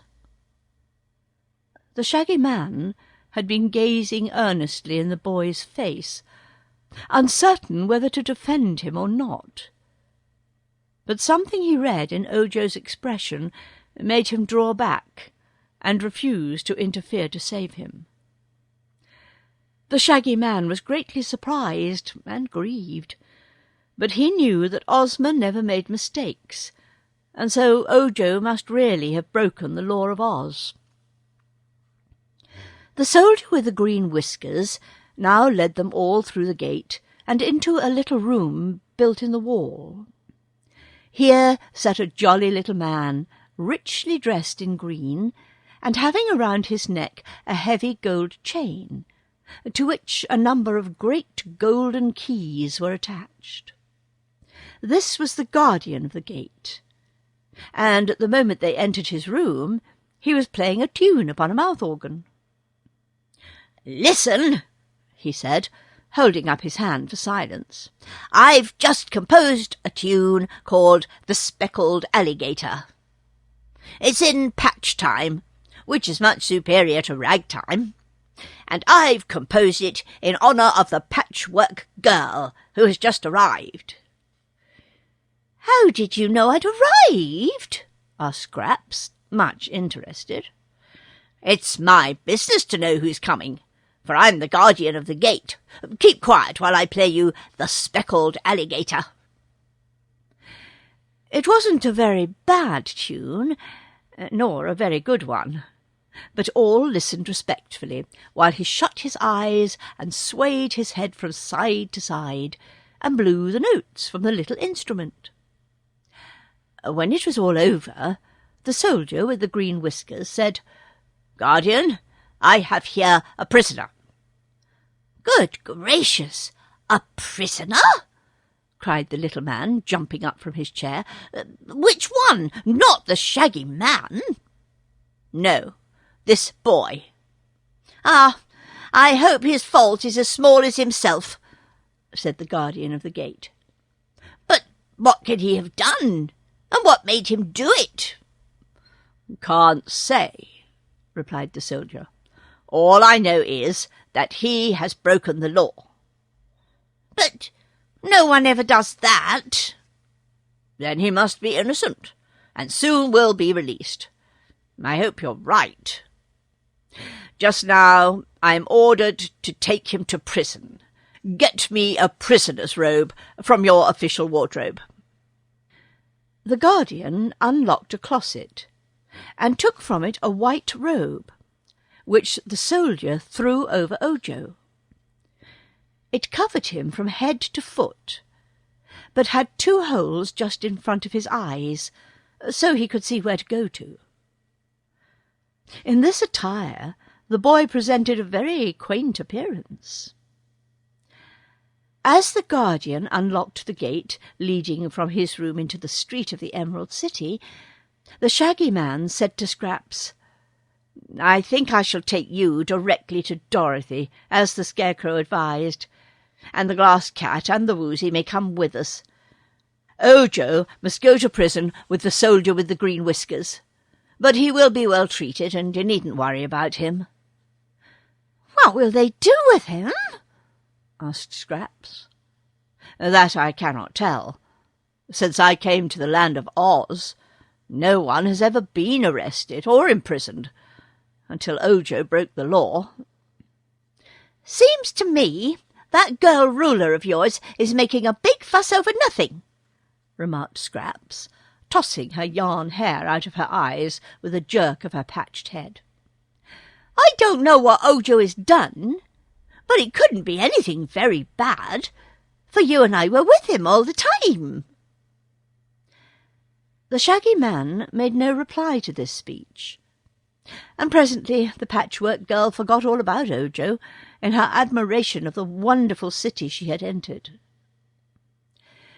They soon separated from the Munchkin boy, who was led by the soldier with the green whiskers down a side street towards the prison. Ojo felt miserable and greatly ashamed of himself, but he was beginning to grow angry because he was treated in such a disgraceful manner. Instead of entering the splendid Emerald City as a respectable traveller who was entitled to a welcome and to hospitality, he was being brought in as a criminal, handcuffed, and in a robe that told all he met of his deep disgrace.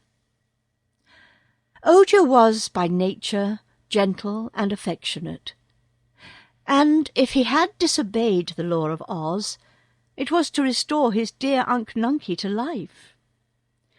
His fault was more thoughtlessness than wicked, but that did not alter the fact that he had committed a fault. At first he had felt sorrow and remorse, but the more he thought about the unjust treatment he had received, unjust merely because he considered it so, the more he resented his arrest, blaming Ozma for making foolish laws and then punishing folk who broke them. Only a 6-leaved clover, a tiny green plant, growing neglected and trampled underfoot. What harm could there be in picking it? Ojo began to think Ozma must be a very bad and oppressive ruler for such a lovely fairyland as Oz. The shaggy man said the people loved her, but how could they? The little Munchkin boy was so busy thinking these things, which many guilty prisoners have thought before him, that he scarcely noticed all the splendour of the city streets through which they passed. Whenever they met any of the happy, smiling people, the boy turned his head away in shame, although none knew who he was beneath the robe. By and by they reached a house built just beside the great city wall, but in a quiet, retired place. It was a pretty house, neatly painted, and with many windows. Before it was a garden filled with blooming flowers. The soldier with the green whiskers led Ojo up the gravel path to the front door, on which he knocked. A woman opened the door, and seeing Ojo in his white robe, exclaimed, "Goodness me! A prisoner at last? But what a small one, soldier!" "The size doesn't matter, Tollydiggle, my dear. The fact remains that he is a prisoner," said the soldier. "And this being the prison, and you the jailer, it is my duty to place the prisoner in your charge." "True. Come in, then, and I'll give you a receipt for him." They entered the house, and passed through a hall to a large circular room, where the woman pulled the robe off from Ojo and looked at him with kindly interest. The boy, on his part, was gazing around him in amazement, for never had he dreamed of such a magnificent apartment as this in which he stood. The roof of the dome was of coloured glass, worked into beautiful designs. The walls were panelled, with plates of gold decorated with gems of great size and many colours, and upon the tiled floor were soft rugs, delightful to walk upon. The furniture was framed in gold, and upholstered in satin brocade, and it consisted of easy chairs, divans, and stools in great variety. Also there were several tables with mirror tops, and cabinets filled with rare and curious things. In one place a case filled with books stood against the wall, and elsewhere Ojo saw a cupboard containing all sorts of games. "May I stay here a little while before I go to prison?" asked the boy pleadingly. "Why, this is your prison," replied Tollydiggle, "and in me behold your jailer. Take off those handcuffs, soldier, for it is impossible for anyone to escape from this house." "I know that very well," replied the soldier, and at once unlocked the handcuffs and released the prisoner. The woman touched a button on the wall, and lighted a big chandelier that hung suspended from the ceiling, for it was growing dark outside. Then she seated herself at a desk and asked, "What name?" "Ojo the Unlucky," answered the soldier with the green whiskers. "Unlucky? Ah, that accounts for it," said she. "What crime?" "Breaking a law of Oz." "All right. There's your receipt, soldier. And now I'm responsible for the prisoner. I'm glad of it, for this is the first time I've ever had anything to do in my official capacity," remarked the jailer in a pleased tone. "It's the same with me, Tollydiggle," laughed the soldier. "But my task is finished, and I must go and report to Ozma that I've done my duty, like a faithful police force, a loyal army, and an honest bodyguard, as I hope I am." Saying this, he nodded farewell to Tollydiggle and Ojo, and went away. "Now then," said the woman briskly, "I must get you some supper, for you are doubtless hungry. What would you prefer? Planked whitefish, omelette with jelly, or mutton chops with gravy?" Ojo thought about it, and then he said, "I'll take the chops, if you please." "Very well.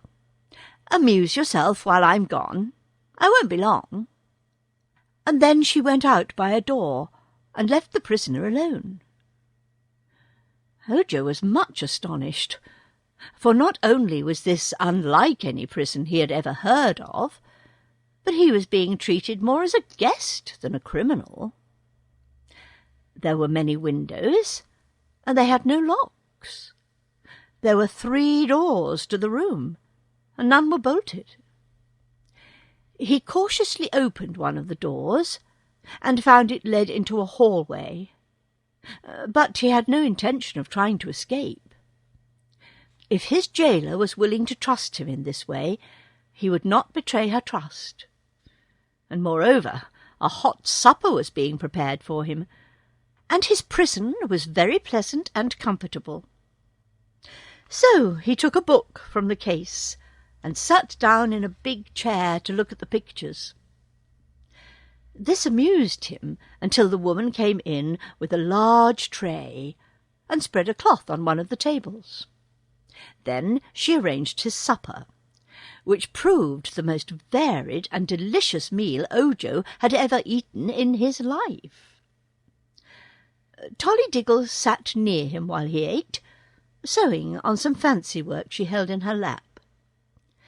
When he had finished, she cleared the table, and then read to him a story from one of the books. "Is this really a prison?" he asked, when she had finished reading. "Indeed it is," she replied. "It is the only prison in the land of Oz." "And am I a prisoner?" "Bless the child, of course." "Then why is the prison so fine, and why are you so kind to me?" he earnestly asked. Tollydiggle seemed surprised by the question, but she presently answered. "We consider a prisoner unfortunate. He is unfortunate in 2 ways. Because he has done something wrong, and because he is deprived of his liberty.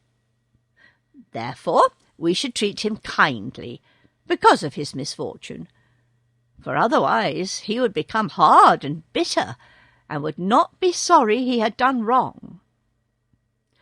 Ozma thinks that the one who has committed a fault did so because he was not strong and brave, and therefore she puts him into a prison to make him strong and brave. When that is accomplished, he is no longer a prisoner, but a good and loyal citizen, and everyone is glad that he is now strong enough to resist doing wrong. You see, it is kindness that makes one strong and brave, and so we are kind to our prisoners." Ojo thought this over very carefully. "I had an idea," said he, "that prisoners were always treated harshly to punish them." "That would be dreadful," cried Tollydiggle. "Isn't one punished enough in knowing he has done wrong? Don't you wish, Ojo, with all your heart, that you had not been disobedient and had broken a law of Oz?" I hate to be different from other people," he admitted. "Yes, one likes to be respected as highly as his neighbours are," said the woman. "When you are tried and found guilty, you will be obliged to make amends in some way. I don't know what Ozma will do to you, because this is the first time one of us has broken a law. But you may be sure she will be just and merciful. Here, in the Emerald City, people are too happy and contented ever to do wrong. But perhaps you came from some far-away corner of our land, and having no love for Ozma, carelessly broke one of her laws." "Yes," said Ojo. "I've lived all my life in the heart of a lonely forest, where I saw no one but dear Unc Nunkie." "I thought so," said Tollydiggle. "But now we've talked enough, so let Princess Dorothy. Dorothy Gale was sitting in one of her rooms in the royal palace, while curled up at her feet was a little black dog with a shaggy coat and very bright eyes. She wore a plain white frock, without any jewels or other ornaments, except an emerald green hair ribbon. For Dorothy was a simple little girl, and had not been in the least spoiled by the magnificence surrounding her. Once the child had lived on the Kansas prairies, but she seemed marked for adventure, for she had made several trips to the land of Oz before she came there to live for good. Her very best friend was the beautiful Ozma of Oz, who loved Dorothy so well that she kept her in her own palace, so as to be near her. The girl's Uncle Henry and Aunt Em, the only relatives she had in the world, had also been brought here by Ozma and given a pleasant home. Dorothy knew almost everybody in Oz, and it was she who had discovered the Scarecrow, the Tin Woodman, and the Cowardly Lion, as well as Tick-Tock, the Clockwork Man. Her life was very pleasant now, and although she had been made a Princess of Oz by her friend Ozma, she did not care much to be a princess, and remained as sweet as when she had been plain Dorothy Gale of Kansas. Dorothy was reading a book this evening when Jellia Jam, the favourite servant-maid of the palace, came to say that the Shaggy Man wanted to see her. "All right," said Dorothy. "Tell him to come right up." "But he has some queer creatures with him, some of the queerest I've ever laid eyes on," reported Jellia. "Never mind. Let 'em all come up," replied Dorothy. But when the door opened to admit not only the Shaggy Man, but Scraps, the Woozy, and the Glass Cat, Dorothy jumped up and looked at her strange visitors in amazement. The Patchwork Girl was the most curious of all, and Dorothy was uncertain at first whether Scraps was really alive or only a dream or a nightmare. Toto, her dog, slowly uncurled himself, and going to the Patchwork Girl, sniffed at her inquiringly. But soon he lay down again, as if to say he had no interest in such an irregular creation. "You're a new one to me," Dorothy said reflectively, addressing the Patchwork Girl. "I can't imagine where you've come from." "Who, me?" asked Scraps, looking around the pretty room instead of at the girl. "Oh, I came from a bed quilt, I guess. That's what they say, anyhow. Some call it a crazy quilt, and some a patchwork quilt. But my name is Scraps, and now you know all about me." "Not quite all," returned Dorothy with a smile. "I wish you'd tell me how you came to be alive." "That's an easy job," said Scraps, sitting upon a big upholstered chair and making the springs bounce her up and down. "Margolot wanted a slave, so she made me out of an old bed quilt that she didn't use. Cotton stuffing, suspender button eyes, red velvet tongue, pearl beads for teeth. The crooked magician made a powder of life, sprinkled me with it, and here I am. Perhaps you've noticed my different colours. A very refined and educated gentleman named the Scarecrow, whom I met, told me I am the most beautiful creature in all Oz, and I believe it." "Oh, have you met our Scarecrow, then?" asked Dorothy, a little puzzled to understand the brief history related. "Yes, isn't he jolly?" "The Scarecrow has many good qualities," replied Dorothy. "But I'm sorry to hear all this about the crooked magician. Ozma'll be mad as hops when she hears he's been doing magic again. She told him not to."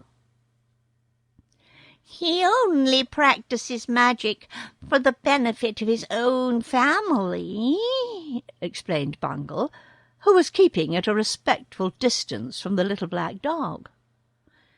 "Dear me," said Dorothy. "I hadn't noticed you before. Are you glass or what?" "I'm glass, and transparent too, which is more than can be said of some folks," answered the cat. "Also, I have some lovely pink brains. You can see 'em work." "Oh, is that so? Come over here and let me see." The glass cat hesitated, eyeing the dog. "Send that beast away, and I will," she said. "Beast? Why, that's my dog, Toto, and he's the kindest dog in all the world. Toto knows a good many things, too. Mostly as much as I do, I guess." "Why doesn't he say anything?" asked Bungle. "He can't talk, not being a fairy dog," explained Dorothy. "He's just a common United States dog, but that's a good deal. And I understand him, and he understands me, just as well as if he could talk." Toto, at this, got up and rubbed his head softly against Dorothy's hand, which she held out to him, and he looked up into her face as if he had understood every word she had said. "This cat, Toto," she said to him, "is made of glass, so you mustn't bother it or chase it any more than you do my pink kitten. It's probably brittle, and might break if it bumped against anything." "Ugh," said Toto, and that meant he understood. The glass cat was so proud of her pink brain that she ventured to come close to Dorothy, in order that the girl might see him work. This was really interesting, but when Dorothy patted the cat, she found the glass cold and hard and unresponsive. So she decided at once that Bungle would never do for a pet. "What do you know about the crooked magician who lives on the mountain?" asked Dorothy. "He made me," replied the cat, "so I know all about him.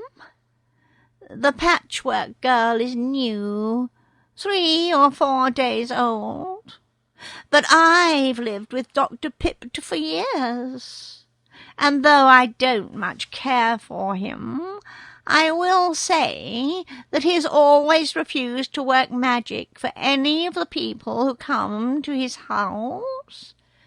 He thinks there's no harm in doing magic things for his own family, and he made me out of glass because the meat cats drink too much milk.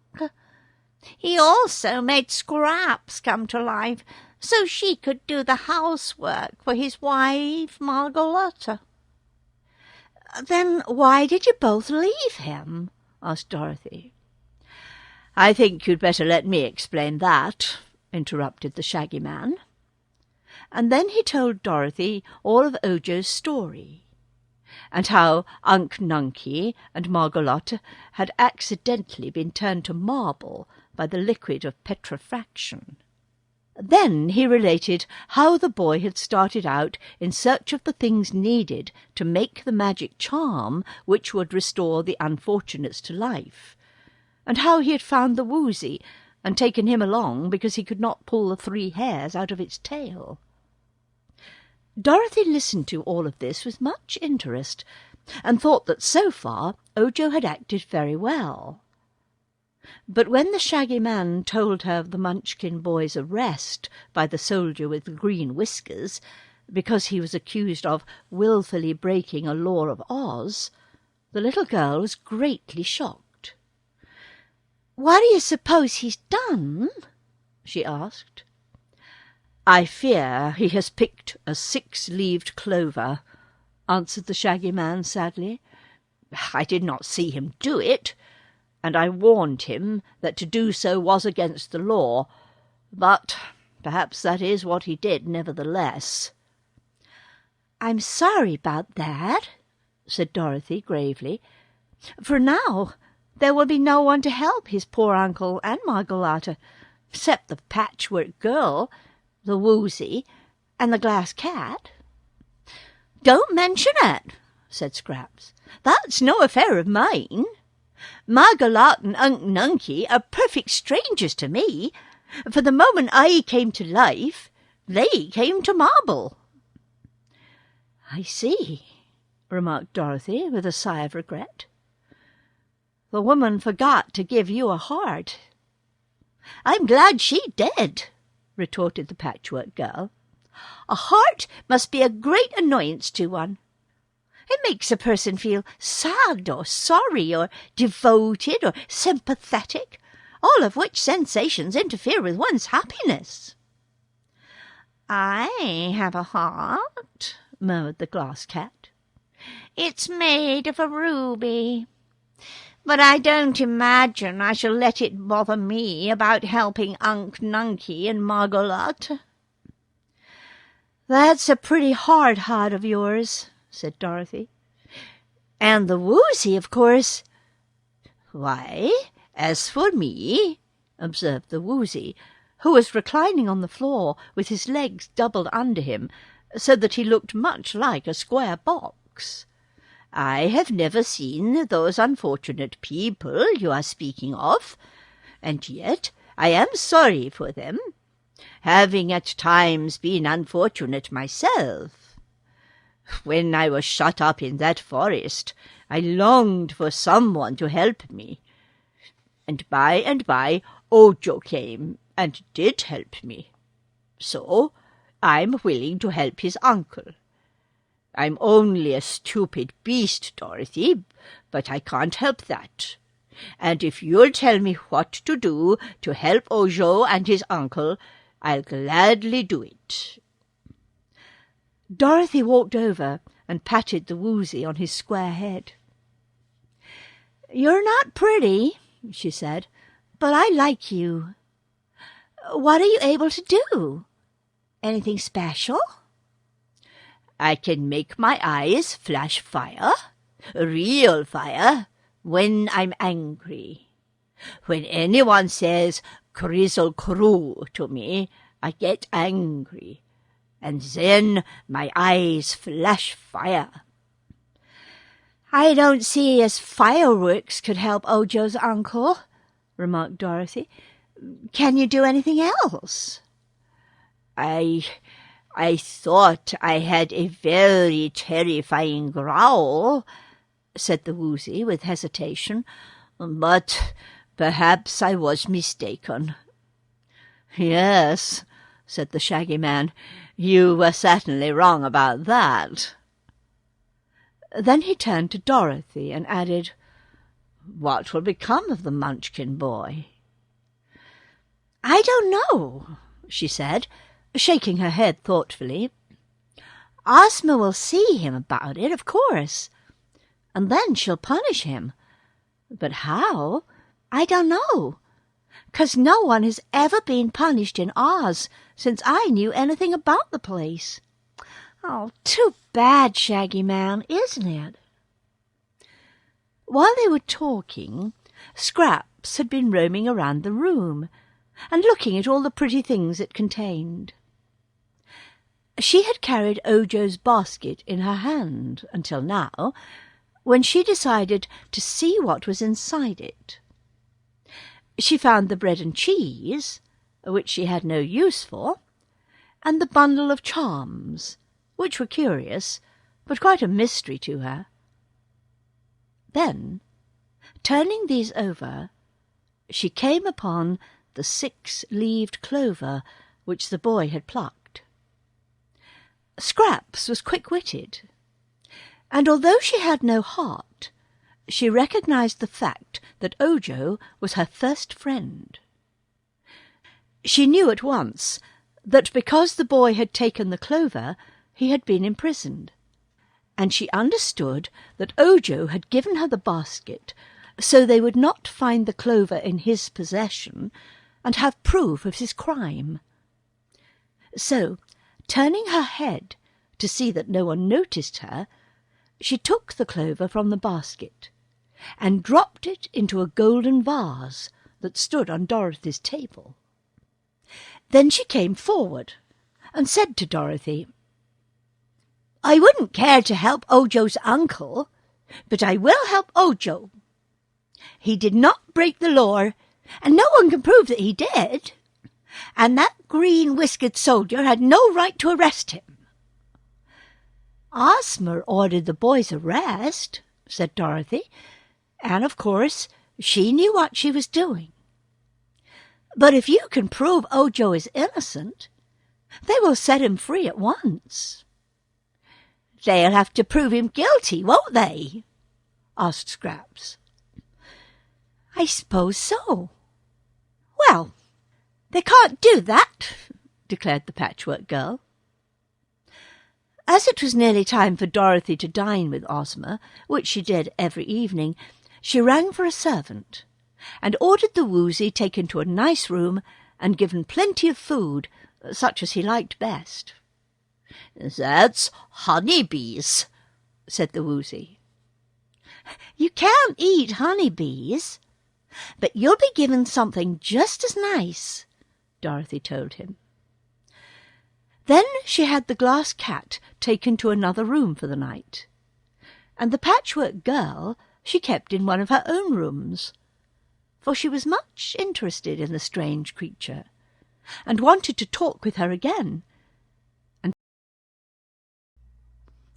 Ozma and her friends. The Shaggy Man had a room of his own in the royal palace, so there he went to change his shaggy suit of clothes for another, just as shaggy, but not so dusty from travel. He selected a costume of pea-green and pink satin and velvet, with embroidered shags on all the edges and iridescent pearls for ornaments. Then he bathed in an alabaster pool and brushed his shaggy hair and whiskers the wrong way to make them still more shaggy. This accomplished, and arrayed in his splendid shaggy garments, he went to Ozma's banquet hall, and found the Scarecrow, the Wizard, and Dorothy already assembled there. The Scarecrow had made a quick trip and returned to Emerald City with his left ear freshly painted. A moment later, while they all stood in waiting, a servant threw open a door, the orchestra struck up a tune, and Ozma of Oz entered. Much has been told and written concerning the beauty of person and the character of this sweet girl ruler of the land of Oz, the richest, the happiest, and the most delightful fairyland of which we have any knowledge. Yet, with all her queenly qualities, Ozma was a real girl, and enjoyed the things in life that other real girls enjoy. When she sat on her splendid emerald throne in the great throne-room of her palace, and made laws and settled disputes and tried to keep all her subjects happy and contented, she was as dignified and demure as any queen might be. But when she had thrown aside her jewelled robe of state and her sceptre, and had retired to her private apartments, the girl, joyous, light-hearted, and free, replaced the sedate ruler. In the banquet hall tonight were gathered only old and trusted friends, so here Ozma was herself, a mere girl. She greeted Dorothy with a kiss, the Shaggy Man with a smile, the little old wizard with a friendly handshake, and then she pressed the Scarecrow's stuffed arm and cried merrily, "What a lovely left ear! Why, it's 100 times better than the old one." "I'm glad you like it," replied the Scarecrow, well pleased. "Ginger did a neat job, didn't she? And my hearing is now perfect. Isn't it wonderful what a little paint will do, if it's properly applied?" "It really is wonderful," she agreed, as they all took their seats. "But the sawhorse must have made his legs twinkle to carry you so far in one day. I didn't expect you back before tomorrow at the earliest." "Well," said the Scarecrow, "I met a charming girl on the road, and I wanted to see more of her, so I hurried back." Ozma laughed. "I know," she returned. "It's the Patchwork Girl. She is certainly bewildering, if not strictly beautiful." "Have you seen her, then?" the straw man eagerly asked. "Only in my magic picture, which shows me all the scenes of interest in the land of Oz." "I fear the picture didn't do her justice," said the Scarecrow.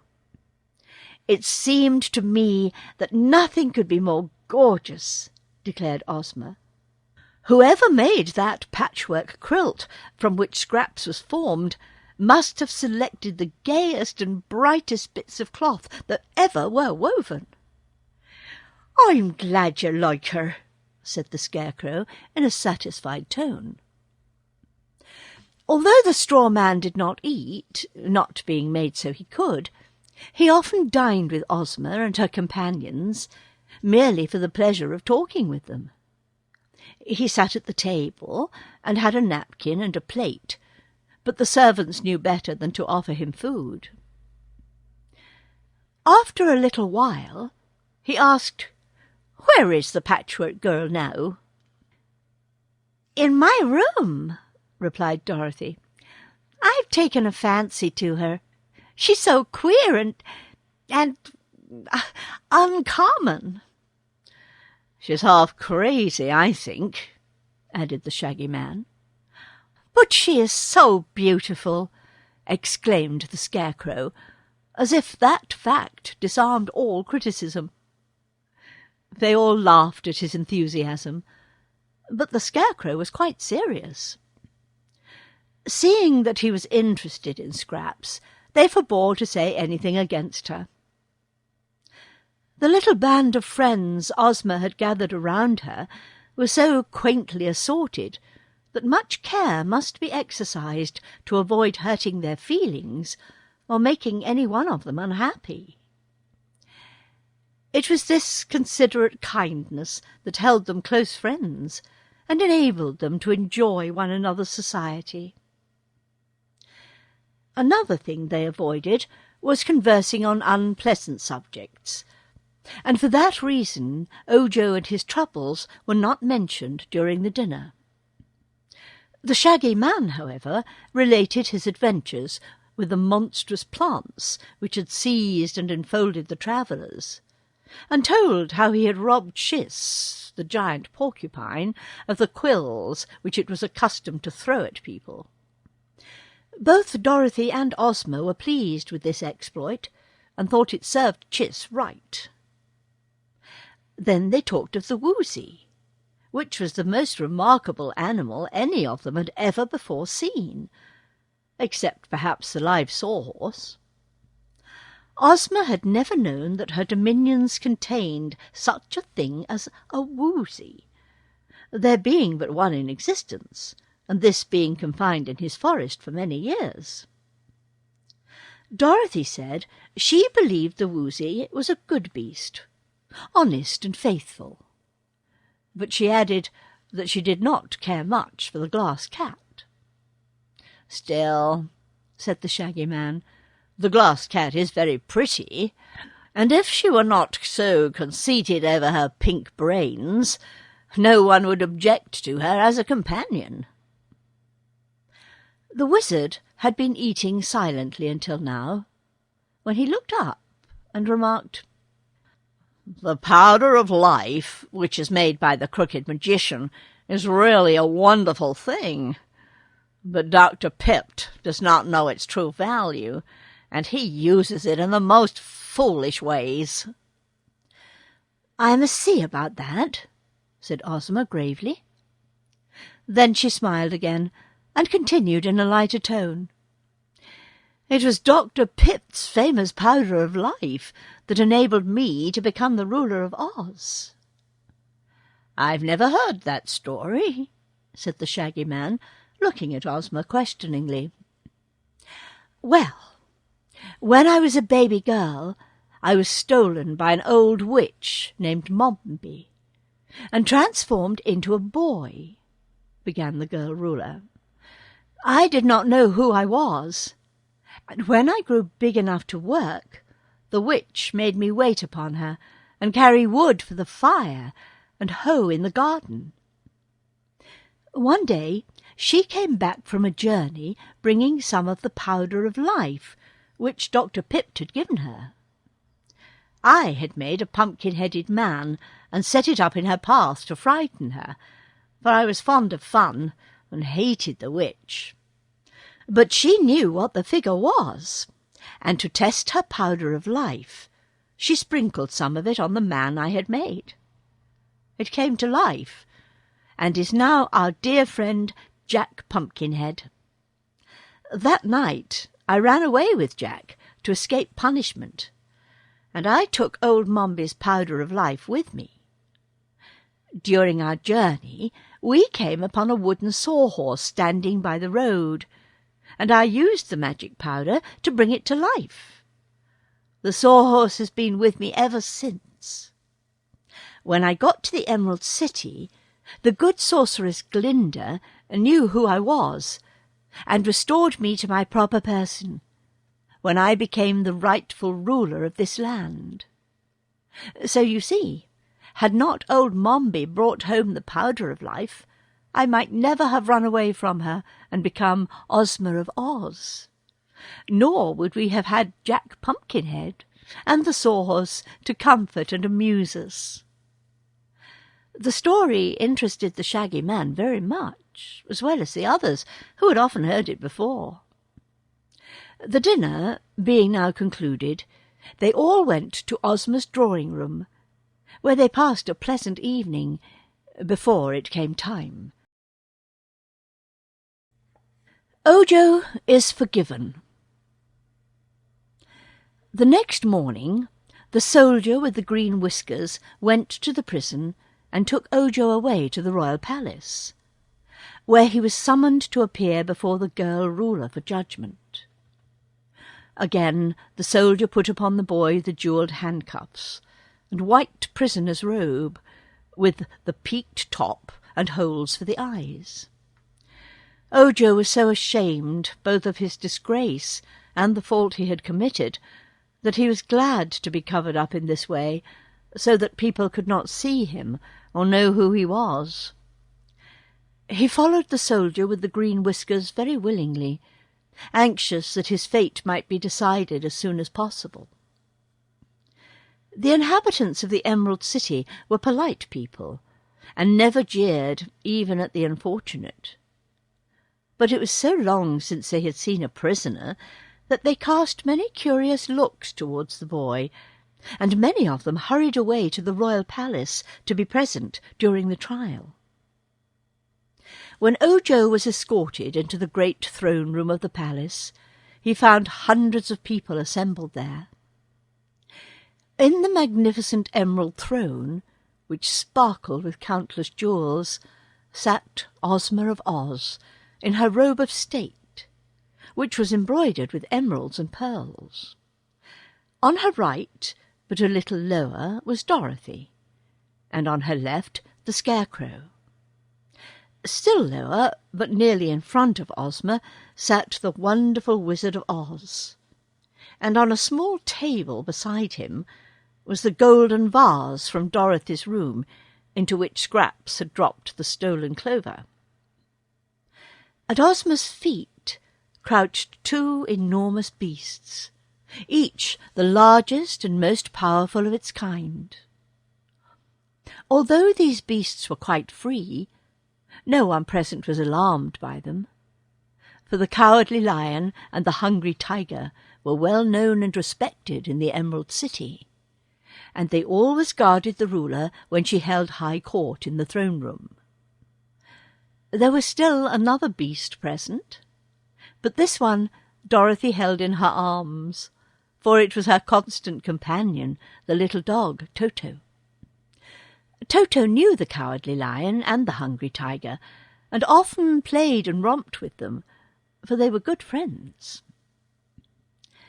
Seated on ivory chairs before Ozma, with a clear space between them and the throne, were many of the nobility of the Emerald City, lords and ladies in beautiful costumes, and officials of the kingdom in the royal uniforms of Oz. Behind these courtiers were others of less importance, filling the great hall to the very doors. At the same moment that the soldier with the green whiskers arrived with Ojo, the shaggy man entered from a side door, escorting the Patchwork Girl, the Woozy, and the Glass Cat. All these came to the vacant space before the throne, and stood facing the ruler. "Hello, Ojo," said Scraps. "How are you?"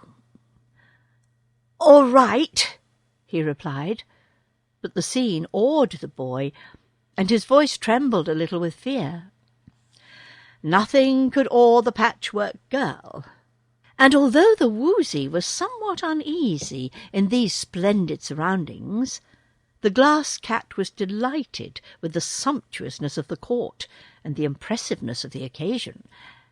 Pretty big words, but quite expressive. At a sign from Ozma, the soldier removed Ojo's white robe, and the boy stood face to face with the girl who was to decide his punishment.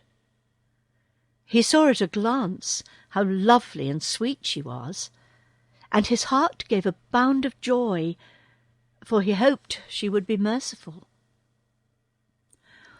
Ozma sat looking at the prisoner a long time. Then she said gently, "One of the laws of Oz forbids anyone to pick a 6-leaved clover. You are accused of having broken this law, even after you had been warned not to do so." Ojo hung his head, and while he hesitated how to reply, the Patchwork Girl stepped forward and spoke for him. "All this fuss is about nothing at all," she said, facing Ozma unabashed. "You can't prove he picked the 6-leaved clover, so you've no right to accuse him of it. Search him if you like, but you won't find the clover. Look in his basket, and you'll find it's not there. He hasn't got it. So I demand that you set this poor Munchkin boy free." The people of Oz listened to this defiance in amazement, and wondered at the queer Patchwork Girl who dared talk so boldly to their ruler. But Ozma sat silent and motionless, and it was the little wizard who answered Scraps. "So, the clover hasn't been picked, eh?" he said. "I think it has. I think the boy hid it in his basket, and then gave the basket to you. I also think you dropped the clover into this vase which stood in Princess Dorothy's room, hoping to get rid of it, so it would not prove the boy guilty.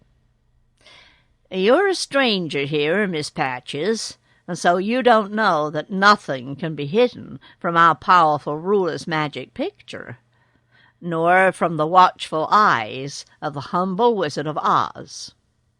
Look, all of you." With these words, he waved his hands towards the vase on the table, which Scraps now noticed for the first time.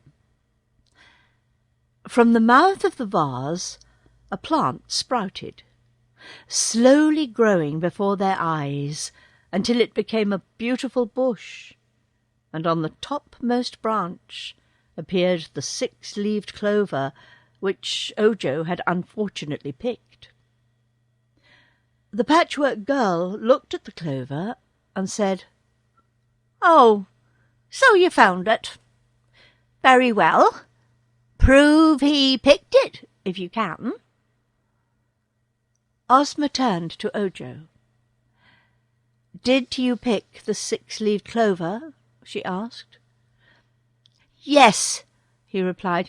"I knew it was against the law, but I wanted to save Unc Nunkie, and I was afraid if I asked your consent to pick it, you would refuse me." "What caused you to think that?" asked the ruler. "Why, it seemed to be a foolish law, unjust and unreasonable.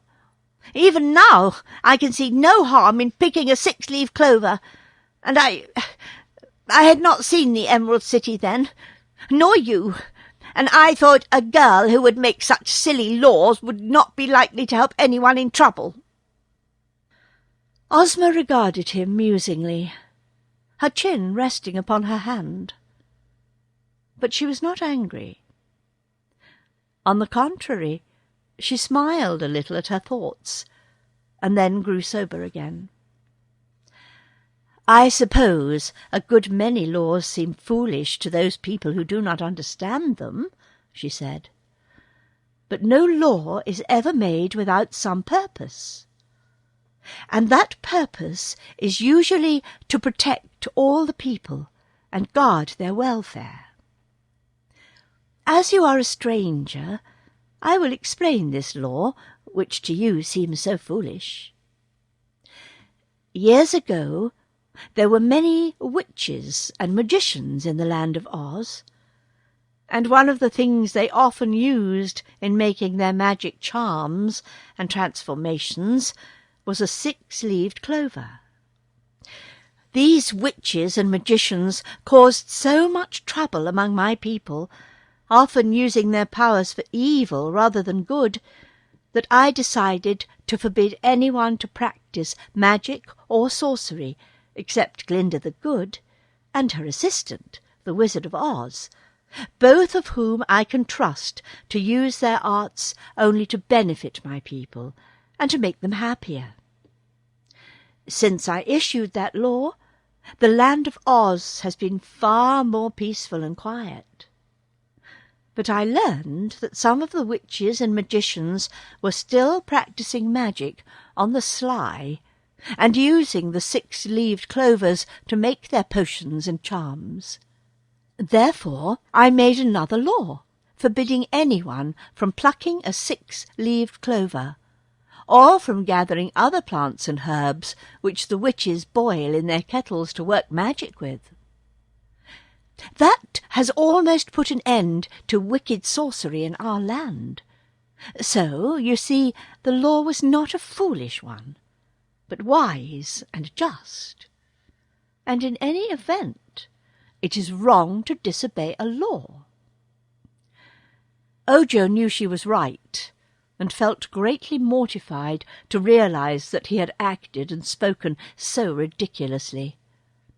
But he raised his head and looked Ozma in the face, saying, "I am sorry I have acted wrongly and broken your law. I did it to save Unc Nunkie, and I thought I would not be found out. But I am guilty of this act, and whatever punishment you think I deserve, I will suffer willingly." Ozma smiled more brightly then, and nodded graciously. "You are forgiven," she said, "for although you have committed a serious fault, you are now penitent, and I think you have been punished enough. Soldier, release Ojo the Lucky, and I beg your pardon, I'm Ojo the Unlucky," said the boy. "At this moment you are lucky," said she. "Release him, soldier, and let him go free." The people were glad to hear Ozma's decree, and murmured their approval.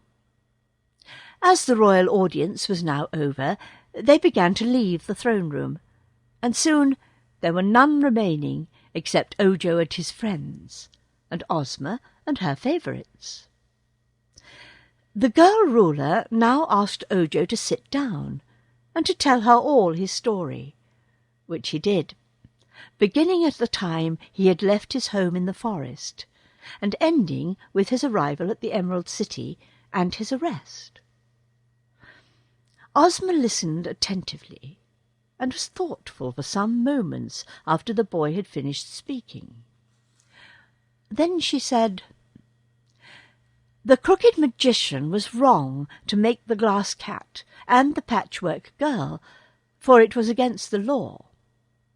And if he had not unlawfully kept the bottle of liquid of petrifaction standing on his shelf, the accident to his wife Margalotte and to Unc Nunkie could not have occurred.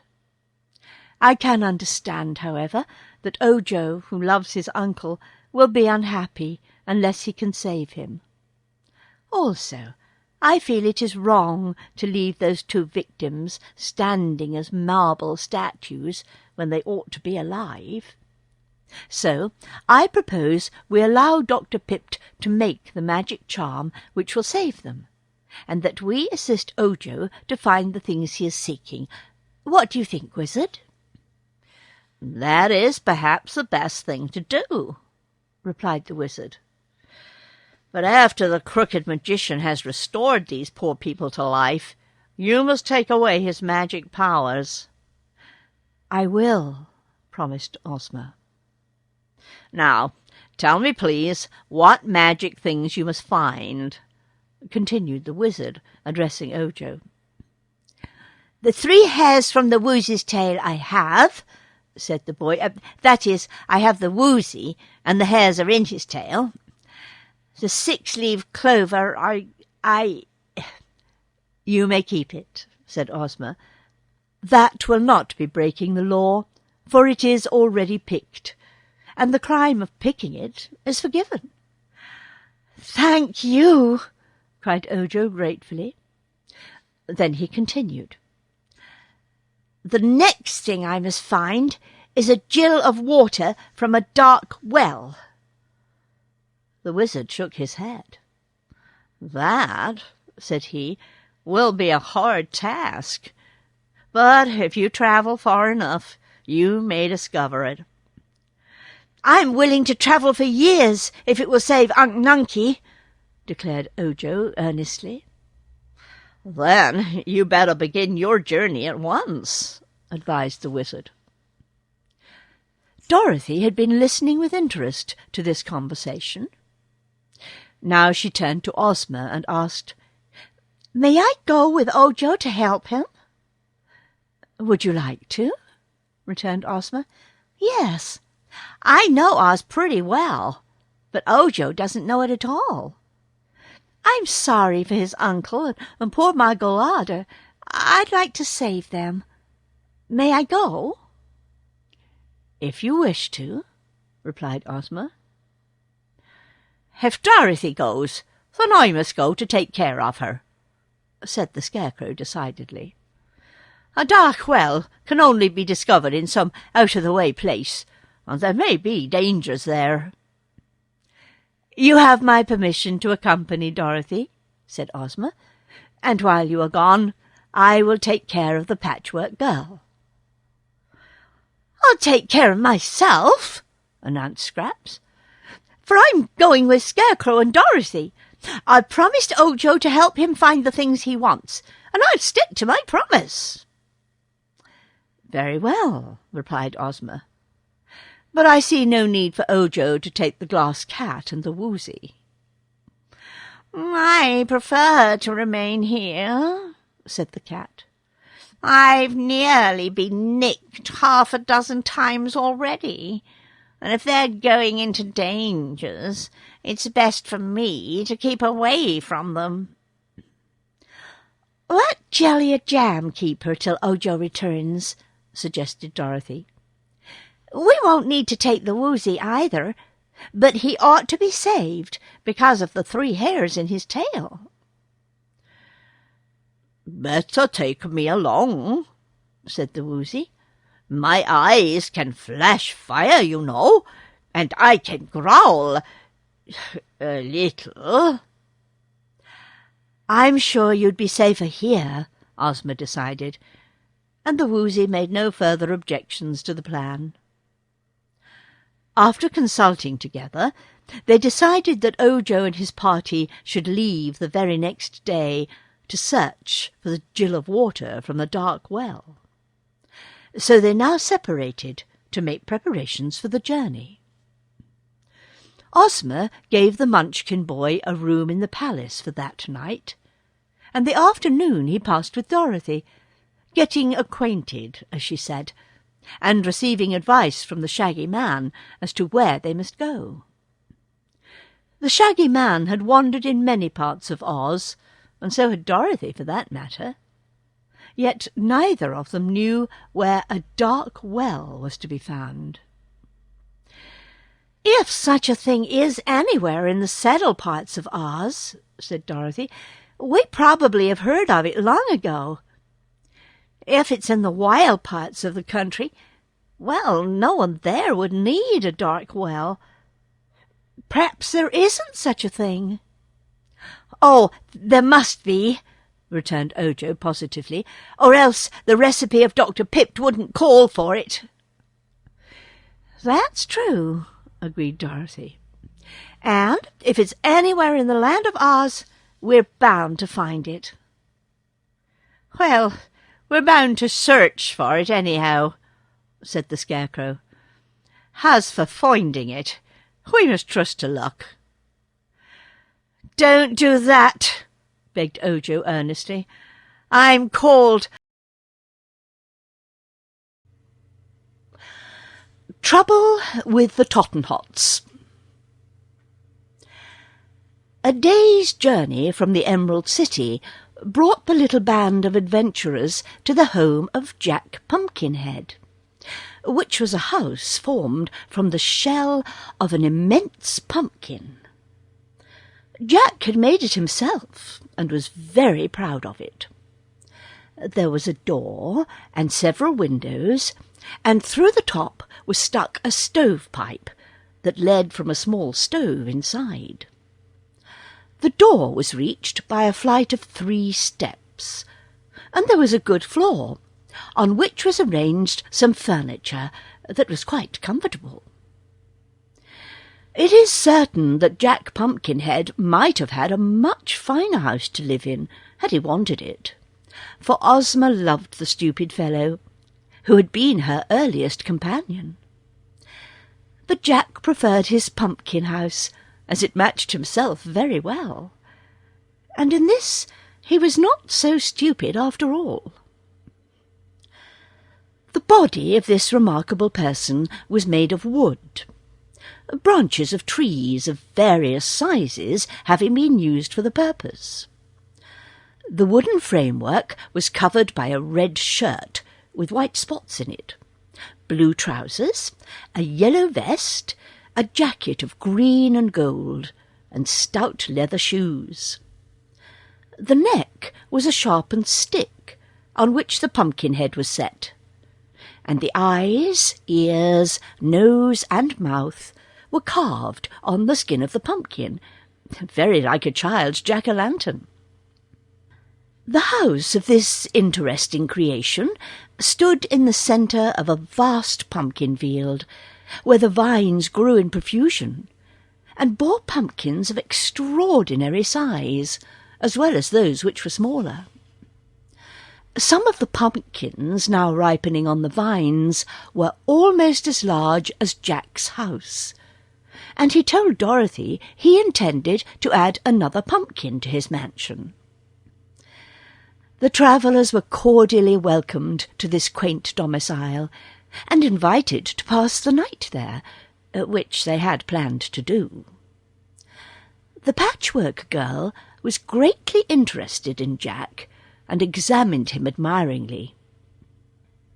"You're quite handsome," she said, "but not really beautiful as the Scarecrow is." Jack turned at this to examine the Scarecrow critically, and his old friend slyly winked one painted eye at him. "There's no accounting for tastes," remarked the Pumpkinhead with a sigh. "An old crow once told me I was very fascinating, but of course the bird might have been mistaken. Yet I've noticed that the crows usually avoid the Scarecrow, who is a very honest fellow in his way, but stuffed. I'm not stuffed, you will observe. My body is good solid hickory. I adore stuffing, said the Patchwork Girl. Well, as for that, my head is stuffed with pumpkin seeds, declared Jack. I use them for brains, and when they are fresh, I am intellectual. Just now, I regret to say, my seeds are rattling a bit, so I must soon get another head. Oh, do you change your head? Asked Ojo. To be sure. Pumpkins are not permanent, more's the pity. In time they spoil. That is why I grow such a great field of pumpkins, that I may select a new head whenever necessary. Who carves faces on them? Inquired the boy. I do that myself. I lift off my old head, place it on a table before me, and use the face for a pattern to go by. Sometimes the faces I carve are better than others, more expressive and cheerful, you know. But I think they average very well. Before she had started on the journey, Dorothy had packed a knapsack with the things she might need, and this knapsack the Scarecrow carried strapped to his back. The little girl wore a plain gingham dress and a checked sunbonnet, as she knew they were best fitted for travel. Ojo had also brought along his basket, to which Ozma had added a bottle of square meal tablets and some fruit. But Jack Pumpkinhead grew a lot of things in his garden beside pumpkins, so he cooked for them a fine vegetable soup, and gave Dorothy, Ojo, and Toto, the only ones who found it necessary to eat, a pumpkin pie and some green cheese. For beds, they must use the sweet dried grasses which Jack had strewn along one side of the room. But that satisfied Dorothy and Ojo very well. Toto, of course, slept beside his little mistress. The Scarecrow, Scraps, and the Pumpkinhead were tireless and had no need to sleep, so they sat up and talked together all night. But they stayed outside the house under the bright stars and talked in low tones so as not to disturb the sleepers. During the conversation, the Scarecrow explained their quest for a dark well and asked Jack's advice where to find it. The Pumpkinhead considered the matter gravely. "That is going to be a difficult task," said he, "and if I were you, I'd take any ordinary well and enclose it, so as to make it dark." "I fear that wouldn't do," replied the Scarecrow. "The well must be naturally dark, and the waters must never have seen the light of day, for otherwise the magic charm might not work at all." "How much of the water do you need?" asked Jack. "A gill." "How much is a gill?" "A gill is a gill, of course," answered the Scarecrow, who did not wish to display his ignorance. "Oh, no!" cried Scraps. "Jack and Jill went up the hill to fetch—" "No, no, that's wrong," interrupted the Scarecrow. "There are two kinds of gill, I think. One is a girl, and the other is—" "A gillyflower?" said Jack. "No, a measure." "How big a measure?" "Well, I'll ask Dorothy." So next morning they asked Dorothy, and she said, "I just don't know how much a gill is, but I brought along a golden flask, and that holds a pint. That's more than a gill, I'm sure, and the crooked magician may measure it to suit himself. But the thing that bothers us most, Jack, is to find the well." Jack gazed around the landscape, for he was standing in the doorway of his house. "This is a flat country, so you won't find any dark wells here," said he. "You must go into the mountains, where the rocks and caverns are." "And where's that?" asked Ojo. "In the Quadling country, which lies south of here," replied the Scarecrow. "I've known all along we must go to the mountains." "So have I," said Dorothy. "But goodness me, the Quadling country is full of dangers," declared Jack. "I've never been there myself, but—" "I have," said the Scarecrow. "I've faced the dreadful hammerheads, which have no arms, but butt you like a goat. And I've faced the fighting trees, which bend down their branches to pound and whip you, and I've had many other adventures there." "It's a wild country," remarked Dorothy soberly, "and if we go there, we're sure to have troubles of our own. But I guess we'll have to go if we want that gill of water from the dark well." So they said goodbye to the Pumpkinhead and resumed their travels, heading now directly towards the south country, where mountains and rocks and caverns and forests of great trees abounded. This part of the land of Oz, while it belonged to Ozma and owed her allegiance, was so wild and secluded that many queer peoples hid in its jungles and lived in their own way, without even a knowledge that they had a ruler in the Emerald City. If they were left alone, these creatures never troubled the inhabitants of the rest of Oz. But those who invaded their domains encountered many dangers from them. It was 2 days' journey from Jack Pumpkinhead's house to the edge of the Quadling country, for neither Dorothy nor Ojo could walk very fast, and they often stopped by the wayside to rest. The first night they slept on the broad fields among the buttercups and daisies. The Scarecrow covered the children with a gauze blanket taken from his knapsack, so they would not be chilled by the night air. Towards evening of the second day, they reached a sandy plain, where walking was difficult.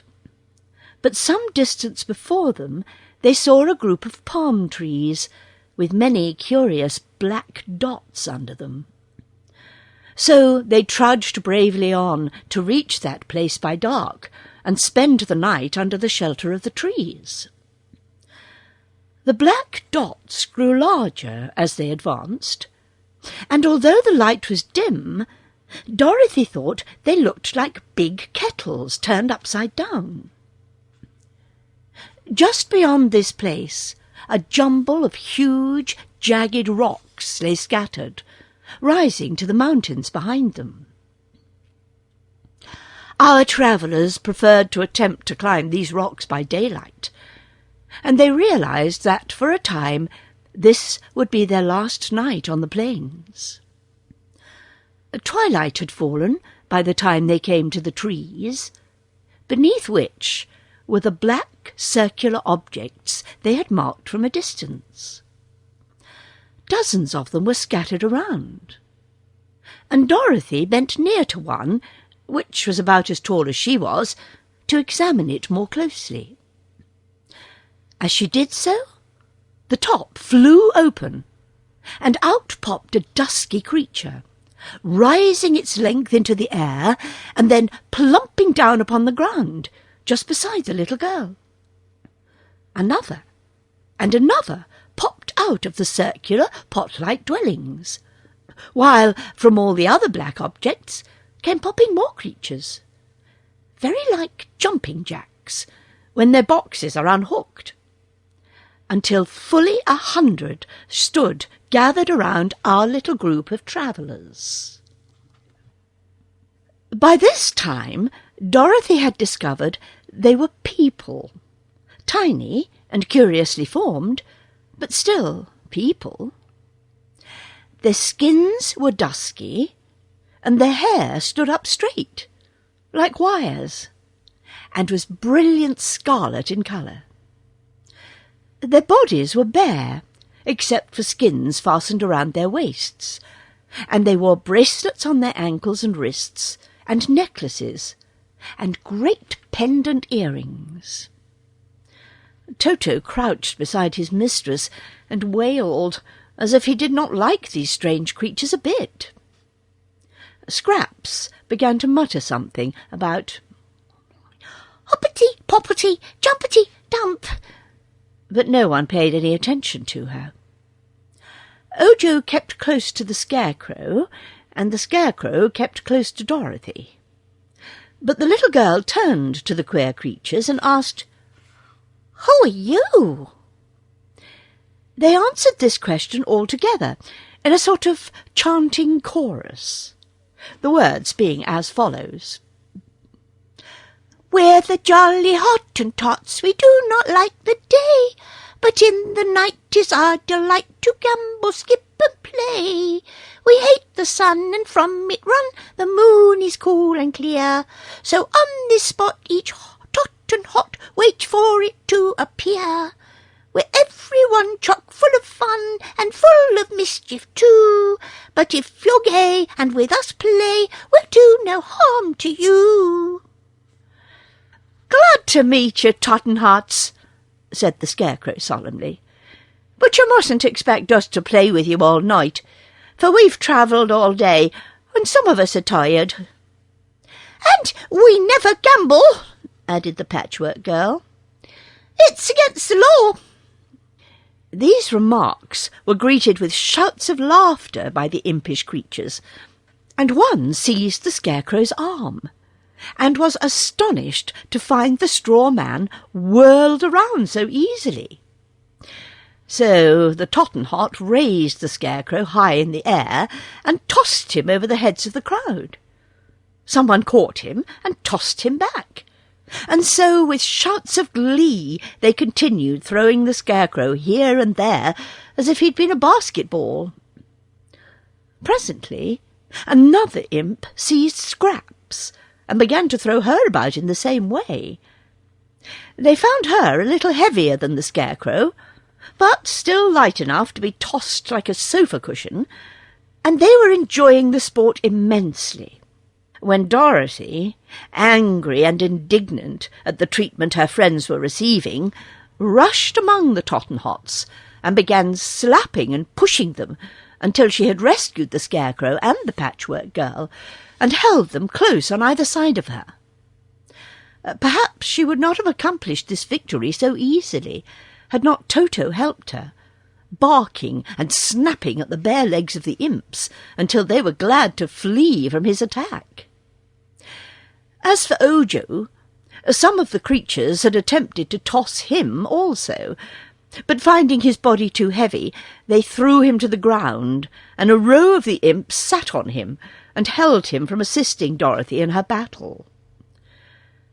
The little brown folk were much surprised at being attacked by the girl and the dog, and one or two, who had been slapped hardest, began to cry. Then suddenly they gave a shout, all together, and disappeared in a flash into their various houses, the tops of which closed with a series of pops that sounded like a bunch of firecrackers being exploded. The adventurers now found themselves alone, and Dorothy asked anxiously, "Is anybody hurt?" "Not me," answered the Scarecrow. "They've given my straw a good shaking up and taken all the lumps out of it. I am now in splendid condition, and I'm really obliged to the Tottenhots for their kind treatment." "I feel much the same way," said Scraps. "My cotton stuffing had sagged a good deal with a day's walking, and they've loosened it up till I feel as plump as a sausage. But the play was a little rough, and I'd had quite enough of it when you interfered." "6 of them sat on me," said Ojo. "But as they're so little, They didn't hurt me much."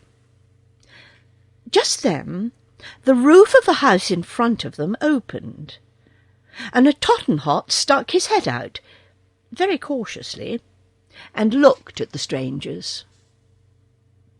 "Can't you take a joke?" he asked reproachfully. "Haven't you any fun at all?" "If I had such a quality," replied the Scarecrow, "your people would have knocked it out of me. But I don't bear a grudge. I forgive you." "So do I," added Scraps. "That is, if you behave yourselves after this." "It was just a little roughhouse, that's all," said the Hottentot. "But the question is, not if we will behave, but if you will behave. We can't be shut up here all night, because this is our time to play. Nor do we care to come out and be chewed up by a savage beast, or slapped by an angry girl. That slapping hurts like 60. Some of my folks are crying about it. So, here's the proposition. You let us alone, and we'll let you alone." "You began it," declared Dorothy. "Well, you ended it, so we won't argue the matter. May we come out again, or are you still cruel and slappy?" "Tell you what we'll do," said Dorothy. "We're all tired and want to sleep till morning. If you'll let us get into your house and stay there until daylight, you can play outside all you want to." "That's a bargain," cried the Tottenhot eagerly, and he gave a queer whistle that brought his people popping out of their houses on all sides. When the house before them was vacant, Dorothy and Ojo leaned over the hole and looked in, but could see nothing because it was so dark. But if the Tottenhots slept there all day, the children thought they could sleep there all night. So Ojo lowered himself down and found it was not very deep. "There's soft cushions all over," said he. "Come on in." So Dorothy handed Toto to the boy and then climbed in herself. After her came Scraps and the Scarecrow, who did not wish to sleep, but preferred to keep out of the way of the mischievous Tottenhots. There seemed no furniture in the round den, but soft cushions were strewn about the floor, and these they found made very comfortable beds. They did not close the hole in the roof, but left it open to admit air. It also admitted the shouts and ceaseless laughter of the impish Tottenhots as they played outside. But Dorothy and Ojo, being weary from their journey, were soon fast asleep. Toto kept an eye open, however, and uttered low and threatening growls whenever the racket made by the creatures outside became too boisterous. And the Scarecrow and the Patchwork Girl sat leaning against the wall and talked in whispers all night long. No one disturbed the travellers until daylight, when in popped the Tottenhot who owned the place, the captive Youp. As they were preparing to leave, Dorothy asked, "Can you tell us where there is a dark well?" "Never heard of such a thing," said the Tottenhot. "We live our lives in the dark, mostly, and sleep in the daytime, but we've never seen a dark well or anything like one." "Does anyone live on these mountains beyond here?" asked the Scarecrow. "Lots of people, but you better not visit them. We never go there," was the reply. "What are the people like?" Dorothy inquired. "Can't say. We've been told to keep away from the mountain paths, so we obey. This sandy desert is good enough for us, and we're not disturbed here," declared the Tottenhot. So they left the man snuggling down to sleep in his dusky dwelling, and went out into the sunshine, taking the path that led towards the rocky places. They soon found it hard climbing, for the rocks were uneven and full of sharp points and edges, and now there was no path at all. Clambering here and there among the boulders, they kept steadily on, gradually rising higher and higher, until finally they came to a great rift in a part of the mountain where the rock seemed to have split in two and left high walls on either side. "Suppose we go this way," suggested Dorothy. "It's much easier walking than to climb over the hills." "How about that sign?" asked Ojo. "What sign?" she inquired. The Munchkin boy pointed to some words painted on the wall of rock beside them, which Dorothy had not noticed. The words read, "Look out for Yoop." The girl eyed this sign a moment, and then turned to the Scarecrow, asking, "Who is Yoop? Or what is Yoop?" The straw man shook his head. Then she looked at Toto, and the dog said, "Ugh." "Only way to find out is to go on," said Scraps. This being quite true, they went on.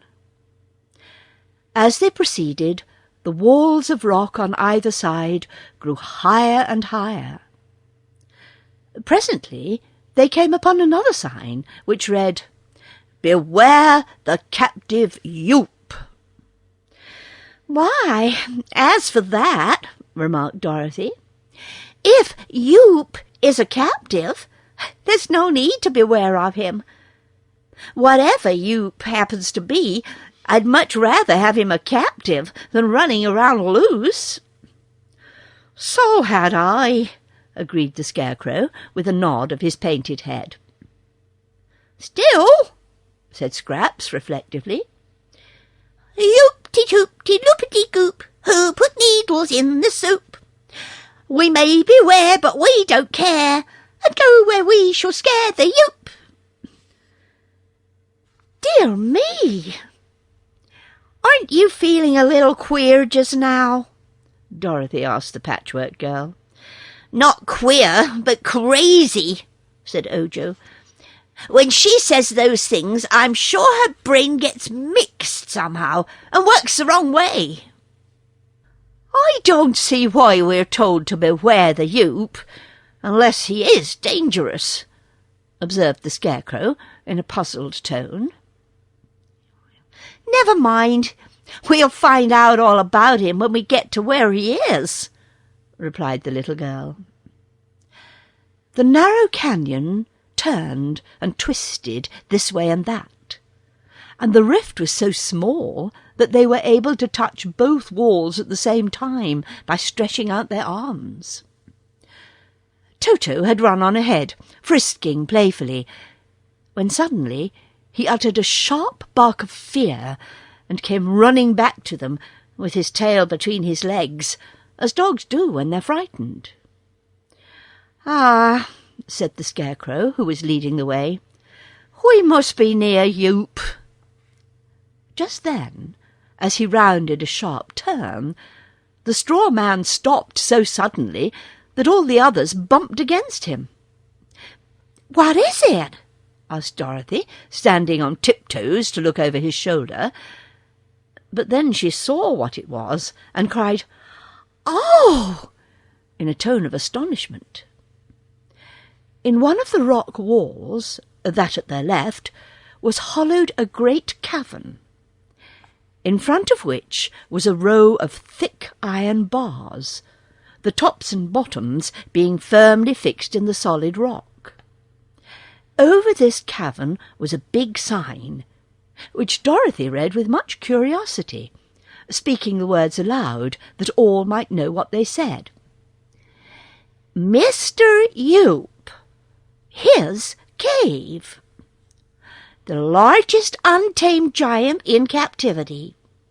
Height, 21 feet. And yet he has but 2 feet. Weight, 1,640 pounds. But he waits all the time. Age, 400 years and up, as they say in the department store's advertisements. Temper, fierce and ferocious, except when asleep. Appetite, ravenous.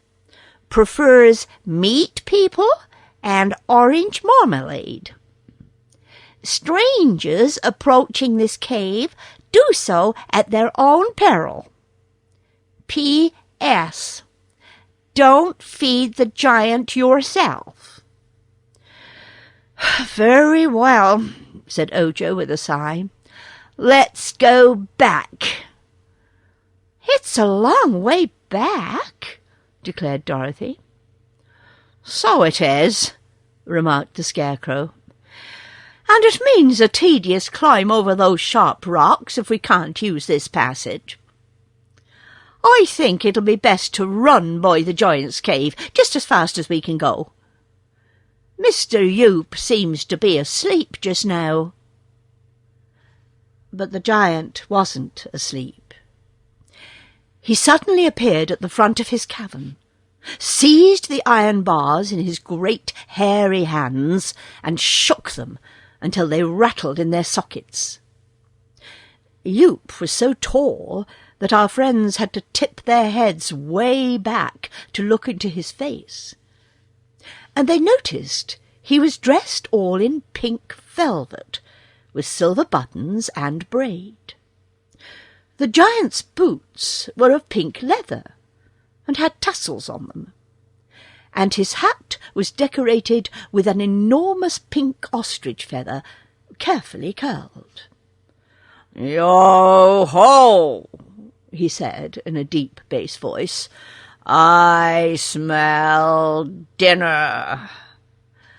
"I think you're mistaken," replied the Scarecrow. "There's no orange marmalade around here." "Ah, but I eat other things," asserted Mr. Yoop. "That is, I eat them when I can get them. But this is a lonely place, and no good meat has passed by my cave for many years, so I'm hungry." "Haven't you eaten anything in many years?" asked Dorothy. "Nothing except 6 ants and a monkey. I thought the monkey would taste like meat people, but the flavour was different. I hope you will taste better, for you seem plump and tender." "Oh, I'm not going to be eaten," said Dorothy. "Why not?" "I shall keep out of your way," she answered. "How heartless!" wailed the giant, shaking the bars again. "Consider how many years it is since I've eaten a single plump little girl.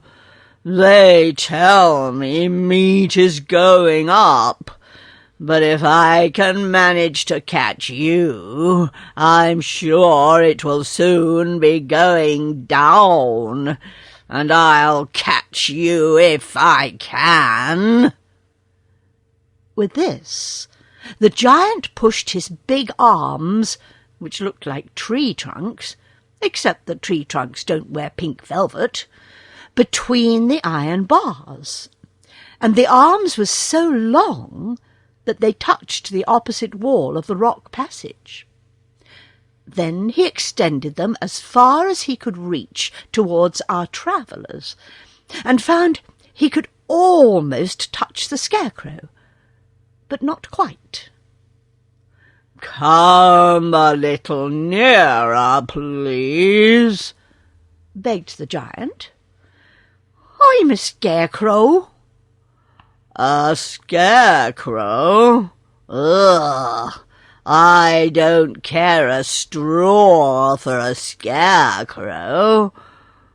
Who is that bright-coloured delicacy behind you?" "Me?" asked Scraps. "I'm a Patchwork Girl, and I'm stuffed with cotton." "Dear me," sighed the giant in a disappointed tone.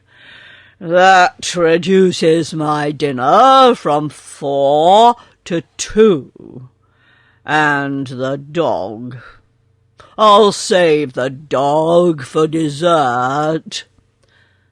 Toto growled, keeping a good distance away. "Back up," said the Scarecrow to those behind him. "Let us go back a little way and talk this over."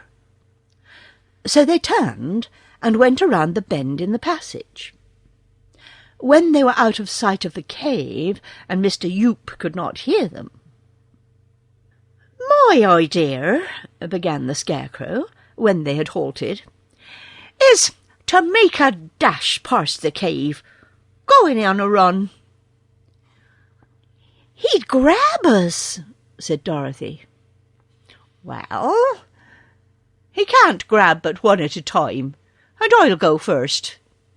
As soon as he grabs me, the rest of you can slip past him, out of his reach, and he'll soon let me go, because I'm not fit to eat." They decided to try this plan, and Dorothy took Toto in her arms so as to protect him. She followed just after the Scarecrow. Then came Ojo, with Scraps, the last of the 4. Their hearts beat a little faster than usual as they again approached the giant's cave, this time moving swiftly forward. It turned out about the way the Scarecrow had planned.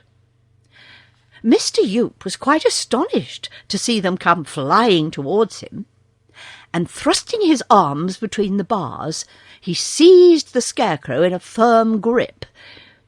In the next instant he realized, from the way the straw crunched between his fingers, that he had captured the non-eatable man. But during that instant of delay, Dorothy and Ojo had slipped by the giant and were out of reach. Uttering a howl of rage, the monster threw the Scarecrow after them with one hand and grabbed Scraps with the other. The poor Scarecrow went whirling through the air, and so cleverly was he aimed that he struck Ojo's back and sent the boy tumbling head over heels, and he tripped Dorothy and sent her also sprawling upon the ground. Toto flew out of the little girl's arms and landed some distance ahead, and all were so dazed that it was a moment before they could scramble to their feet again. When they did so, they turned to look towards the giant's cave, and at that moment the ferocious Mr. Yoop threw the Patchwork Girl at them. Down went all 3 again in a heap, with Scraps on top. The giant roared so terribly that for a time they were afraid he had broken loose. But he hadn't. So they sat in the road and looked at one another in a rather bewildered way, and then began to feel glad. "We did it!"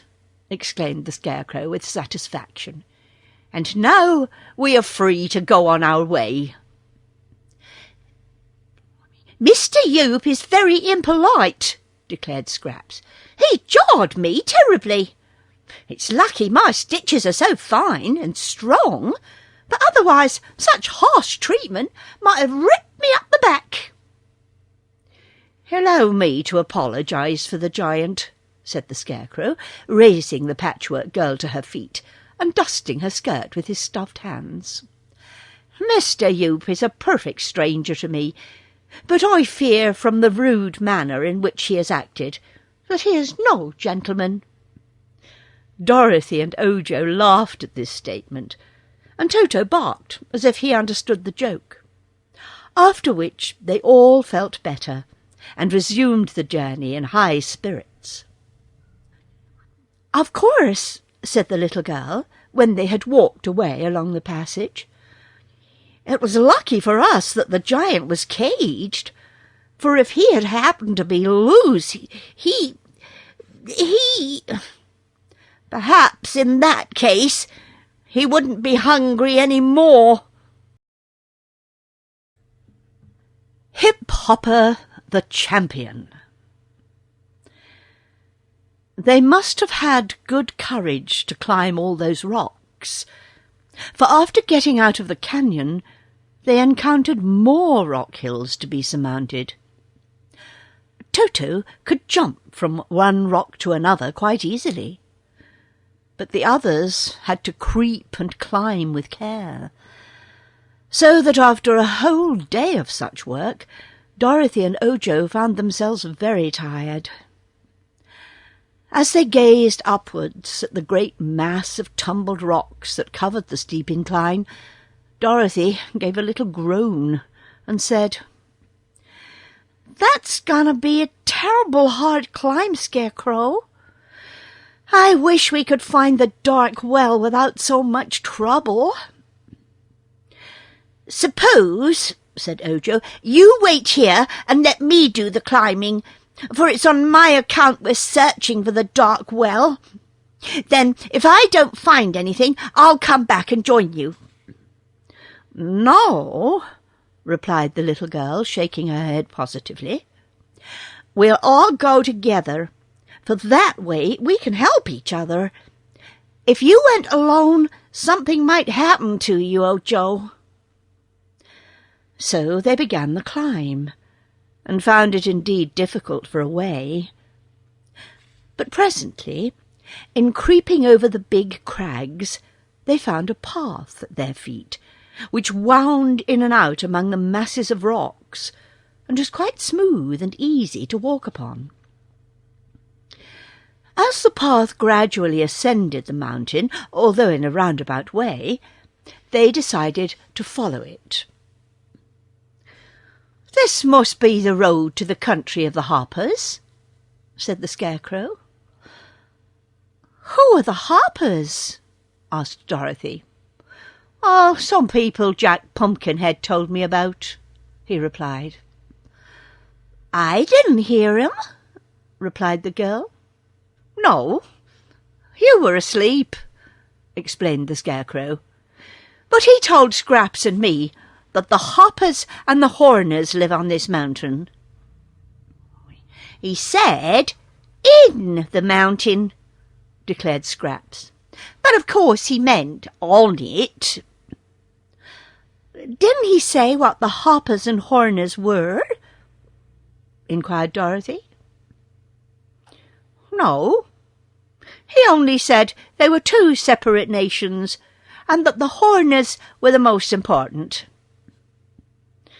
"Well, if we go to their country, we'll find out about 'em," said the girl. "But I've never heard Ozma mention these people, so they can't be very important." "Is this mountain the land of Oz?" asked Scrap. "'Course it is," answered Dorothy. "It's in the south country of the Quadlings. When one comes to the edge of Oz, in any direction, there's nothing more to be seen at all. Once you could see a sandy desert all around Oz, but now it's different, and no other people can see us any more than we can see them." "If the mountain is under Ozma's rule, why doesn't she know about the Hoppers and the Horners?" Ojo asked. "Why, it's fairyland," explained Dorothy. and lots of queer people live in places so tucked away that those in the Emerald City never even hear of 'em.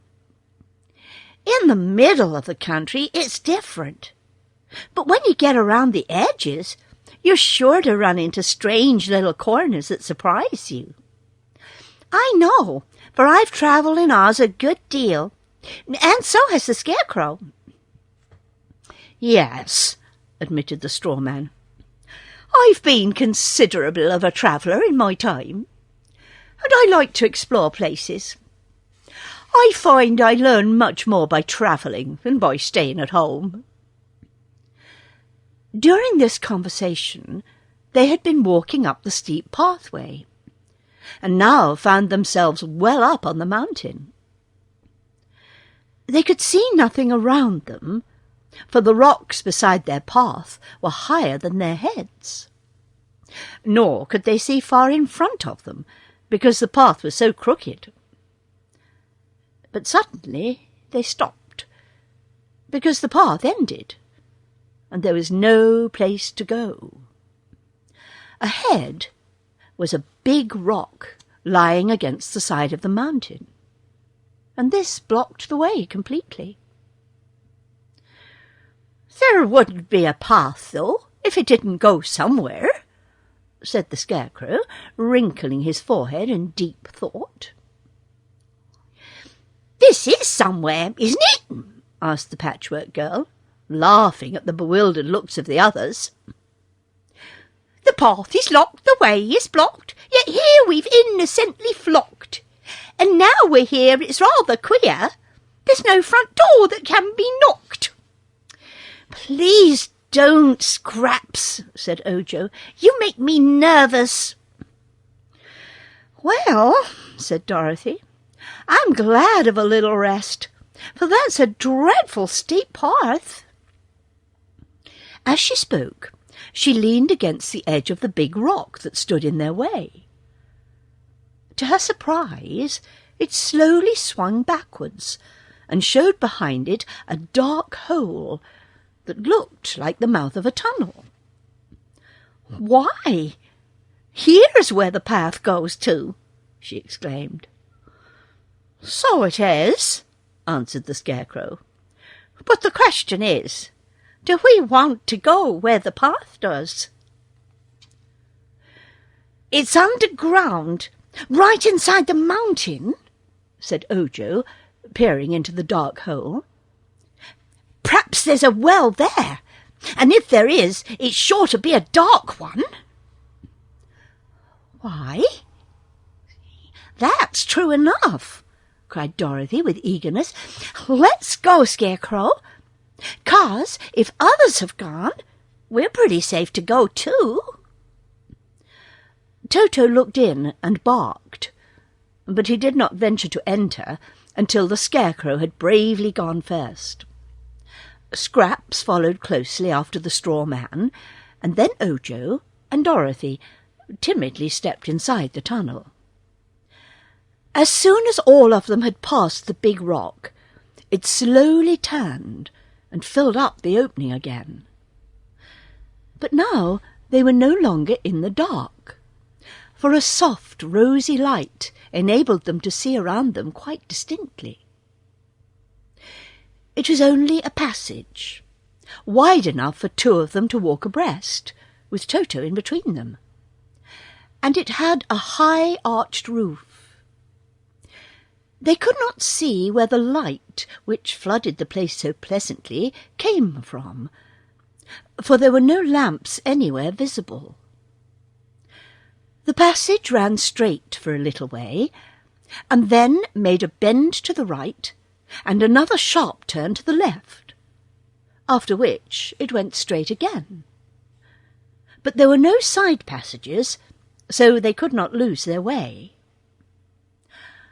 After proceeding some distance, Toto, who had gone on ahead, began to bark.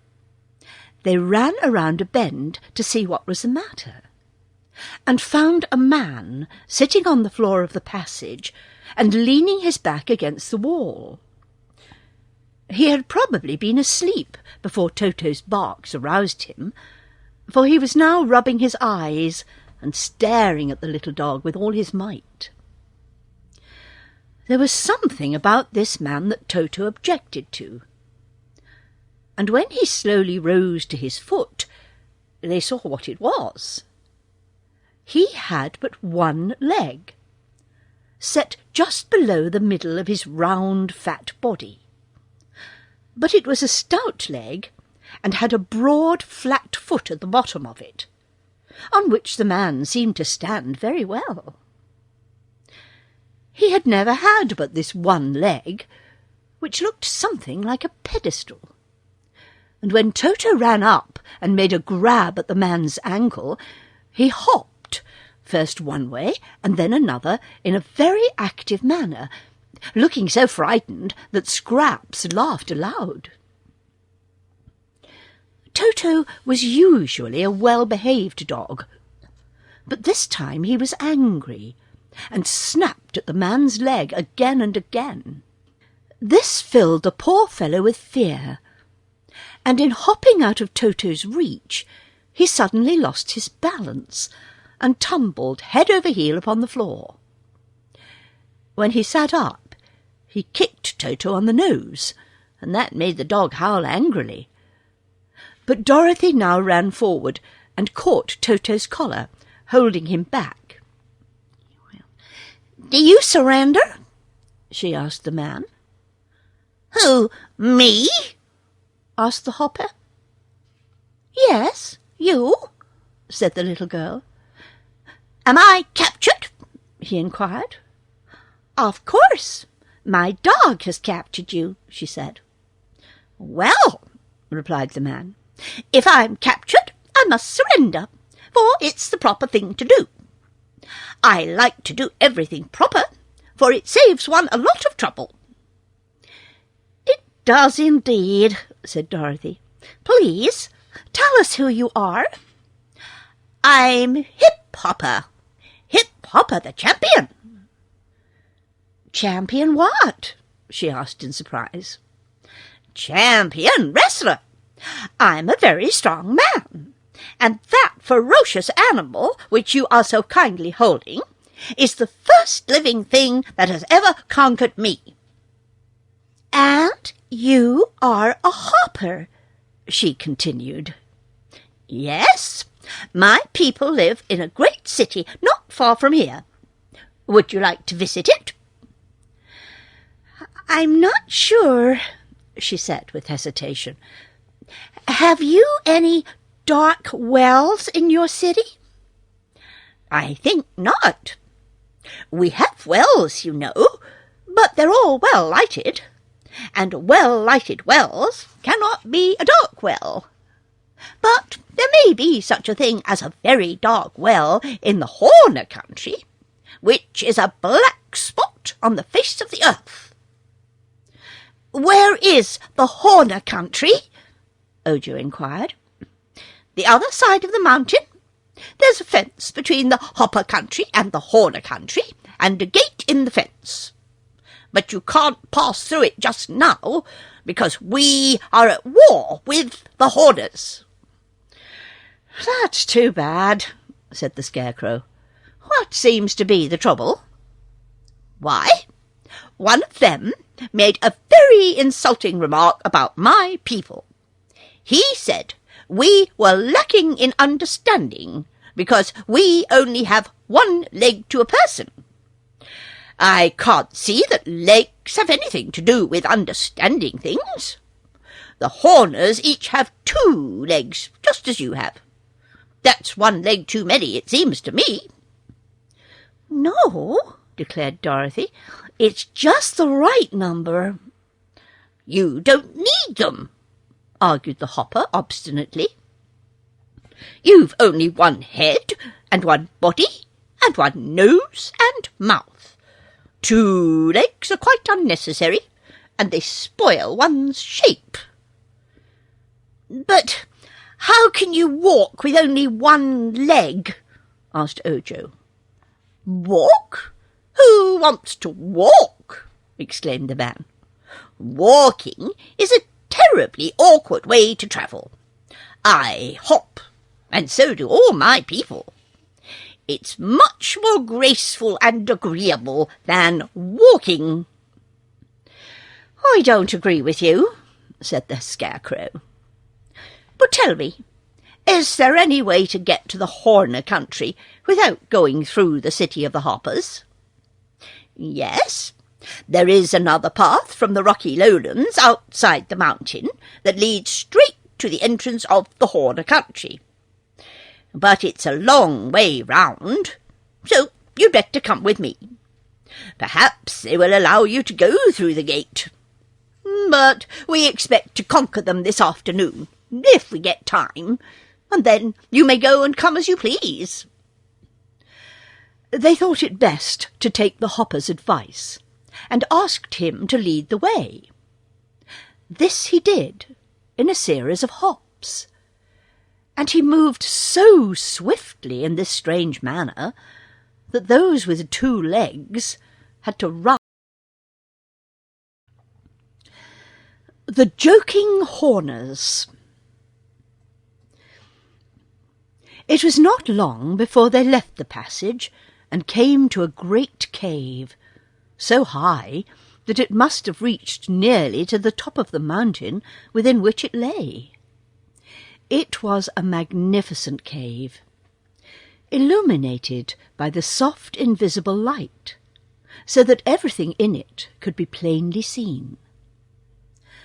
The walls were of polished marble, white, with veins of delicate colours running through it, and the roof was arched and carved in designs both fantastic and beautiful. Built beneath this vast dome was a pretty village, not very large, for there seemed not more than 50 houses altogether, and the dwellings were of marble and artistically designed. No grass or flowers nor trees grew in this cave, so the yards surrounding the houses were smooth and bare, and had low walls around them to mark their boundaries. In the streets and the yards of the houses were many people, all having 1 leg growing below their bodies, and all hopping here and there whenever they moved. Even the children stood firmly upon their single legs and never lost their balance. "All hail, champion!" cried a man in the first group of hoppers they met. "Whom have you captured?" "No one," replied the champion in a gloomy voice. "These strangers have captured me." "Then," said another, "we will rescue you and capture them, for we are greater in number." "No," answered the champion, "I cannot allow it. I've surrendered, and it isn't polite to capture those you've surrendered to." "Never mind that," said Dorothy. "We will give you your liberty and set you free." "Really?" asked the champion in joyous tones. "Yes," said the little girl. "Your people may need you to help conquer the Horners." At this, all the hoppers looked downcast and sad. Several more had joined the group by this time, and quite a crowd of curious men, women, and children surrounded the strangers. "This war with our neighbours is a terrible thing," remarked one of the women. "Someone is almost sure to get hurt." "Why do you say that, madam?" inquired the Scarecrow. "Because the horns of our enemies are sharp, and in battle they will try to stick those horns into our warriors," she replied. "How many horns do the Horners have?" asked Dorothy. "Each has 1 horn in the centre of his forehead," was the answer. "Oh, then they're unicorns," declared the Scarecrow. Oh, they're horners. We never go to war with them if we can help it, on account of their dangerous horns. But the insult was so great and so unprovoked that our brave men decided to fight in order to be revenged, said the woman. What weapons do you fight with? The Scarecrow asked. We have no weapons, explained the champion. Whenever we fight the horners, our plan is to push them back, for our arms are longer than theirs. Then you're better armed, said Scraps. Yes, but they have those terrible horns, and unless we are careful, they prick us with the points, returned the champion with a shudder. That makes a war with them dangerous, and a dangerous war cannot be a pleasant one. I see very clearly, remarked the Scarecrow, that you are going to have trouble in conquering those horners, unless we can help you. Oh! cried the hoppers in a chorus. Can you help us? Oh, please do! We will be greatly obliged. It would please us very much. And by these exclamations, the Scarecrow knew that his speech had met with favour. "How far is it to the Horner country?" he asked. "Why, it's just the other side of the fence," they answered. And the champion added, "Come with me, please, and I'll show you the Horners." So they followed the champion, and several others, through the streets, and just beyond the village came to a very high picket fence, built all of marble, which seemed to divide the great cave into 2 equal parts. But the part inhabited by the Horners was in no way as grand in appearance as that of the Hoppers. Instead of being marble, the walls and roof were of dull grey rock, and the square houses were plainly made of the same material. But in extent the city was much larger than that of the Hoppers, and the streets were thronged with numerous people who busied themselves in various ways. Looking through the open pickets of the fence, our friends watched the Horners, who did not know that they were being watched by strangers, and found them very unusual in appearance. They were little folk in size, and had bodies round as balls, and short legs and arms. Their heads were round too, and they had long pointed ears, and a horn set in the centre of the forehead. The horns did not seem very terrible, for they were not more than 6 inches long, but they were ivory white and sharp-pointed, and no wonder the Hoppers feared them. The skins of the Horners were light brown, but they wore snow-white robes and were barefooted. Dorothy thought the most striking thing about them was their hair, which grew in 3 distinct colours on each and every head: red, yellow, and green. The red was at the bottom, and sometimes hung over their eyes. Then came a broad circle of yellow, and the green was at the top, and formed a brush-shaped topknot. None of the Horners was yet aware of the presence of the strangers, who watched the little brown people for a time, and then went to the big gate in the centre of the dividing fence. It was locked on both sides, and over the latch was a sign reading, "War is declared." "Can't we go through?" asked Dorothy. "Not now," answered the champion. "I think," said the Scarecrow, "that if I could talk with those Horners, they would apologise to you, and then there would be no need to fight." "Can't you talk from this side?" asked the champion. "Oh, not so well," replied the Scarecrow. "Do you think you could throw me over the fence? It's high, but I'm very light." "We can try it," said the Hopper. "I am perhaps the strongest man in my country, so I'll undertake to do the throwing. But I won't promise to land you on your feet." "No matter about that," returned the Scarecrow. "Just toss me over, and I'll be satisfied." So the champion picked up the Scarecrow and balanced him a moment to see how much he weighed, and then, with all his strength, tossed him high into the air. Perhaps, if the Scarecrow had been a trifle heavier, he would have been easier to throw, and would have gone a greater distance. But, as it was, instead of going over the fence, he landed just on top of it, and one of the sharp pickets caught him in the middle of his back and held him fast prisoner.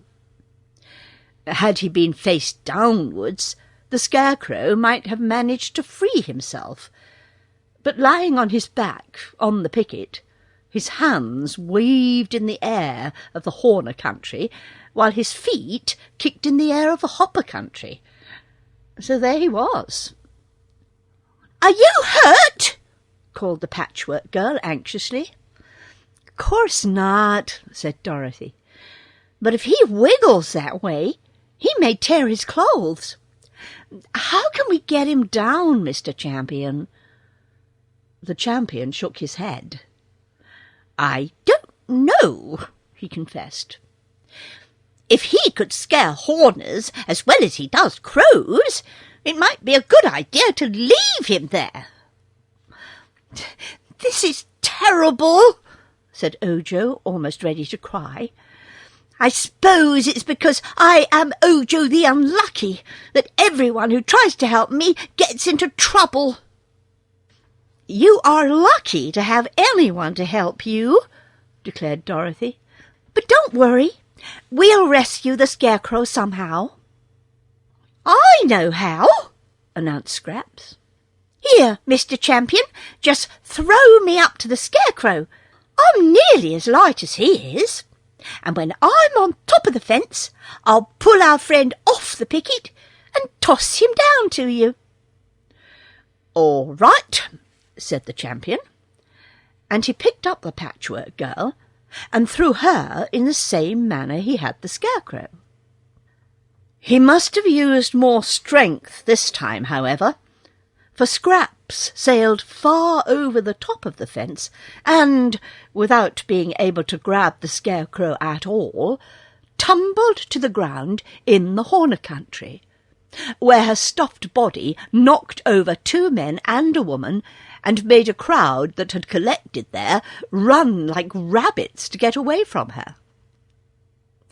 Seeing the next moment that she was harmless, the people slowly returned and gathered round the Patchwork Girl, regarding her with astonishment. One of them wore a jewelled star in his hair, just above his horn, and this seemed a person of importance. He spoke for the rest of his people, who treated him with great respect. "Who are you, unknown being?" he asked. "Scraps," she said, rising to her feet and patting her cotton wadding smoothly where it had bunched up.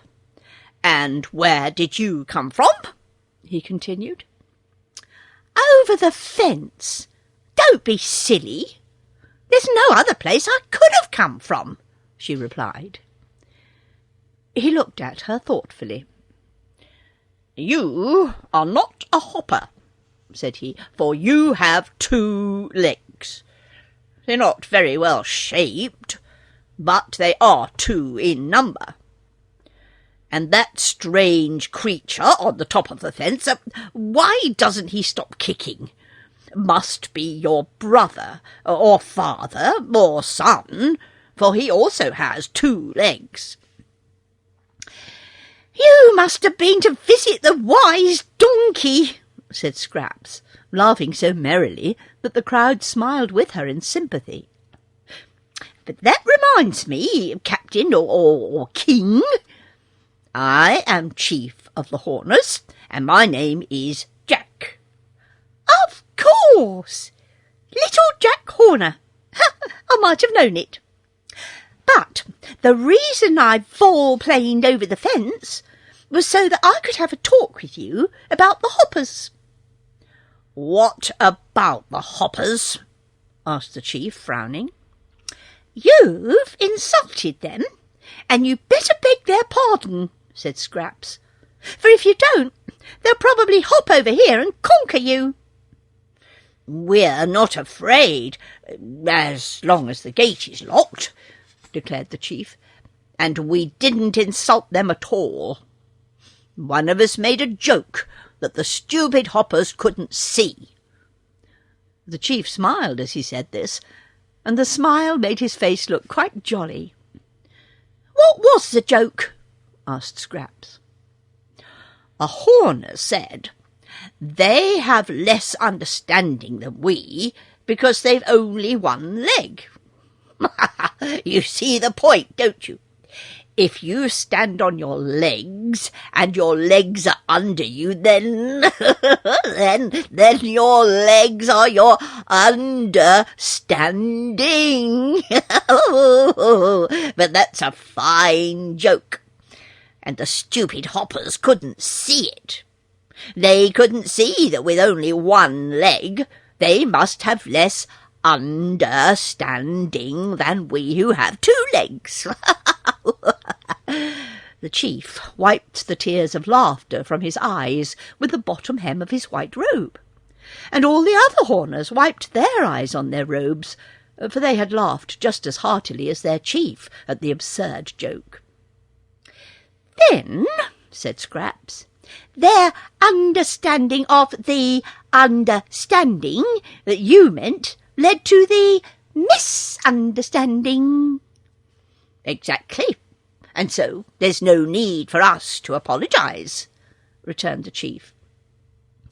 "No need for an apology, perhaps, but much need for an explanation," said Scraps decidedly. "You don't want war, do you?"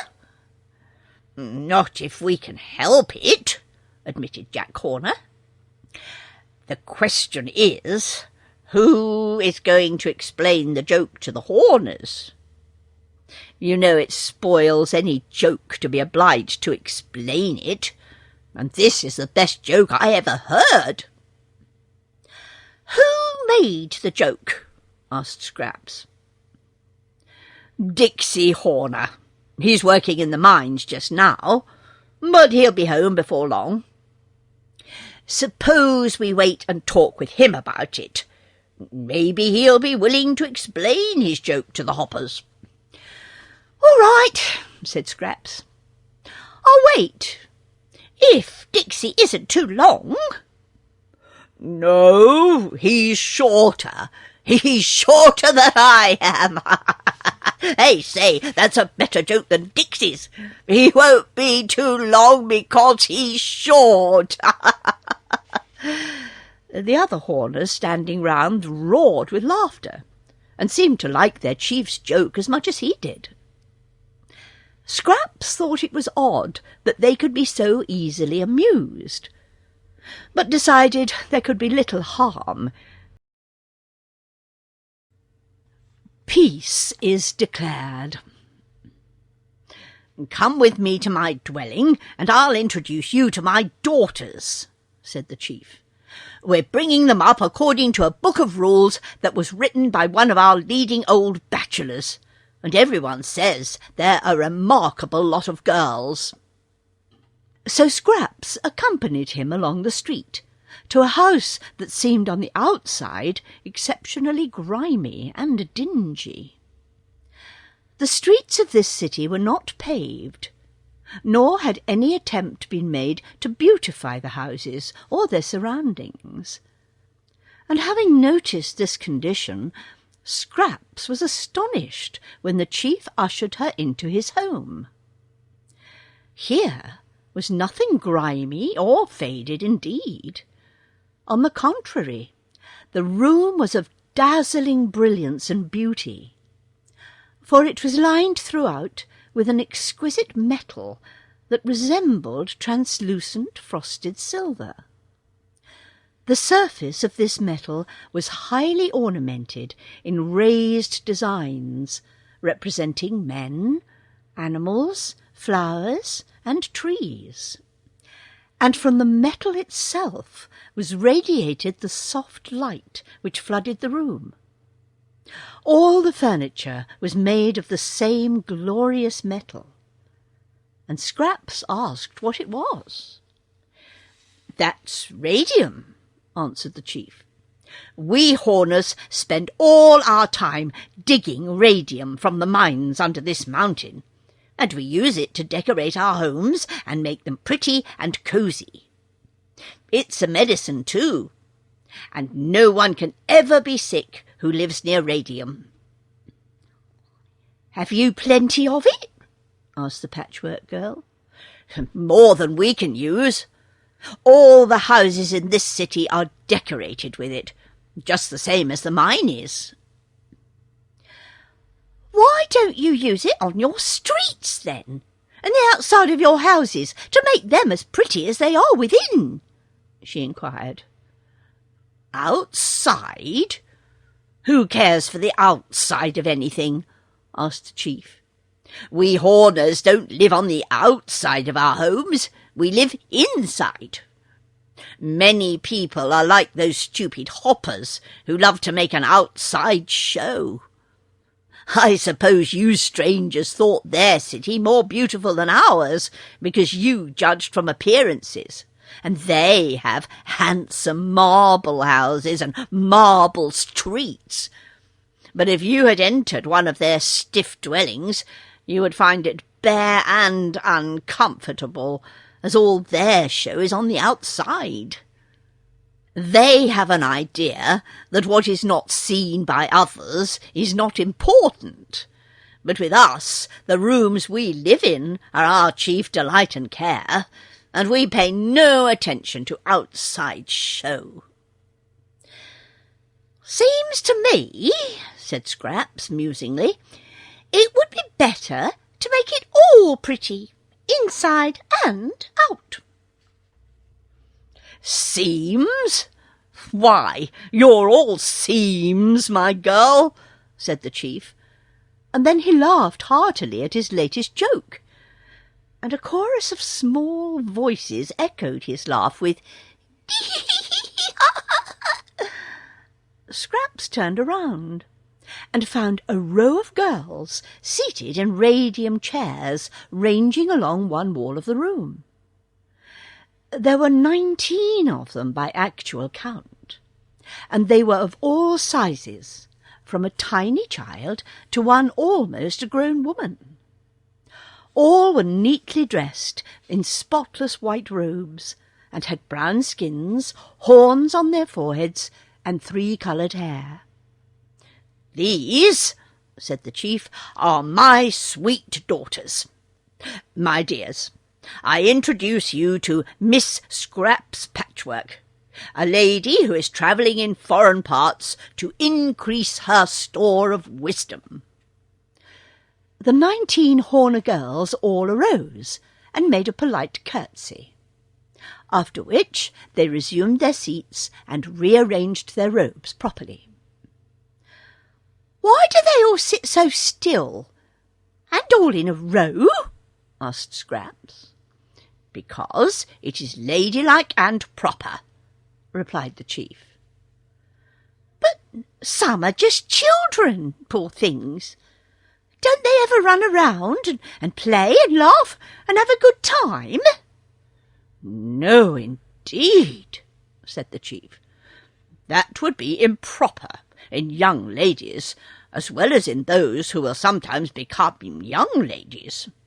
My daughters are being brought up according to the rules and regulations laid down by a leading bachelor, who has given the subject much study, and is himself a man of taste and culture. politeness is his great hobby, and he claims that if a child is allowed to do an impolite thing, one cannot expect the grown person to do anything better." "Is it impolite to romp and shout and be jolly?" asked Scraps. "Well, sometimes it is, and sometimes it isn't," replied the Horner, after considering the question. "By curbing such inclinations in my daughters, we keep on the safe side. Once in a while I make a good joke, as you have heard, and then I permit my daughters to laugh, decorously. But they are never allowed to make a joke themselves." "That old bachelor who made the rules ought to be skinned alive," declared Scraps, and would have said more on the subject had not the door opened to admit a little Horner man, whom the chief introduced as Dixie. "What's up, Chief?" asked Dixie, winking 19 times at the 19 girls, who demurely cast down their eyes because their father was looking. The chief told the man that his joke had not been understood by the dull hoppers, who had become so angry that they had declared war. So the only way to avoid a terrible battle was to explain the joke, so that they could understand it. "All right," replied Dixie, who seemed a good-natured man. "I'll go at once to the fence and explain. I don't want any war with the hoppers, for war between nations always causes hard feelings." So the chief and Dixie and Scraps left the house and went back to the marble picket fence. The Scarecrow, who was still stuck on the top of his picket, had now ceased to struggle. On the other side of the fence were Dorothy and Ojo, looking between the pickets, and there also were the champion and many other hoppers. Dixie went close to the fence and said, "My good hoppers, I wish to explain that what I said about you was a joke. You have but one leg each, and we have 2 legs each. Our legs are under us, whether 1 or 2, and we stand on them. So when I said you had less understanding than we, I did not mean you had less understanding, you understand, but that you had less stand-undering, so to speak. Do you understand that?" The hoppers thought it over carefully. Then one said, "That is clear enough, but where does the joke come in?" Dorothy laughed, for she couldn't help it, although all the others were solemn enough. "I'll tell you where the joke comes in," she said, and took the hoppers away to a distance, where the Horners could not hear them. "You know," she then explained, "those neighbours of yours are not very bright, poor things, and what they think is a joke isn't a joke at all. It's true, don't you see?" "True that we have less understanding?" asked the champion. "Yes, it's true, because you don't understand such a poor joke. If you did, you'd be no wiser than they are." "Ah, yes, of course," they answered, looking very wise. "So, I'll tell you what to do," continued Dorothy. "Laugh at their poor joke, and tell 'em it's a pretty good joke for a Horner. Then they won't dare say you have less understanding, because you understand as much as they do." The hoppers looked at one another questioningly, and blinked their eyes, and tried to think what it all meant, but they couldn't figure it out. "What do you think, champion?" asked one of them. "I think it's dangerous to think of this thing any more than we can help," he replied. Let us do as this girl says, and laugh with the Horners, so as to make them believe we see the joke. Then there will be peace again, and no need to fight." They readily agreed to this, and returned to the fence, laughing as loud and as hard as they could, although they didn't feel like laughing a bit. The Horners were much surprised. "That's a fine joke for a Horner, and we are much pleased with it," said the champion, speaking between the pickets. "But please don't do it again." "I won't," promised Dixie. "If I think of another such joke, I'll try to forget it." "Good," cried the chief Horner. "The war is over, and peace is declared." There was much joyful shouting on both sides of the fence, and the gate was unlocked and thrown wide open, so that Scraps was able to rejoin her friends. "What about the Scarecrow?" she asked Dorothy. "Well, we must get him down somehow or other," was the reply. "Perhaps the Horners can find a way," suggested Ojo. So they all went through the gate, and Dorothy asked the chief Horner how they could get the Scarecrow off the fence. The chief didn't know how, but Dixie said, "A ladder's the thing." "Have you one?" asked Dorothy. "To be sure.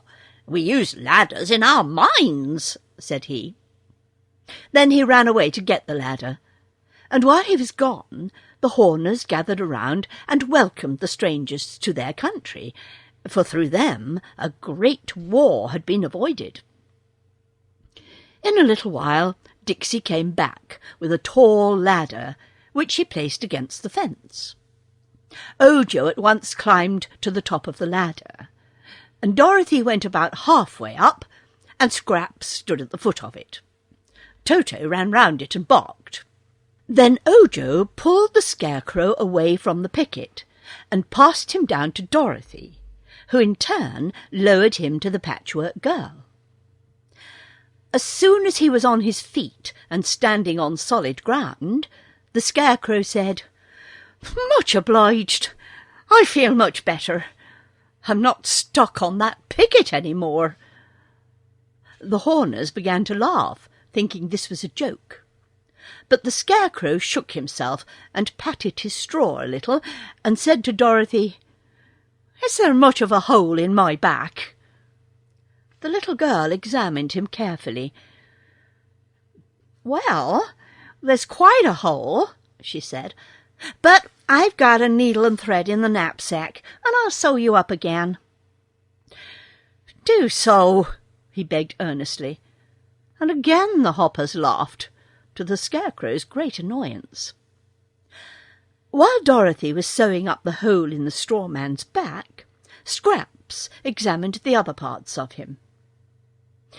"One of his legs is ripped too," she exclaimed. "Oh," cried little Dixie, "that's bad. Give him the needle and thread, and let him mend his ways." "Ha, ha, ha, ha!" laughed the chief, and the other Horners at once roared with laughter. "What's funny?" inquired the Scarecrow sternly. "Don't you see?" asked Dixie, who had laughed even harder than the others. "That's a joke. It's by odds the best joke I ever made. You walk with your legs, and so that's the way you walk, and your legs are the ways, see? So, when you mend your legs, you mend your ways." I had no idea I could make such a fine joke. "Just wonderful," echoed the chief. "How do you manage to do it, Dixie?" "I don't know," said Dixie modestly. "Perhaps it's the radium, but I rather think it's my splendid intellect." "If you don't quit it," the Scarecrow told him, "there'll be a worse war than the one you've escaped from." Ojo had been deep in thought, and now he asked the chief, "Is there a dark well in any part of your country?" "A dark well? None that I ever heard of," was the answer. "Oh, yes," said Dixie, who overheard the boy's question. "There's a very dark well down in my radium mine." "Is there any water in it?" Ojo eagerly asked. "Can't say. I've never looked to see. But we can find out." So, as soon as the Scarecrow was mended, they decided to go with Dixie to the mine. When Dorothy had patted the straw man into shape again, he declared he felt as good as new and equal to further adventures. "Still," said he, "I prefer not to do picket duty again. High life doesn't seem to agree with my constitution." And then they hurried away to escape the laughter of the Horners, who thought that this Ojo finds the dark well. They now followed Dixie to the farther end of the great cave, beyond the Horner city, where there were several round dark holes leading into the ground in a slanting direction. Dixie went to one of these holes and said, "Here is the mine in which lies the dark well you are seeking. Follow me and step carefully, and I'll lead you to the place."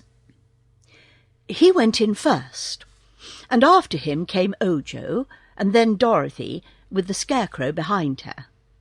The Patchwork Girl entered last of all, for Toto kept close beside his little mistress. A few steps beyond the mouth of the opening, it was pitch dark. "You won't lose your way, though," said the Horner, "for there's only one way to go. The mine's mine, and I know every step of the way. How's that for a joke, eh? The mine's mine." Then he chuckled gleefully as they followed him silently down the steep slant. The hole was just big enough to permit them to walk upright, although the Scarecrow, being much the tallest of the party, often had to bend his head to keep from hitting the top.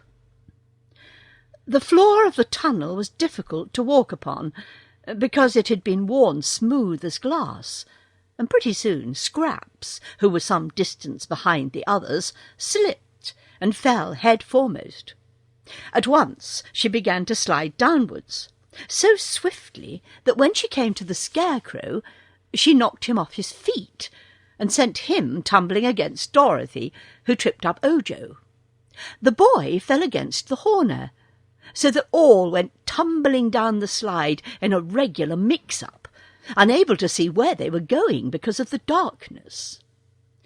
Fortunately, when they reached the bottom, the Scarecrow and Scraps were in front, and the others bumped against them, so that no one was hurt. They found themselves in a vast cave, which was dimly lighted by the tiny grains of radium that lay scattered among the loose rocks. "Now," said Dixie, when they had all regained their feet, "I will show you where the dark well is. This is a big place, but if we hold fast to each other, we won't get lost." They took hold of hands, and the Horner led them into a dark corner, where he halted. "Be careful," said he warningly. "The well is at your feet." "All right," replied Ojo, and kneeling down, he felt in the well with his hand, and found that it contained a quantity of water. "Where's the gold flask, Dorothy?" he asked, and the little girl handed him the flask which she had brought with her. Ojo knelt again, and by feeling carefully in the dark, managed to fill the flask with the unseen water that was in the well. Then he screwed the top of the flask firmly in place, and put the precious water in his pocket.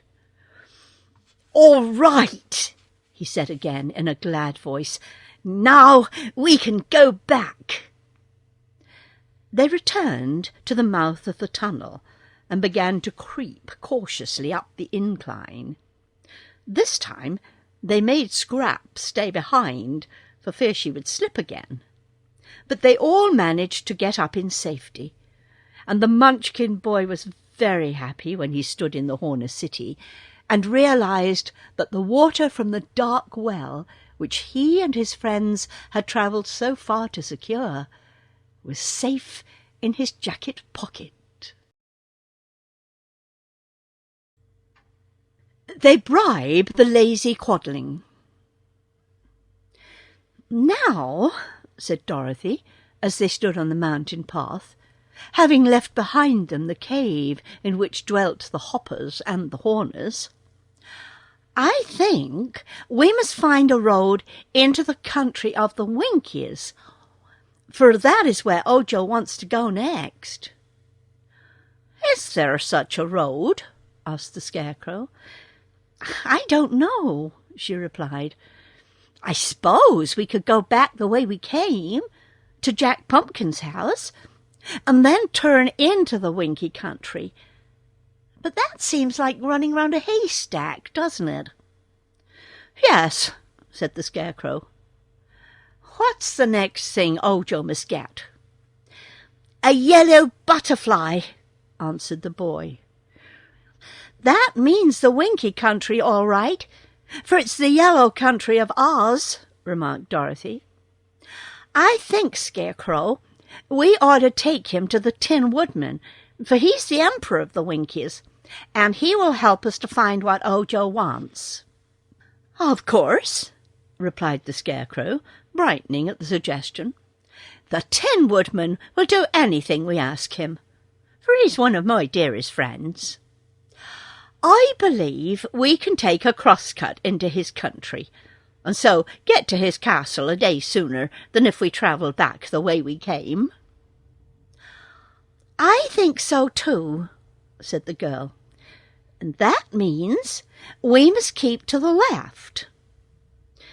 They were obliged to go down the mountain before they found any path that led in the direction they wanted to go.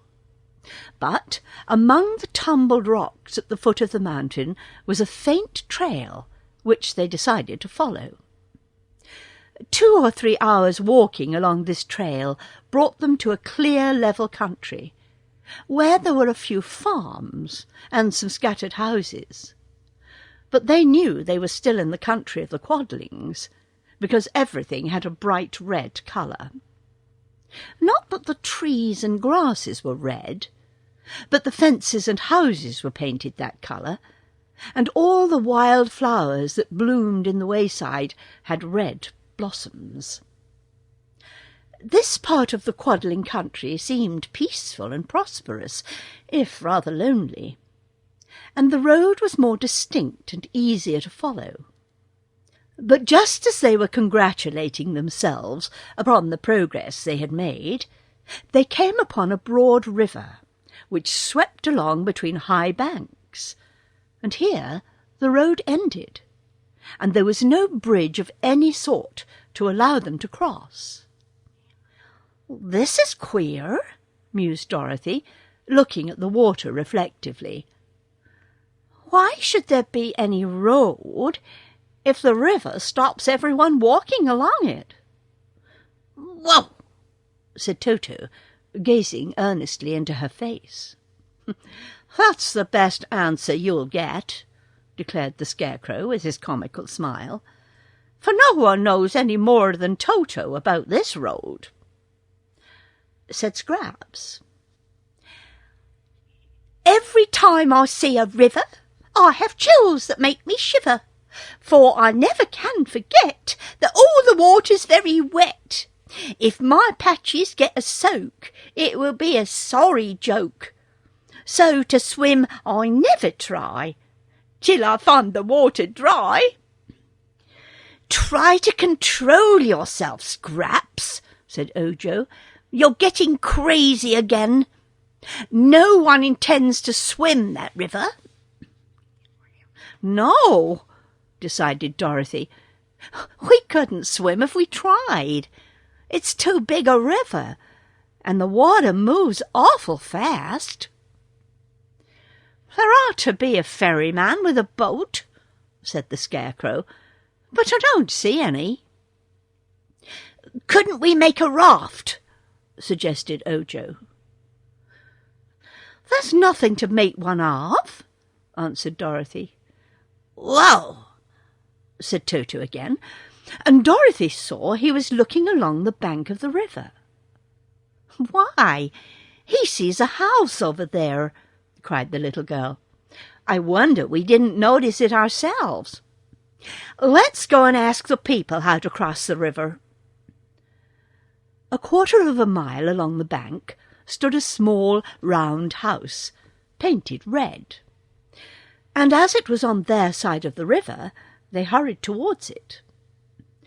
A chubby little man, dressed all in red, came out to greet them, and with him were 2 children, also in red costumes. The man's eyes were big and staring as he examined the Scarecrow and the Patchwork Girl, and the children shyly hid behind him and peeked timidly at Toto. "Do you live here, my good man?" asked the Scarecrow.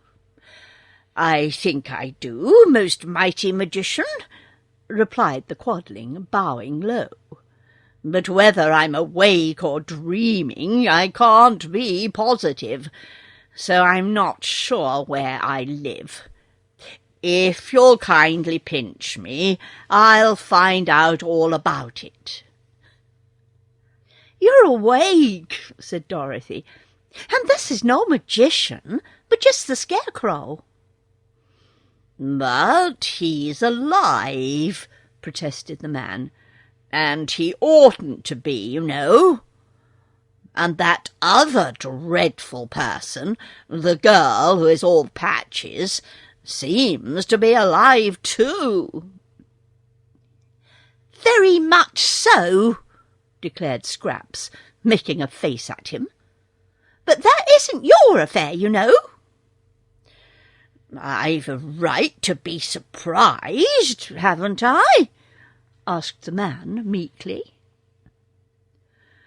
"I'm not sure, but anyhow, you've no right to say I'm dreadful. The Scarecrow, who is a gentleman of great wisdom, thinks I'm beautiful," retorted Scraps. "Never mind all that," said Dorothy. "Tell us, good Quadling, how we can get across the river." "I don't know," replied the Quadling. "Don't you ever cross it?" asked the girl. "Never." "Don't travellers cross it?" "Not to my knowledge," said he. They were much surprised to hear this, and the man added, "It's a pretty big river, and the current is strong. I know a man who lives on the opposite bank, for I've seen him there a good many years. But we've never spoken, because neither of us has ever crossed over." "That's queer," said the Scarecrow. "Don't you own a boat?" The man shook his head. "Nor a raft?" "No." "Where does this river go to?" asked Dorothy. "That way," answered the man, pointing with one hand. "It goes into the country of the Winkies, which is ruled by a tin emperor, who must be a mighty magician because he's alive.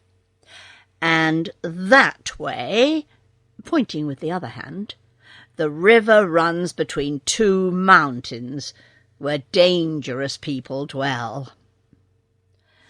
The Scarecrow looked at the water before them. "The current flows towards the Winky country," said he, "and so, if we had a boat or a raft, the river would float us there more quickly and more easily than we could walk." "That is true," agreed Dorothy. and then they all looked thoughtful and wondered what could be done. "Why can't the man make us a raft?" asked Ojo. "Will you?" inquired Dorothy, turning to the quadling. The chubby man shook his head. "I'm too lazy," he said. "My wife says I'm the laziest man in all Oz, and she is a truthful woman. I hate work of any kind, and making a raft is hard work."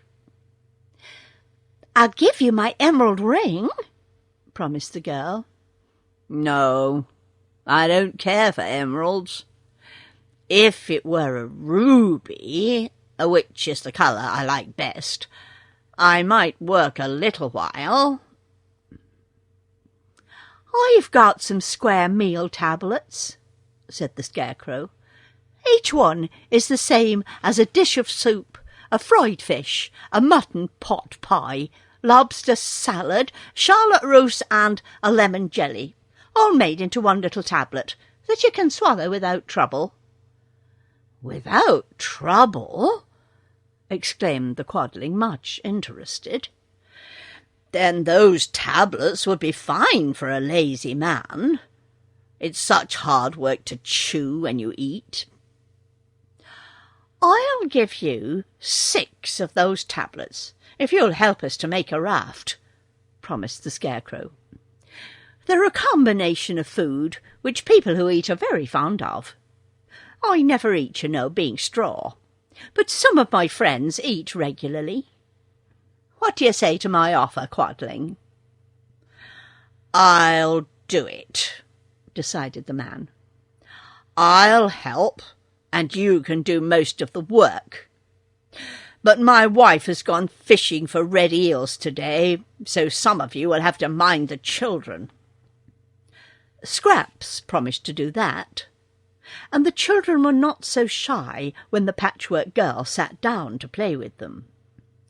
They grew to like Toto too, and the little dog allowed them to pat him on the head, which gave the little ones much joy.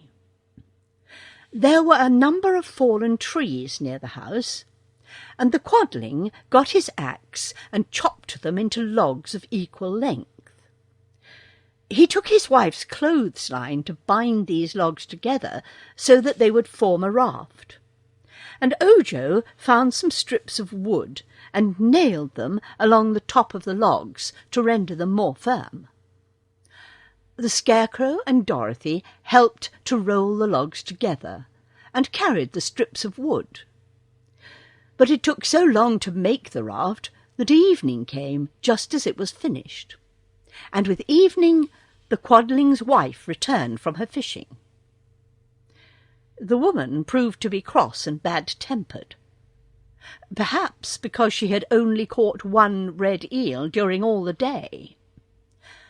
When she found that her husband had used her clothesline, and the log she had wanted for firewood, and the board she had intended to mend the shed with, and a lot of gold nails, she became very angry.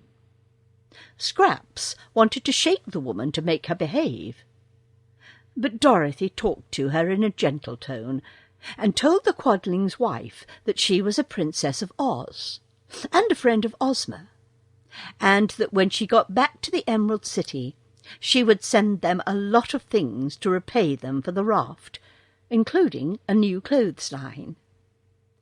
This promise pleased the woman, and she soon became more pleasant, saying that they could stay the night at her house and begin their voyage on the river the next morning.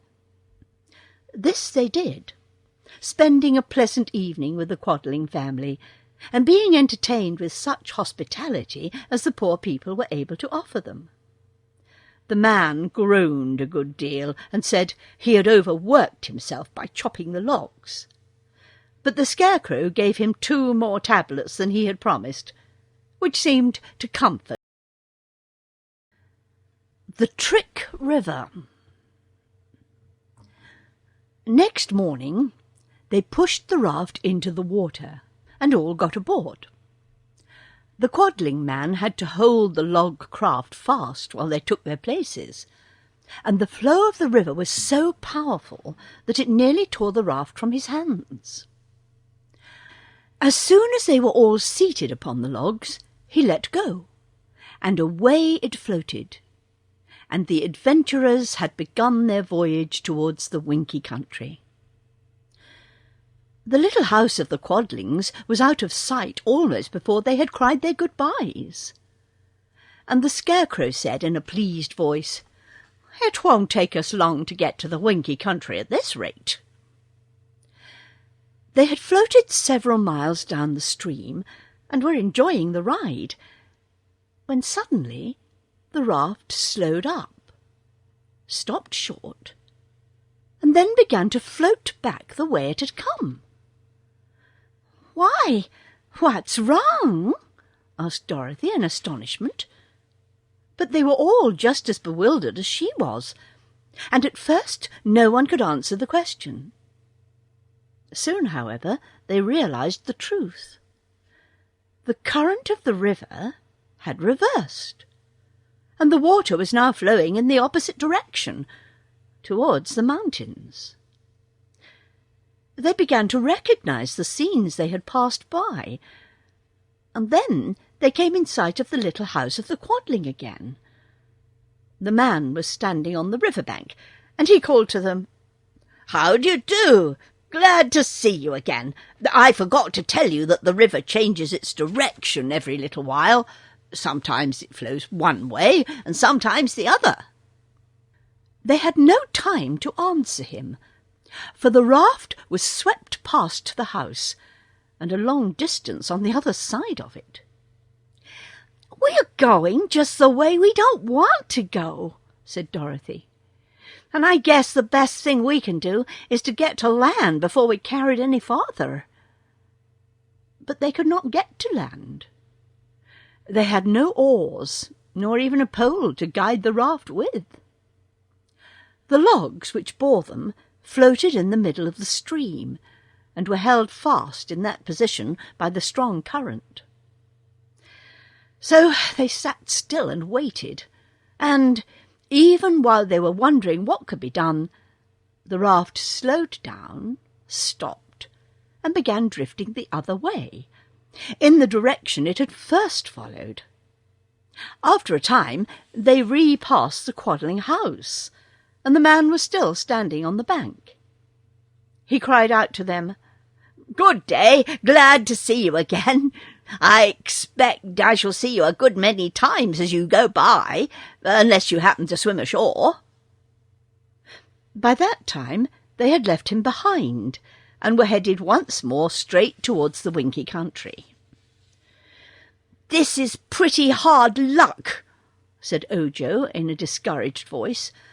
"The Trick River keeps changing, it seems, and here we must float back and forwards forever, unless we manage in some way to get ashore."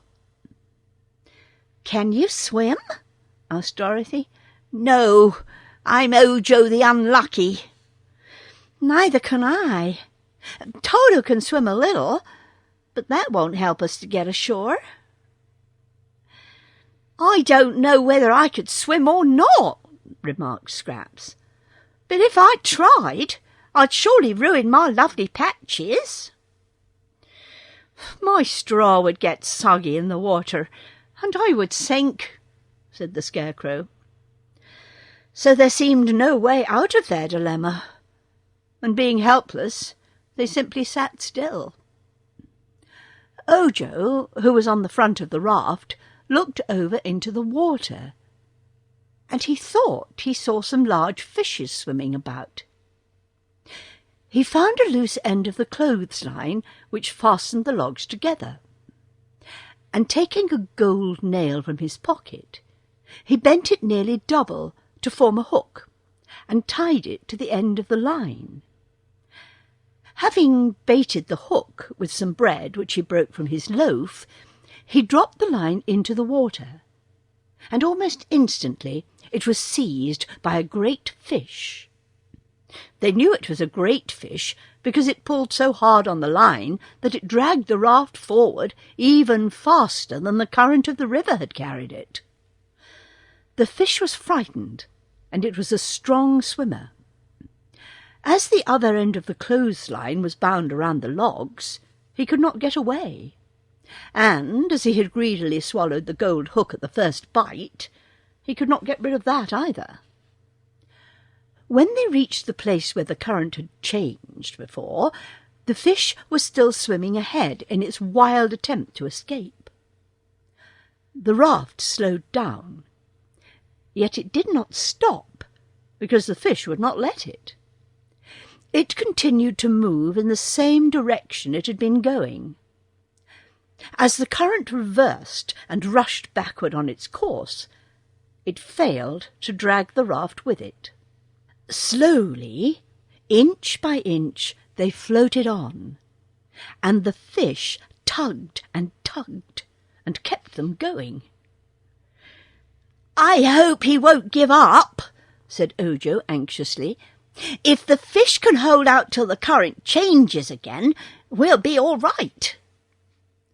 The fish did not give up, but held the raft bravely on its course, till at last the water in the river shifted again, and floated them the way they wanted to go. But now the captive fish found its strength failing. Seeking a refuge, it began to drag the raft towards the shore.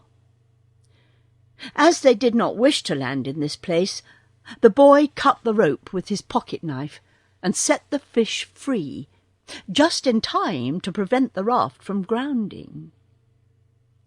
The next time the river backed up, the Scarecrow managed to seize the branch of a tree that overhung the water, and they assisted him to hold fast and prevent the raft from being carried backwards. While they waited here, Ojo spied a long broken branch lying upon the bank, so he leapt ashore and got it. When he stripped off the side shoots, he believed he could use the branch as a pole to guide the raft in case of emergency. They clung to the tree until they found the water flowing the right way, when they let go and permitted the raft to resume its voyage.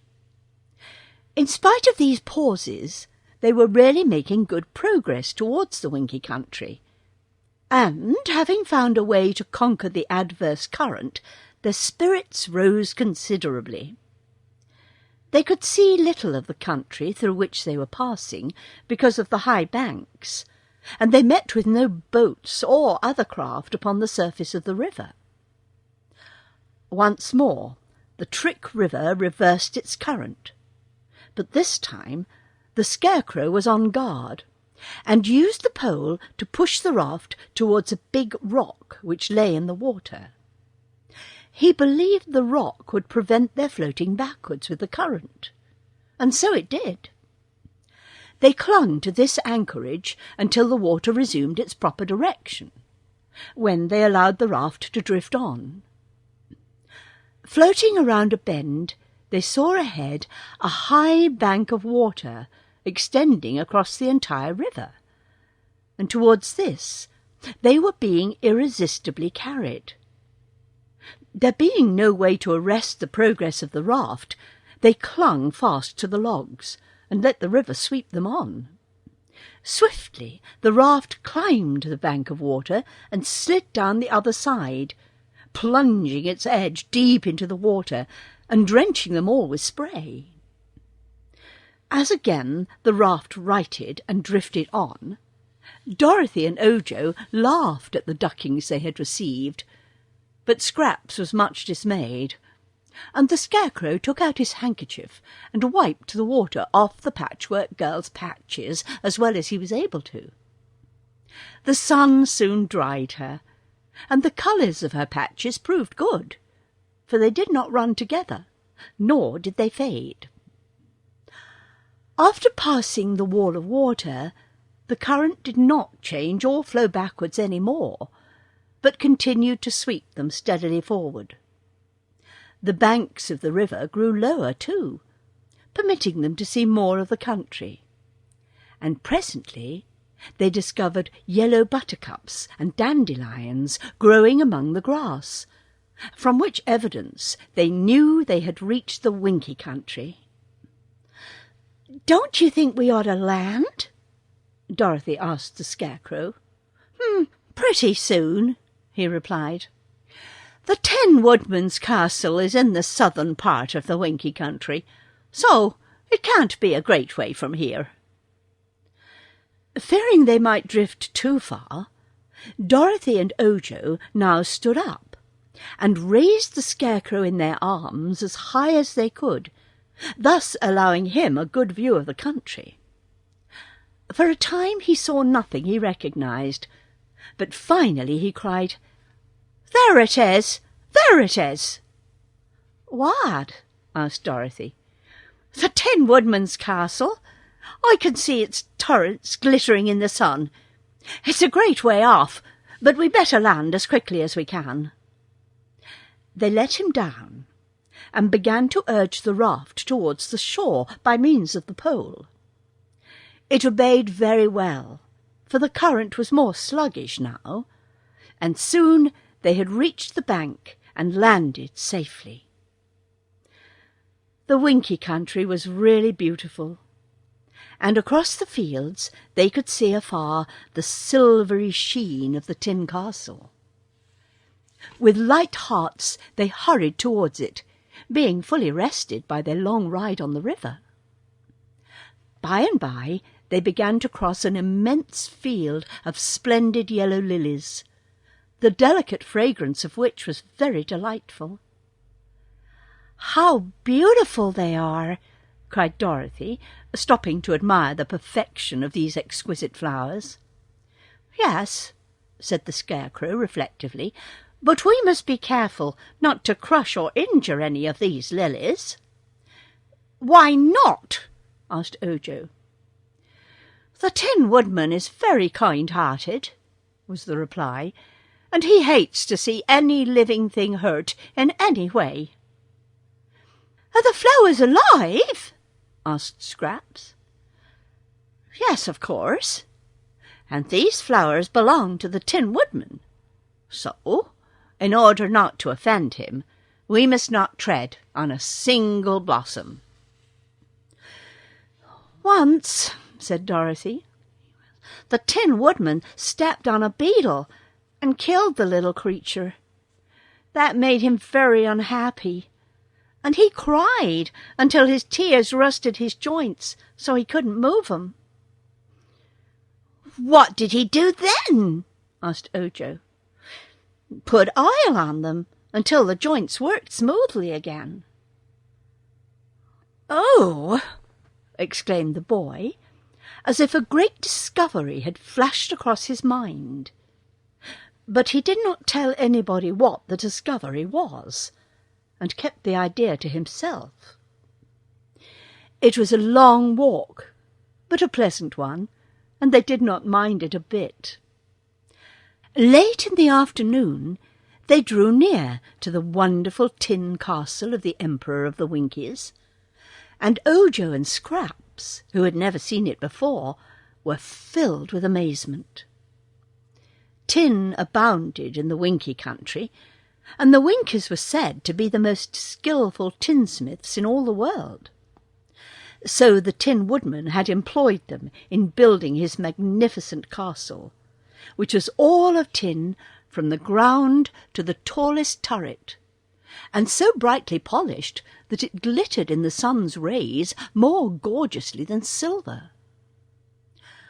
Around the grounds of the castle ran a tin wall with tin gates, but the gates stood wide open, because the Emperor had no enemies to disturb him. When they entered the spacious grounds, our travellers found more to admire. Tin fountains sent sprays of clear water far into the air, and there were many beds of tin flowers, all as perfectly formed as any natural flower might be. There were tin trees, too, and here and there shady bowers of tin, with tin benches and chairs to sit upon. Also, on the sides of the pathway leading up to the front door of the castle were rows of tin statuary, very cleverly executed. Among these, Ojo recognised statues of Dorothy, Toto, the Scarecrow, the Wizard, the Shaggy Man, Jack Pumpkinhead, and Ozma, all standing upon neat pedestals of tin.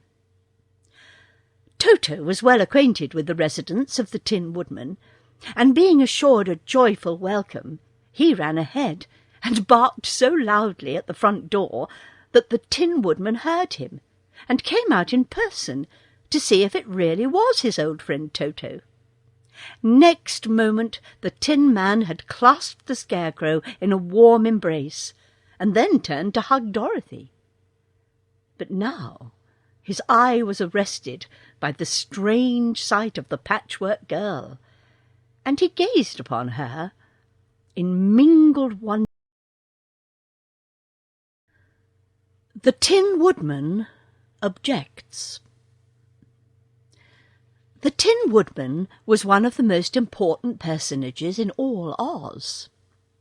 Though Emperor of the Winkies, he owed allegiance to Ozma, who ruled all the land, and the girl and the Tin Man were warm personal friends.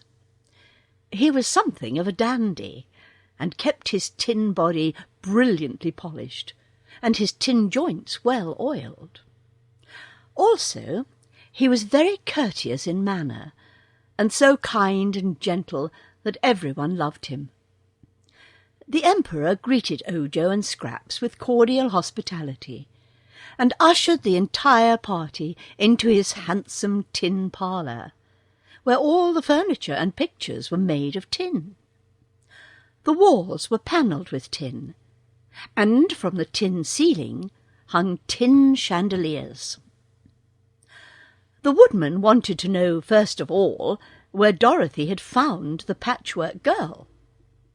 So between them the visitors told the story of how Scraps was made, as well as the accident to Margolette and Unc Nunkie, and how Ojo had set out upon a journey to procure the things needed for the crooked magician's magic charm. Then Dorothy told of their adventures in the Quadling country, and how at last they had succeeded in getting the water from a dark well. While the little girl was relating these adventures, the Tin Woodman sat in an easy chair, listening with intense interest, while the others sat grouped around him. Ojo, however, had kept his eyes fixed upon the body of the Tin Emperor, and now he noticed that under the joint of his left knee a tiny drop of oil was forming. He watched this drop of oil with a fast-beating heart, and feeling in his pocket, brought out a tiny vial of crystal, which he held secreted in his hand. Presently the Tin Woodman changed his position, and at once Ojo, to the astonishment of all, dropped to the floor and held his crystal vial under the Emperor's knee-joint. Just then the drop of oil fell, and the boy caught it in his bottle, and immediately corked it tight. Then, with a red face and embarrassed manner, he rose to confront the others. "What in the world were you doing?" asked the Tin Woodman. "I caught a drop of oil that fell from your knee-joint," confessed Ojo. "A drop of oil?" exclaimed the Tin Woodman. "Dear me, how careless my valet must have been in oiling me this morning. I'm afraid I shall have to scold the fellow, for I can't be dropping oil wherever I go." "Never mind," said Dorothy. "Ojo seems glad to have the oil for some reason." "Yes," declared the Munchkin boy, "I am glad, for one of the things the crooked magician sent me to get was a drop of oil from a live man's body. I had no idea at first that there was such a thing, but now it's safe in the little crystal vial." "You are very welcome to it indeed," said the Tin Woodman. "Have you now secured all the things you were in search of?" "Not quite all," answered Ojo. "There were 5 things I had to get, and I have found 4 of them. I have 3 hairs in the tip of Woozy's tail, a 6-leaved clover, a gill of water from a dark well, and a drop of oil from a live man's body. The last thing is the easiest of all to get, and I'm sure that my dear Unc Nunkie and good Margaret as well will soon be restored to life." The Munchkin boy said this with much pride and pleasure. "Good!" exclaimed the Tin Woodman. "I congratulate you. But what is the 5th and last thing you need in order to complete the magic charm?"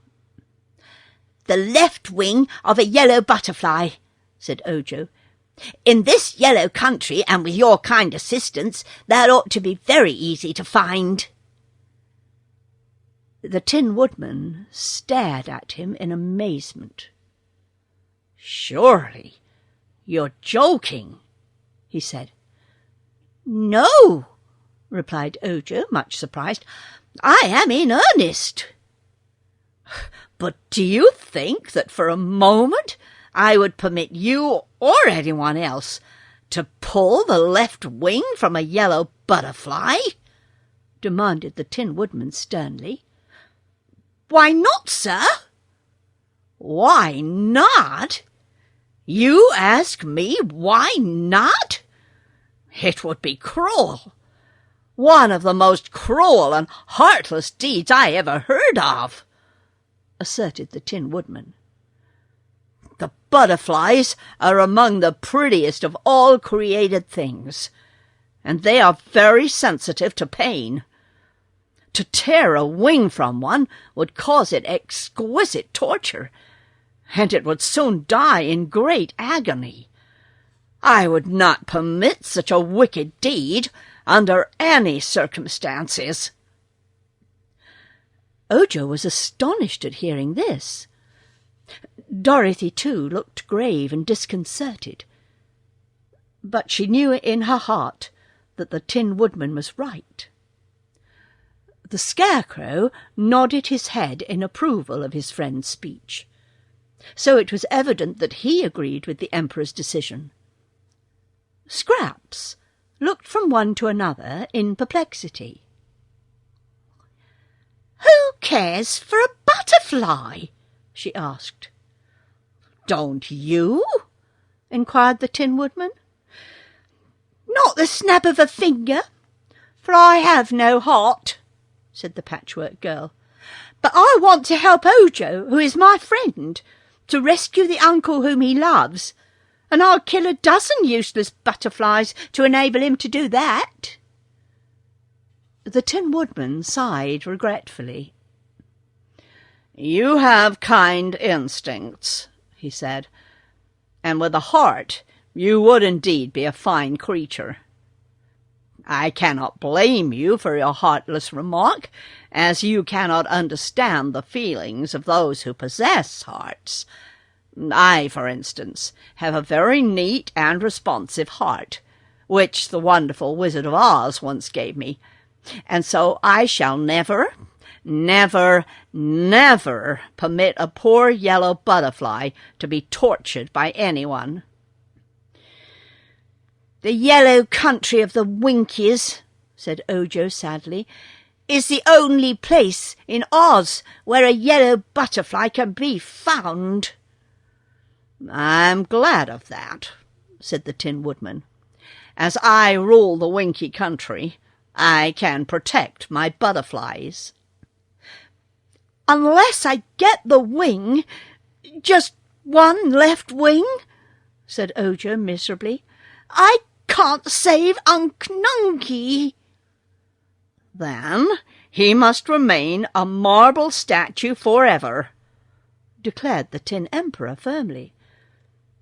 Ojo wiped his eyes for he could not hold back the tears. "I'll tell you what to do," said Scraps. "We'll take a whole yellow butterfly, alive and well, to the crooked magician, and let him pull the left wing off." "No, you won't," said the Tin Woodman. "You can't have one of my dear little butterflies to treat in that way." "Then what in the world shall we do?" asked Dorothy. They all became silent and thoughtful. No one spoke for a long time. Then the Tin Woodman suddenly roused himself and said, "We must all go back to the Emerald City and ask Ozma's advice. She's a wise little girl, our ruler, and she may find a way to help Ojo save his Unc Nunkie." So the following morning the party started on the journey to the Emerald City, which they reached in due time without any important adventure. It was a sad journey for Ojo, for without the wing of the yellow butterfly he saw no way to save Unc Nunkie, unless he waited 6 years for the crooked magician to make a new lot of the powder of life. The boy was utterly discouraged, and as he walked along he groaned aloud. "Is anything hurting you?" inquired the Tin Woodman in a kindly tone, for the Emperor was with the party. "I'm Ojo the Unlucky," replied the boy. "I might have known I would fail in anything I tried to do." "Why are you Ojo the Unlucky?" asked the Tin Man. "Because I was born on a Friday." "Friday is not unlucky," declared the Emperor. "It's just one of 7 days.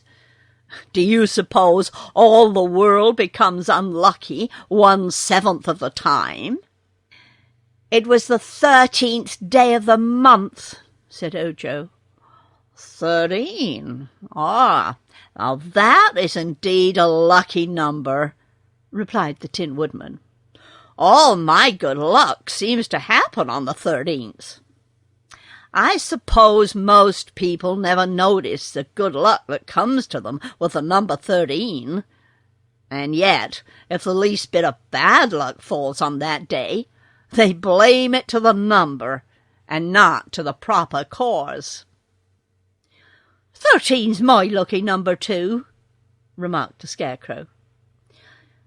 "And mine," said Scraps. "I've just 13 patches on my head." "But," continued Ojo, "I'm left-handed." "Many of our greatest men are that way," asserted the Emperor. "To be left-handed is usually to be two-handed. The right-handed people are usually one-handed." "And I've a wart under my right arm," said Ojo. "How lucky!" cried the Tin Woodman. "If it were on the end of your nose it might be unlucky, but under your arm it is luckily out of the way." "For all those reasons," said the Munchkin boy, "I've been called Ojo the Unlucky." "Then we must turn over a new leaf and call you henceforth Ojo the Lucky," declared the Tin Man. "Every reason you have given is absurd. But I have noticed that those who continually dread ill luck and fear it will overtake them have no time to take advantage of any good fortune that comes their way. Make up your mind to be Ojo the Lucky." "How can I?" asked the boy, "when all my attempts to save my dear uncle have failed?" "Never give up, Ojo," advised Dorothy. "No one ever knows what's going to happen next." Ojo did not reply, but he was so dejected that even their arrival at the Emerald City failed to interest him. The people joyfully cheered at the appearance of the Tin Woodman, the Scarecrow, and Dorothy, who were all 3 general favourites. And on entering the royal palace, word came to them from Ozma that she would at once grant them an audience. Dorothy told the girl ruler how successfully they had been in their quest until they came to the item of the yellow butterfly, which the Tin Woodman positively refused to sacrifice to the magic potion. "He is quite right," said Ozma, who did not seem a bit surprised.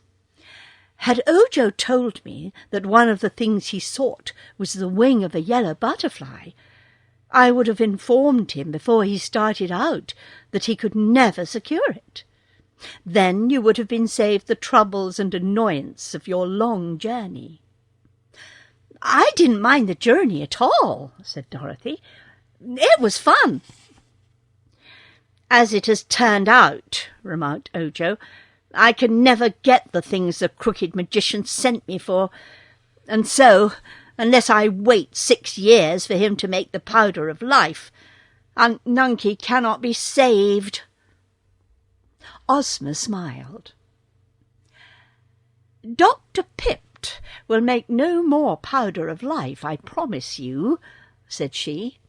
"I have sent for him and had him brought to this palace, where he now is, and his 4 kettles have been destroyed and his book of recipes burnt up. I have also had brought here the marble statues of your uncle and of Margolotte, which are standing in the next room." They were all greatly astonished at this announcement. "Oh, let me see Unc Nunkie! Let me see him at once, please!" cried Ojo eagerly. "Wait a moment," replied Ozma, "for I have something more to say. Nothing that happens in the land of Oz escapes the notice of our wise sorceress, Glinda the Good. She knew all about the magic-making of Dr. Pipt, and how he had brought the glass cat and the Patchwork Girl to life, and the accident to Unc Nunkie and Margolotte, and of Ojo's quest and his journey with Dorothy. Glinda also knew that Ojo would fail to find all the things he sought. So she sent for our wizard and instructed him what to do. Something is going to happen in this palace presently, and that something will, I am sure, please you all. And now," continued the girl ruler, rising from her chair, "you may follow me." The Wonderful Wizard of Oz. When Ojo entered the room, he ran quickly to the statue of Unc Nunkie and kissed the marble face affectionately. I did my best, Unc," he said with a sob, "but it was no use." Then he drew back and looked around the room, and the sight of the assembled company quite amazed him. Aside from the marble statues of Unc Nunkie and Margolotte, the glass cat was there, curled up on a rug, and the Woozy was there, sitting on its square hind legs and looking on at the scene with solemn interest. And there was the Shaggy Man, in a suit of shaggy pea-green satin, and at a table sat the little wizard, looking quite important, and as if he knew much more than he cared to tell. Last of all, Dr. Pipt was there, and the crooked magician sat humped up in a chair, seeming very dejected, but keeping his eyes fixed on the lifeless form of his wife Margolotte, whom he fondly loved, but whom he now feared was lost to him for ever. Ozma took a chair, which Jellia-Jam wheeled forward for the ruler, and back of her stood the Scarecrow, the Tin Woodman, and Dorothy, as well as the cowardly lion and the hungry tiger. The wizard now arose and made a low bow to Ozma, and another less low to the assembled company. "Ladies and gentlemen and beasts," he said, "I beg to announce that our gracious ruler has permitted me to obey the commands of the great sorceress Glinda the Good, whose humble assistant I am proud to be. We have discovered that the crooked magician has been indulging in his magical arts contrary to the law, and therefore, by royal edict, I hereby deprive him of all power to work magic in the future.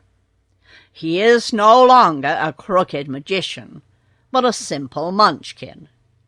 He is no longer even crooked, but a man, like other men." As he pronounced these words, the wizard waved his hand towards Dr. Pipt, and instantly every crooked limb straightened out and became perfect. The former magician, with a cry of joy, sprang to his feet, looked at himself in wonder, and then fell back in his chair and watched the wizard with fascinated interest. "The glass cat, which Dr. Pipt lawlessly made," continued the wizard, "is a pretty cat, but its pink brains made it so conceited it was a disagreeable companion to everyone. So, the other day, I took away the pink brains and replaced them with transparent ones. And now the glass cat is so modest and well-behaved that Ozma has decided to keep her in the palace as a pet." "I thank you," said the cat in a soft voice.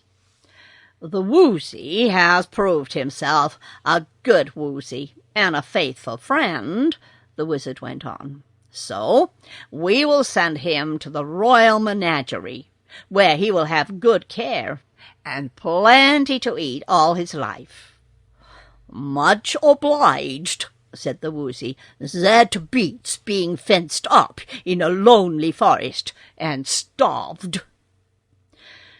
"As for the Patchwork Girl," resumed the wizard, "she is so remarkable in appearance, and so clever and good-tempered, that our gracious ruler intends to preserve her carefully, as one of the curiosities of the curious land of Oz.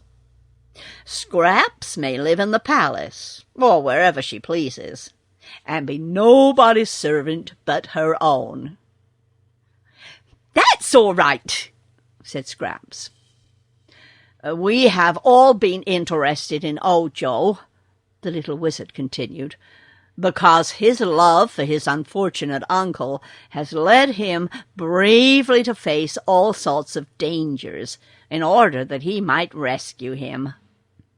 The Munchkin boy has a loyal and generous heart, and has done his best to restore his Unc Nunkie to life.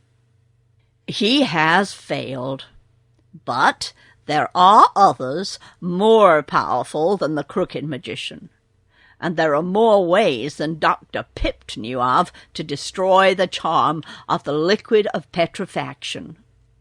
Glinda the Good has told me one of the ways, and you shall now learn how great is the knowledge and power of our perilous sorceress." As he said this, the wizard advanced to the statue of Margolot and made a magic pass, at the same time muttering a magic word that none could hear distinctly. At once the woman moved, turned her head wonderingly this way and that, to note all who stood before her, and seeing Dr. Pipt, ran forward and threw herself into her husband's outstretched arms. Then the wizard made the magic pass and spoke the magic word before the statue of Unc Nunkie. The old Munchkin immediately came to life, and with a low bow to the wizard said, "Thanks." But now Ojo rushed up and threw his arms joyfully about his uncle, and the old man hugged his little nephew tenderly and stroked his hair and wiped away the boy's tears with a handkerchief, for Ojo was crying from pure happiness. Ozma came forward to congratulate them. "I have given to you, my dear Ojo, and Unc Nunkie, a nice house just outside the walls of the Emerald City," she said, "and there you shall make your future home and be under my protection." "Didn't I say you were Ojo the Lucky?" asked the Tin Woodman, as everyone crowded around to shake Ojo's hands. "Yes, and it is true," replied Ojo gratefully. The end. Επιμέλεια Γιώργος Πιτροπογιαννάκης.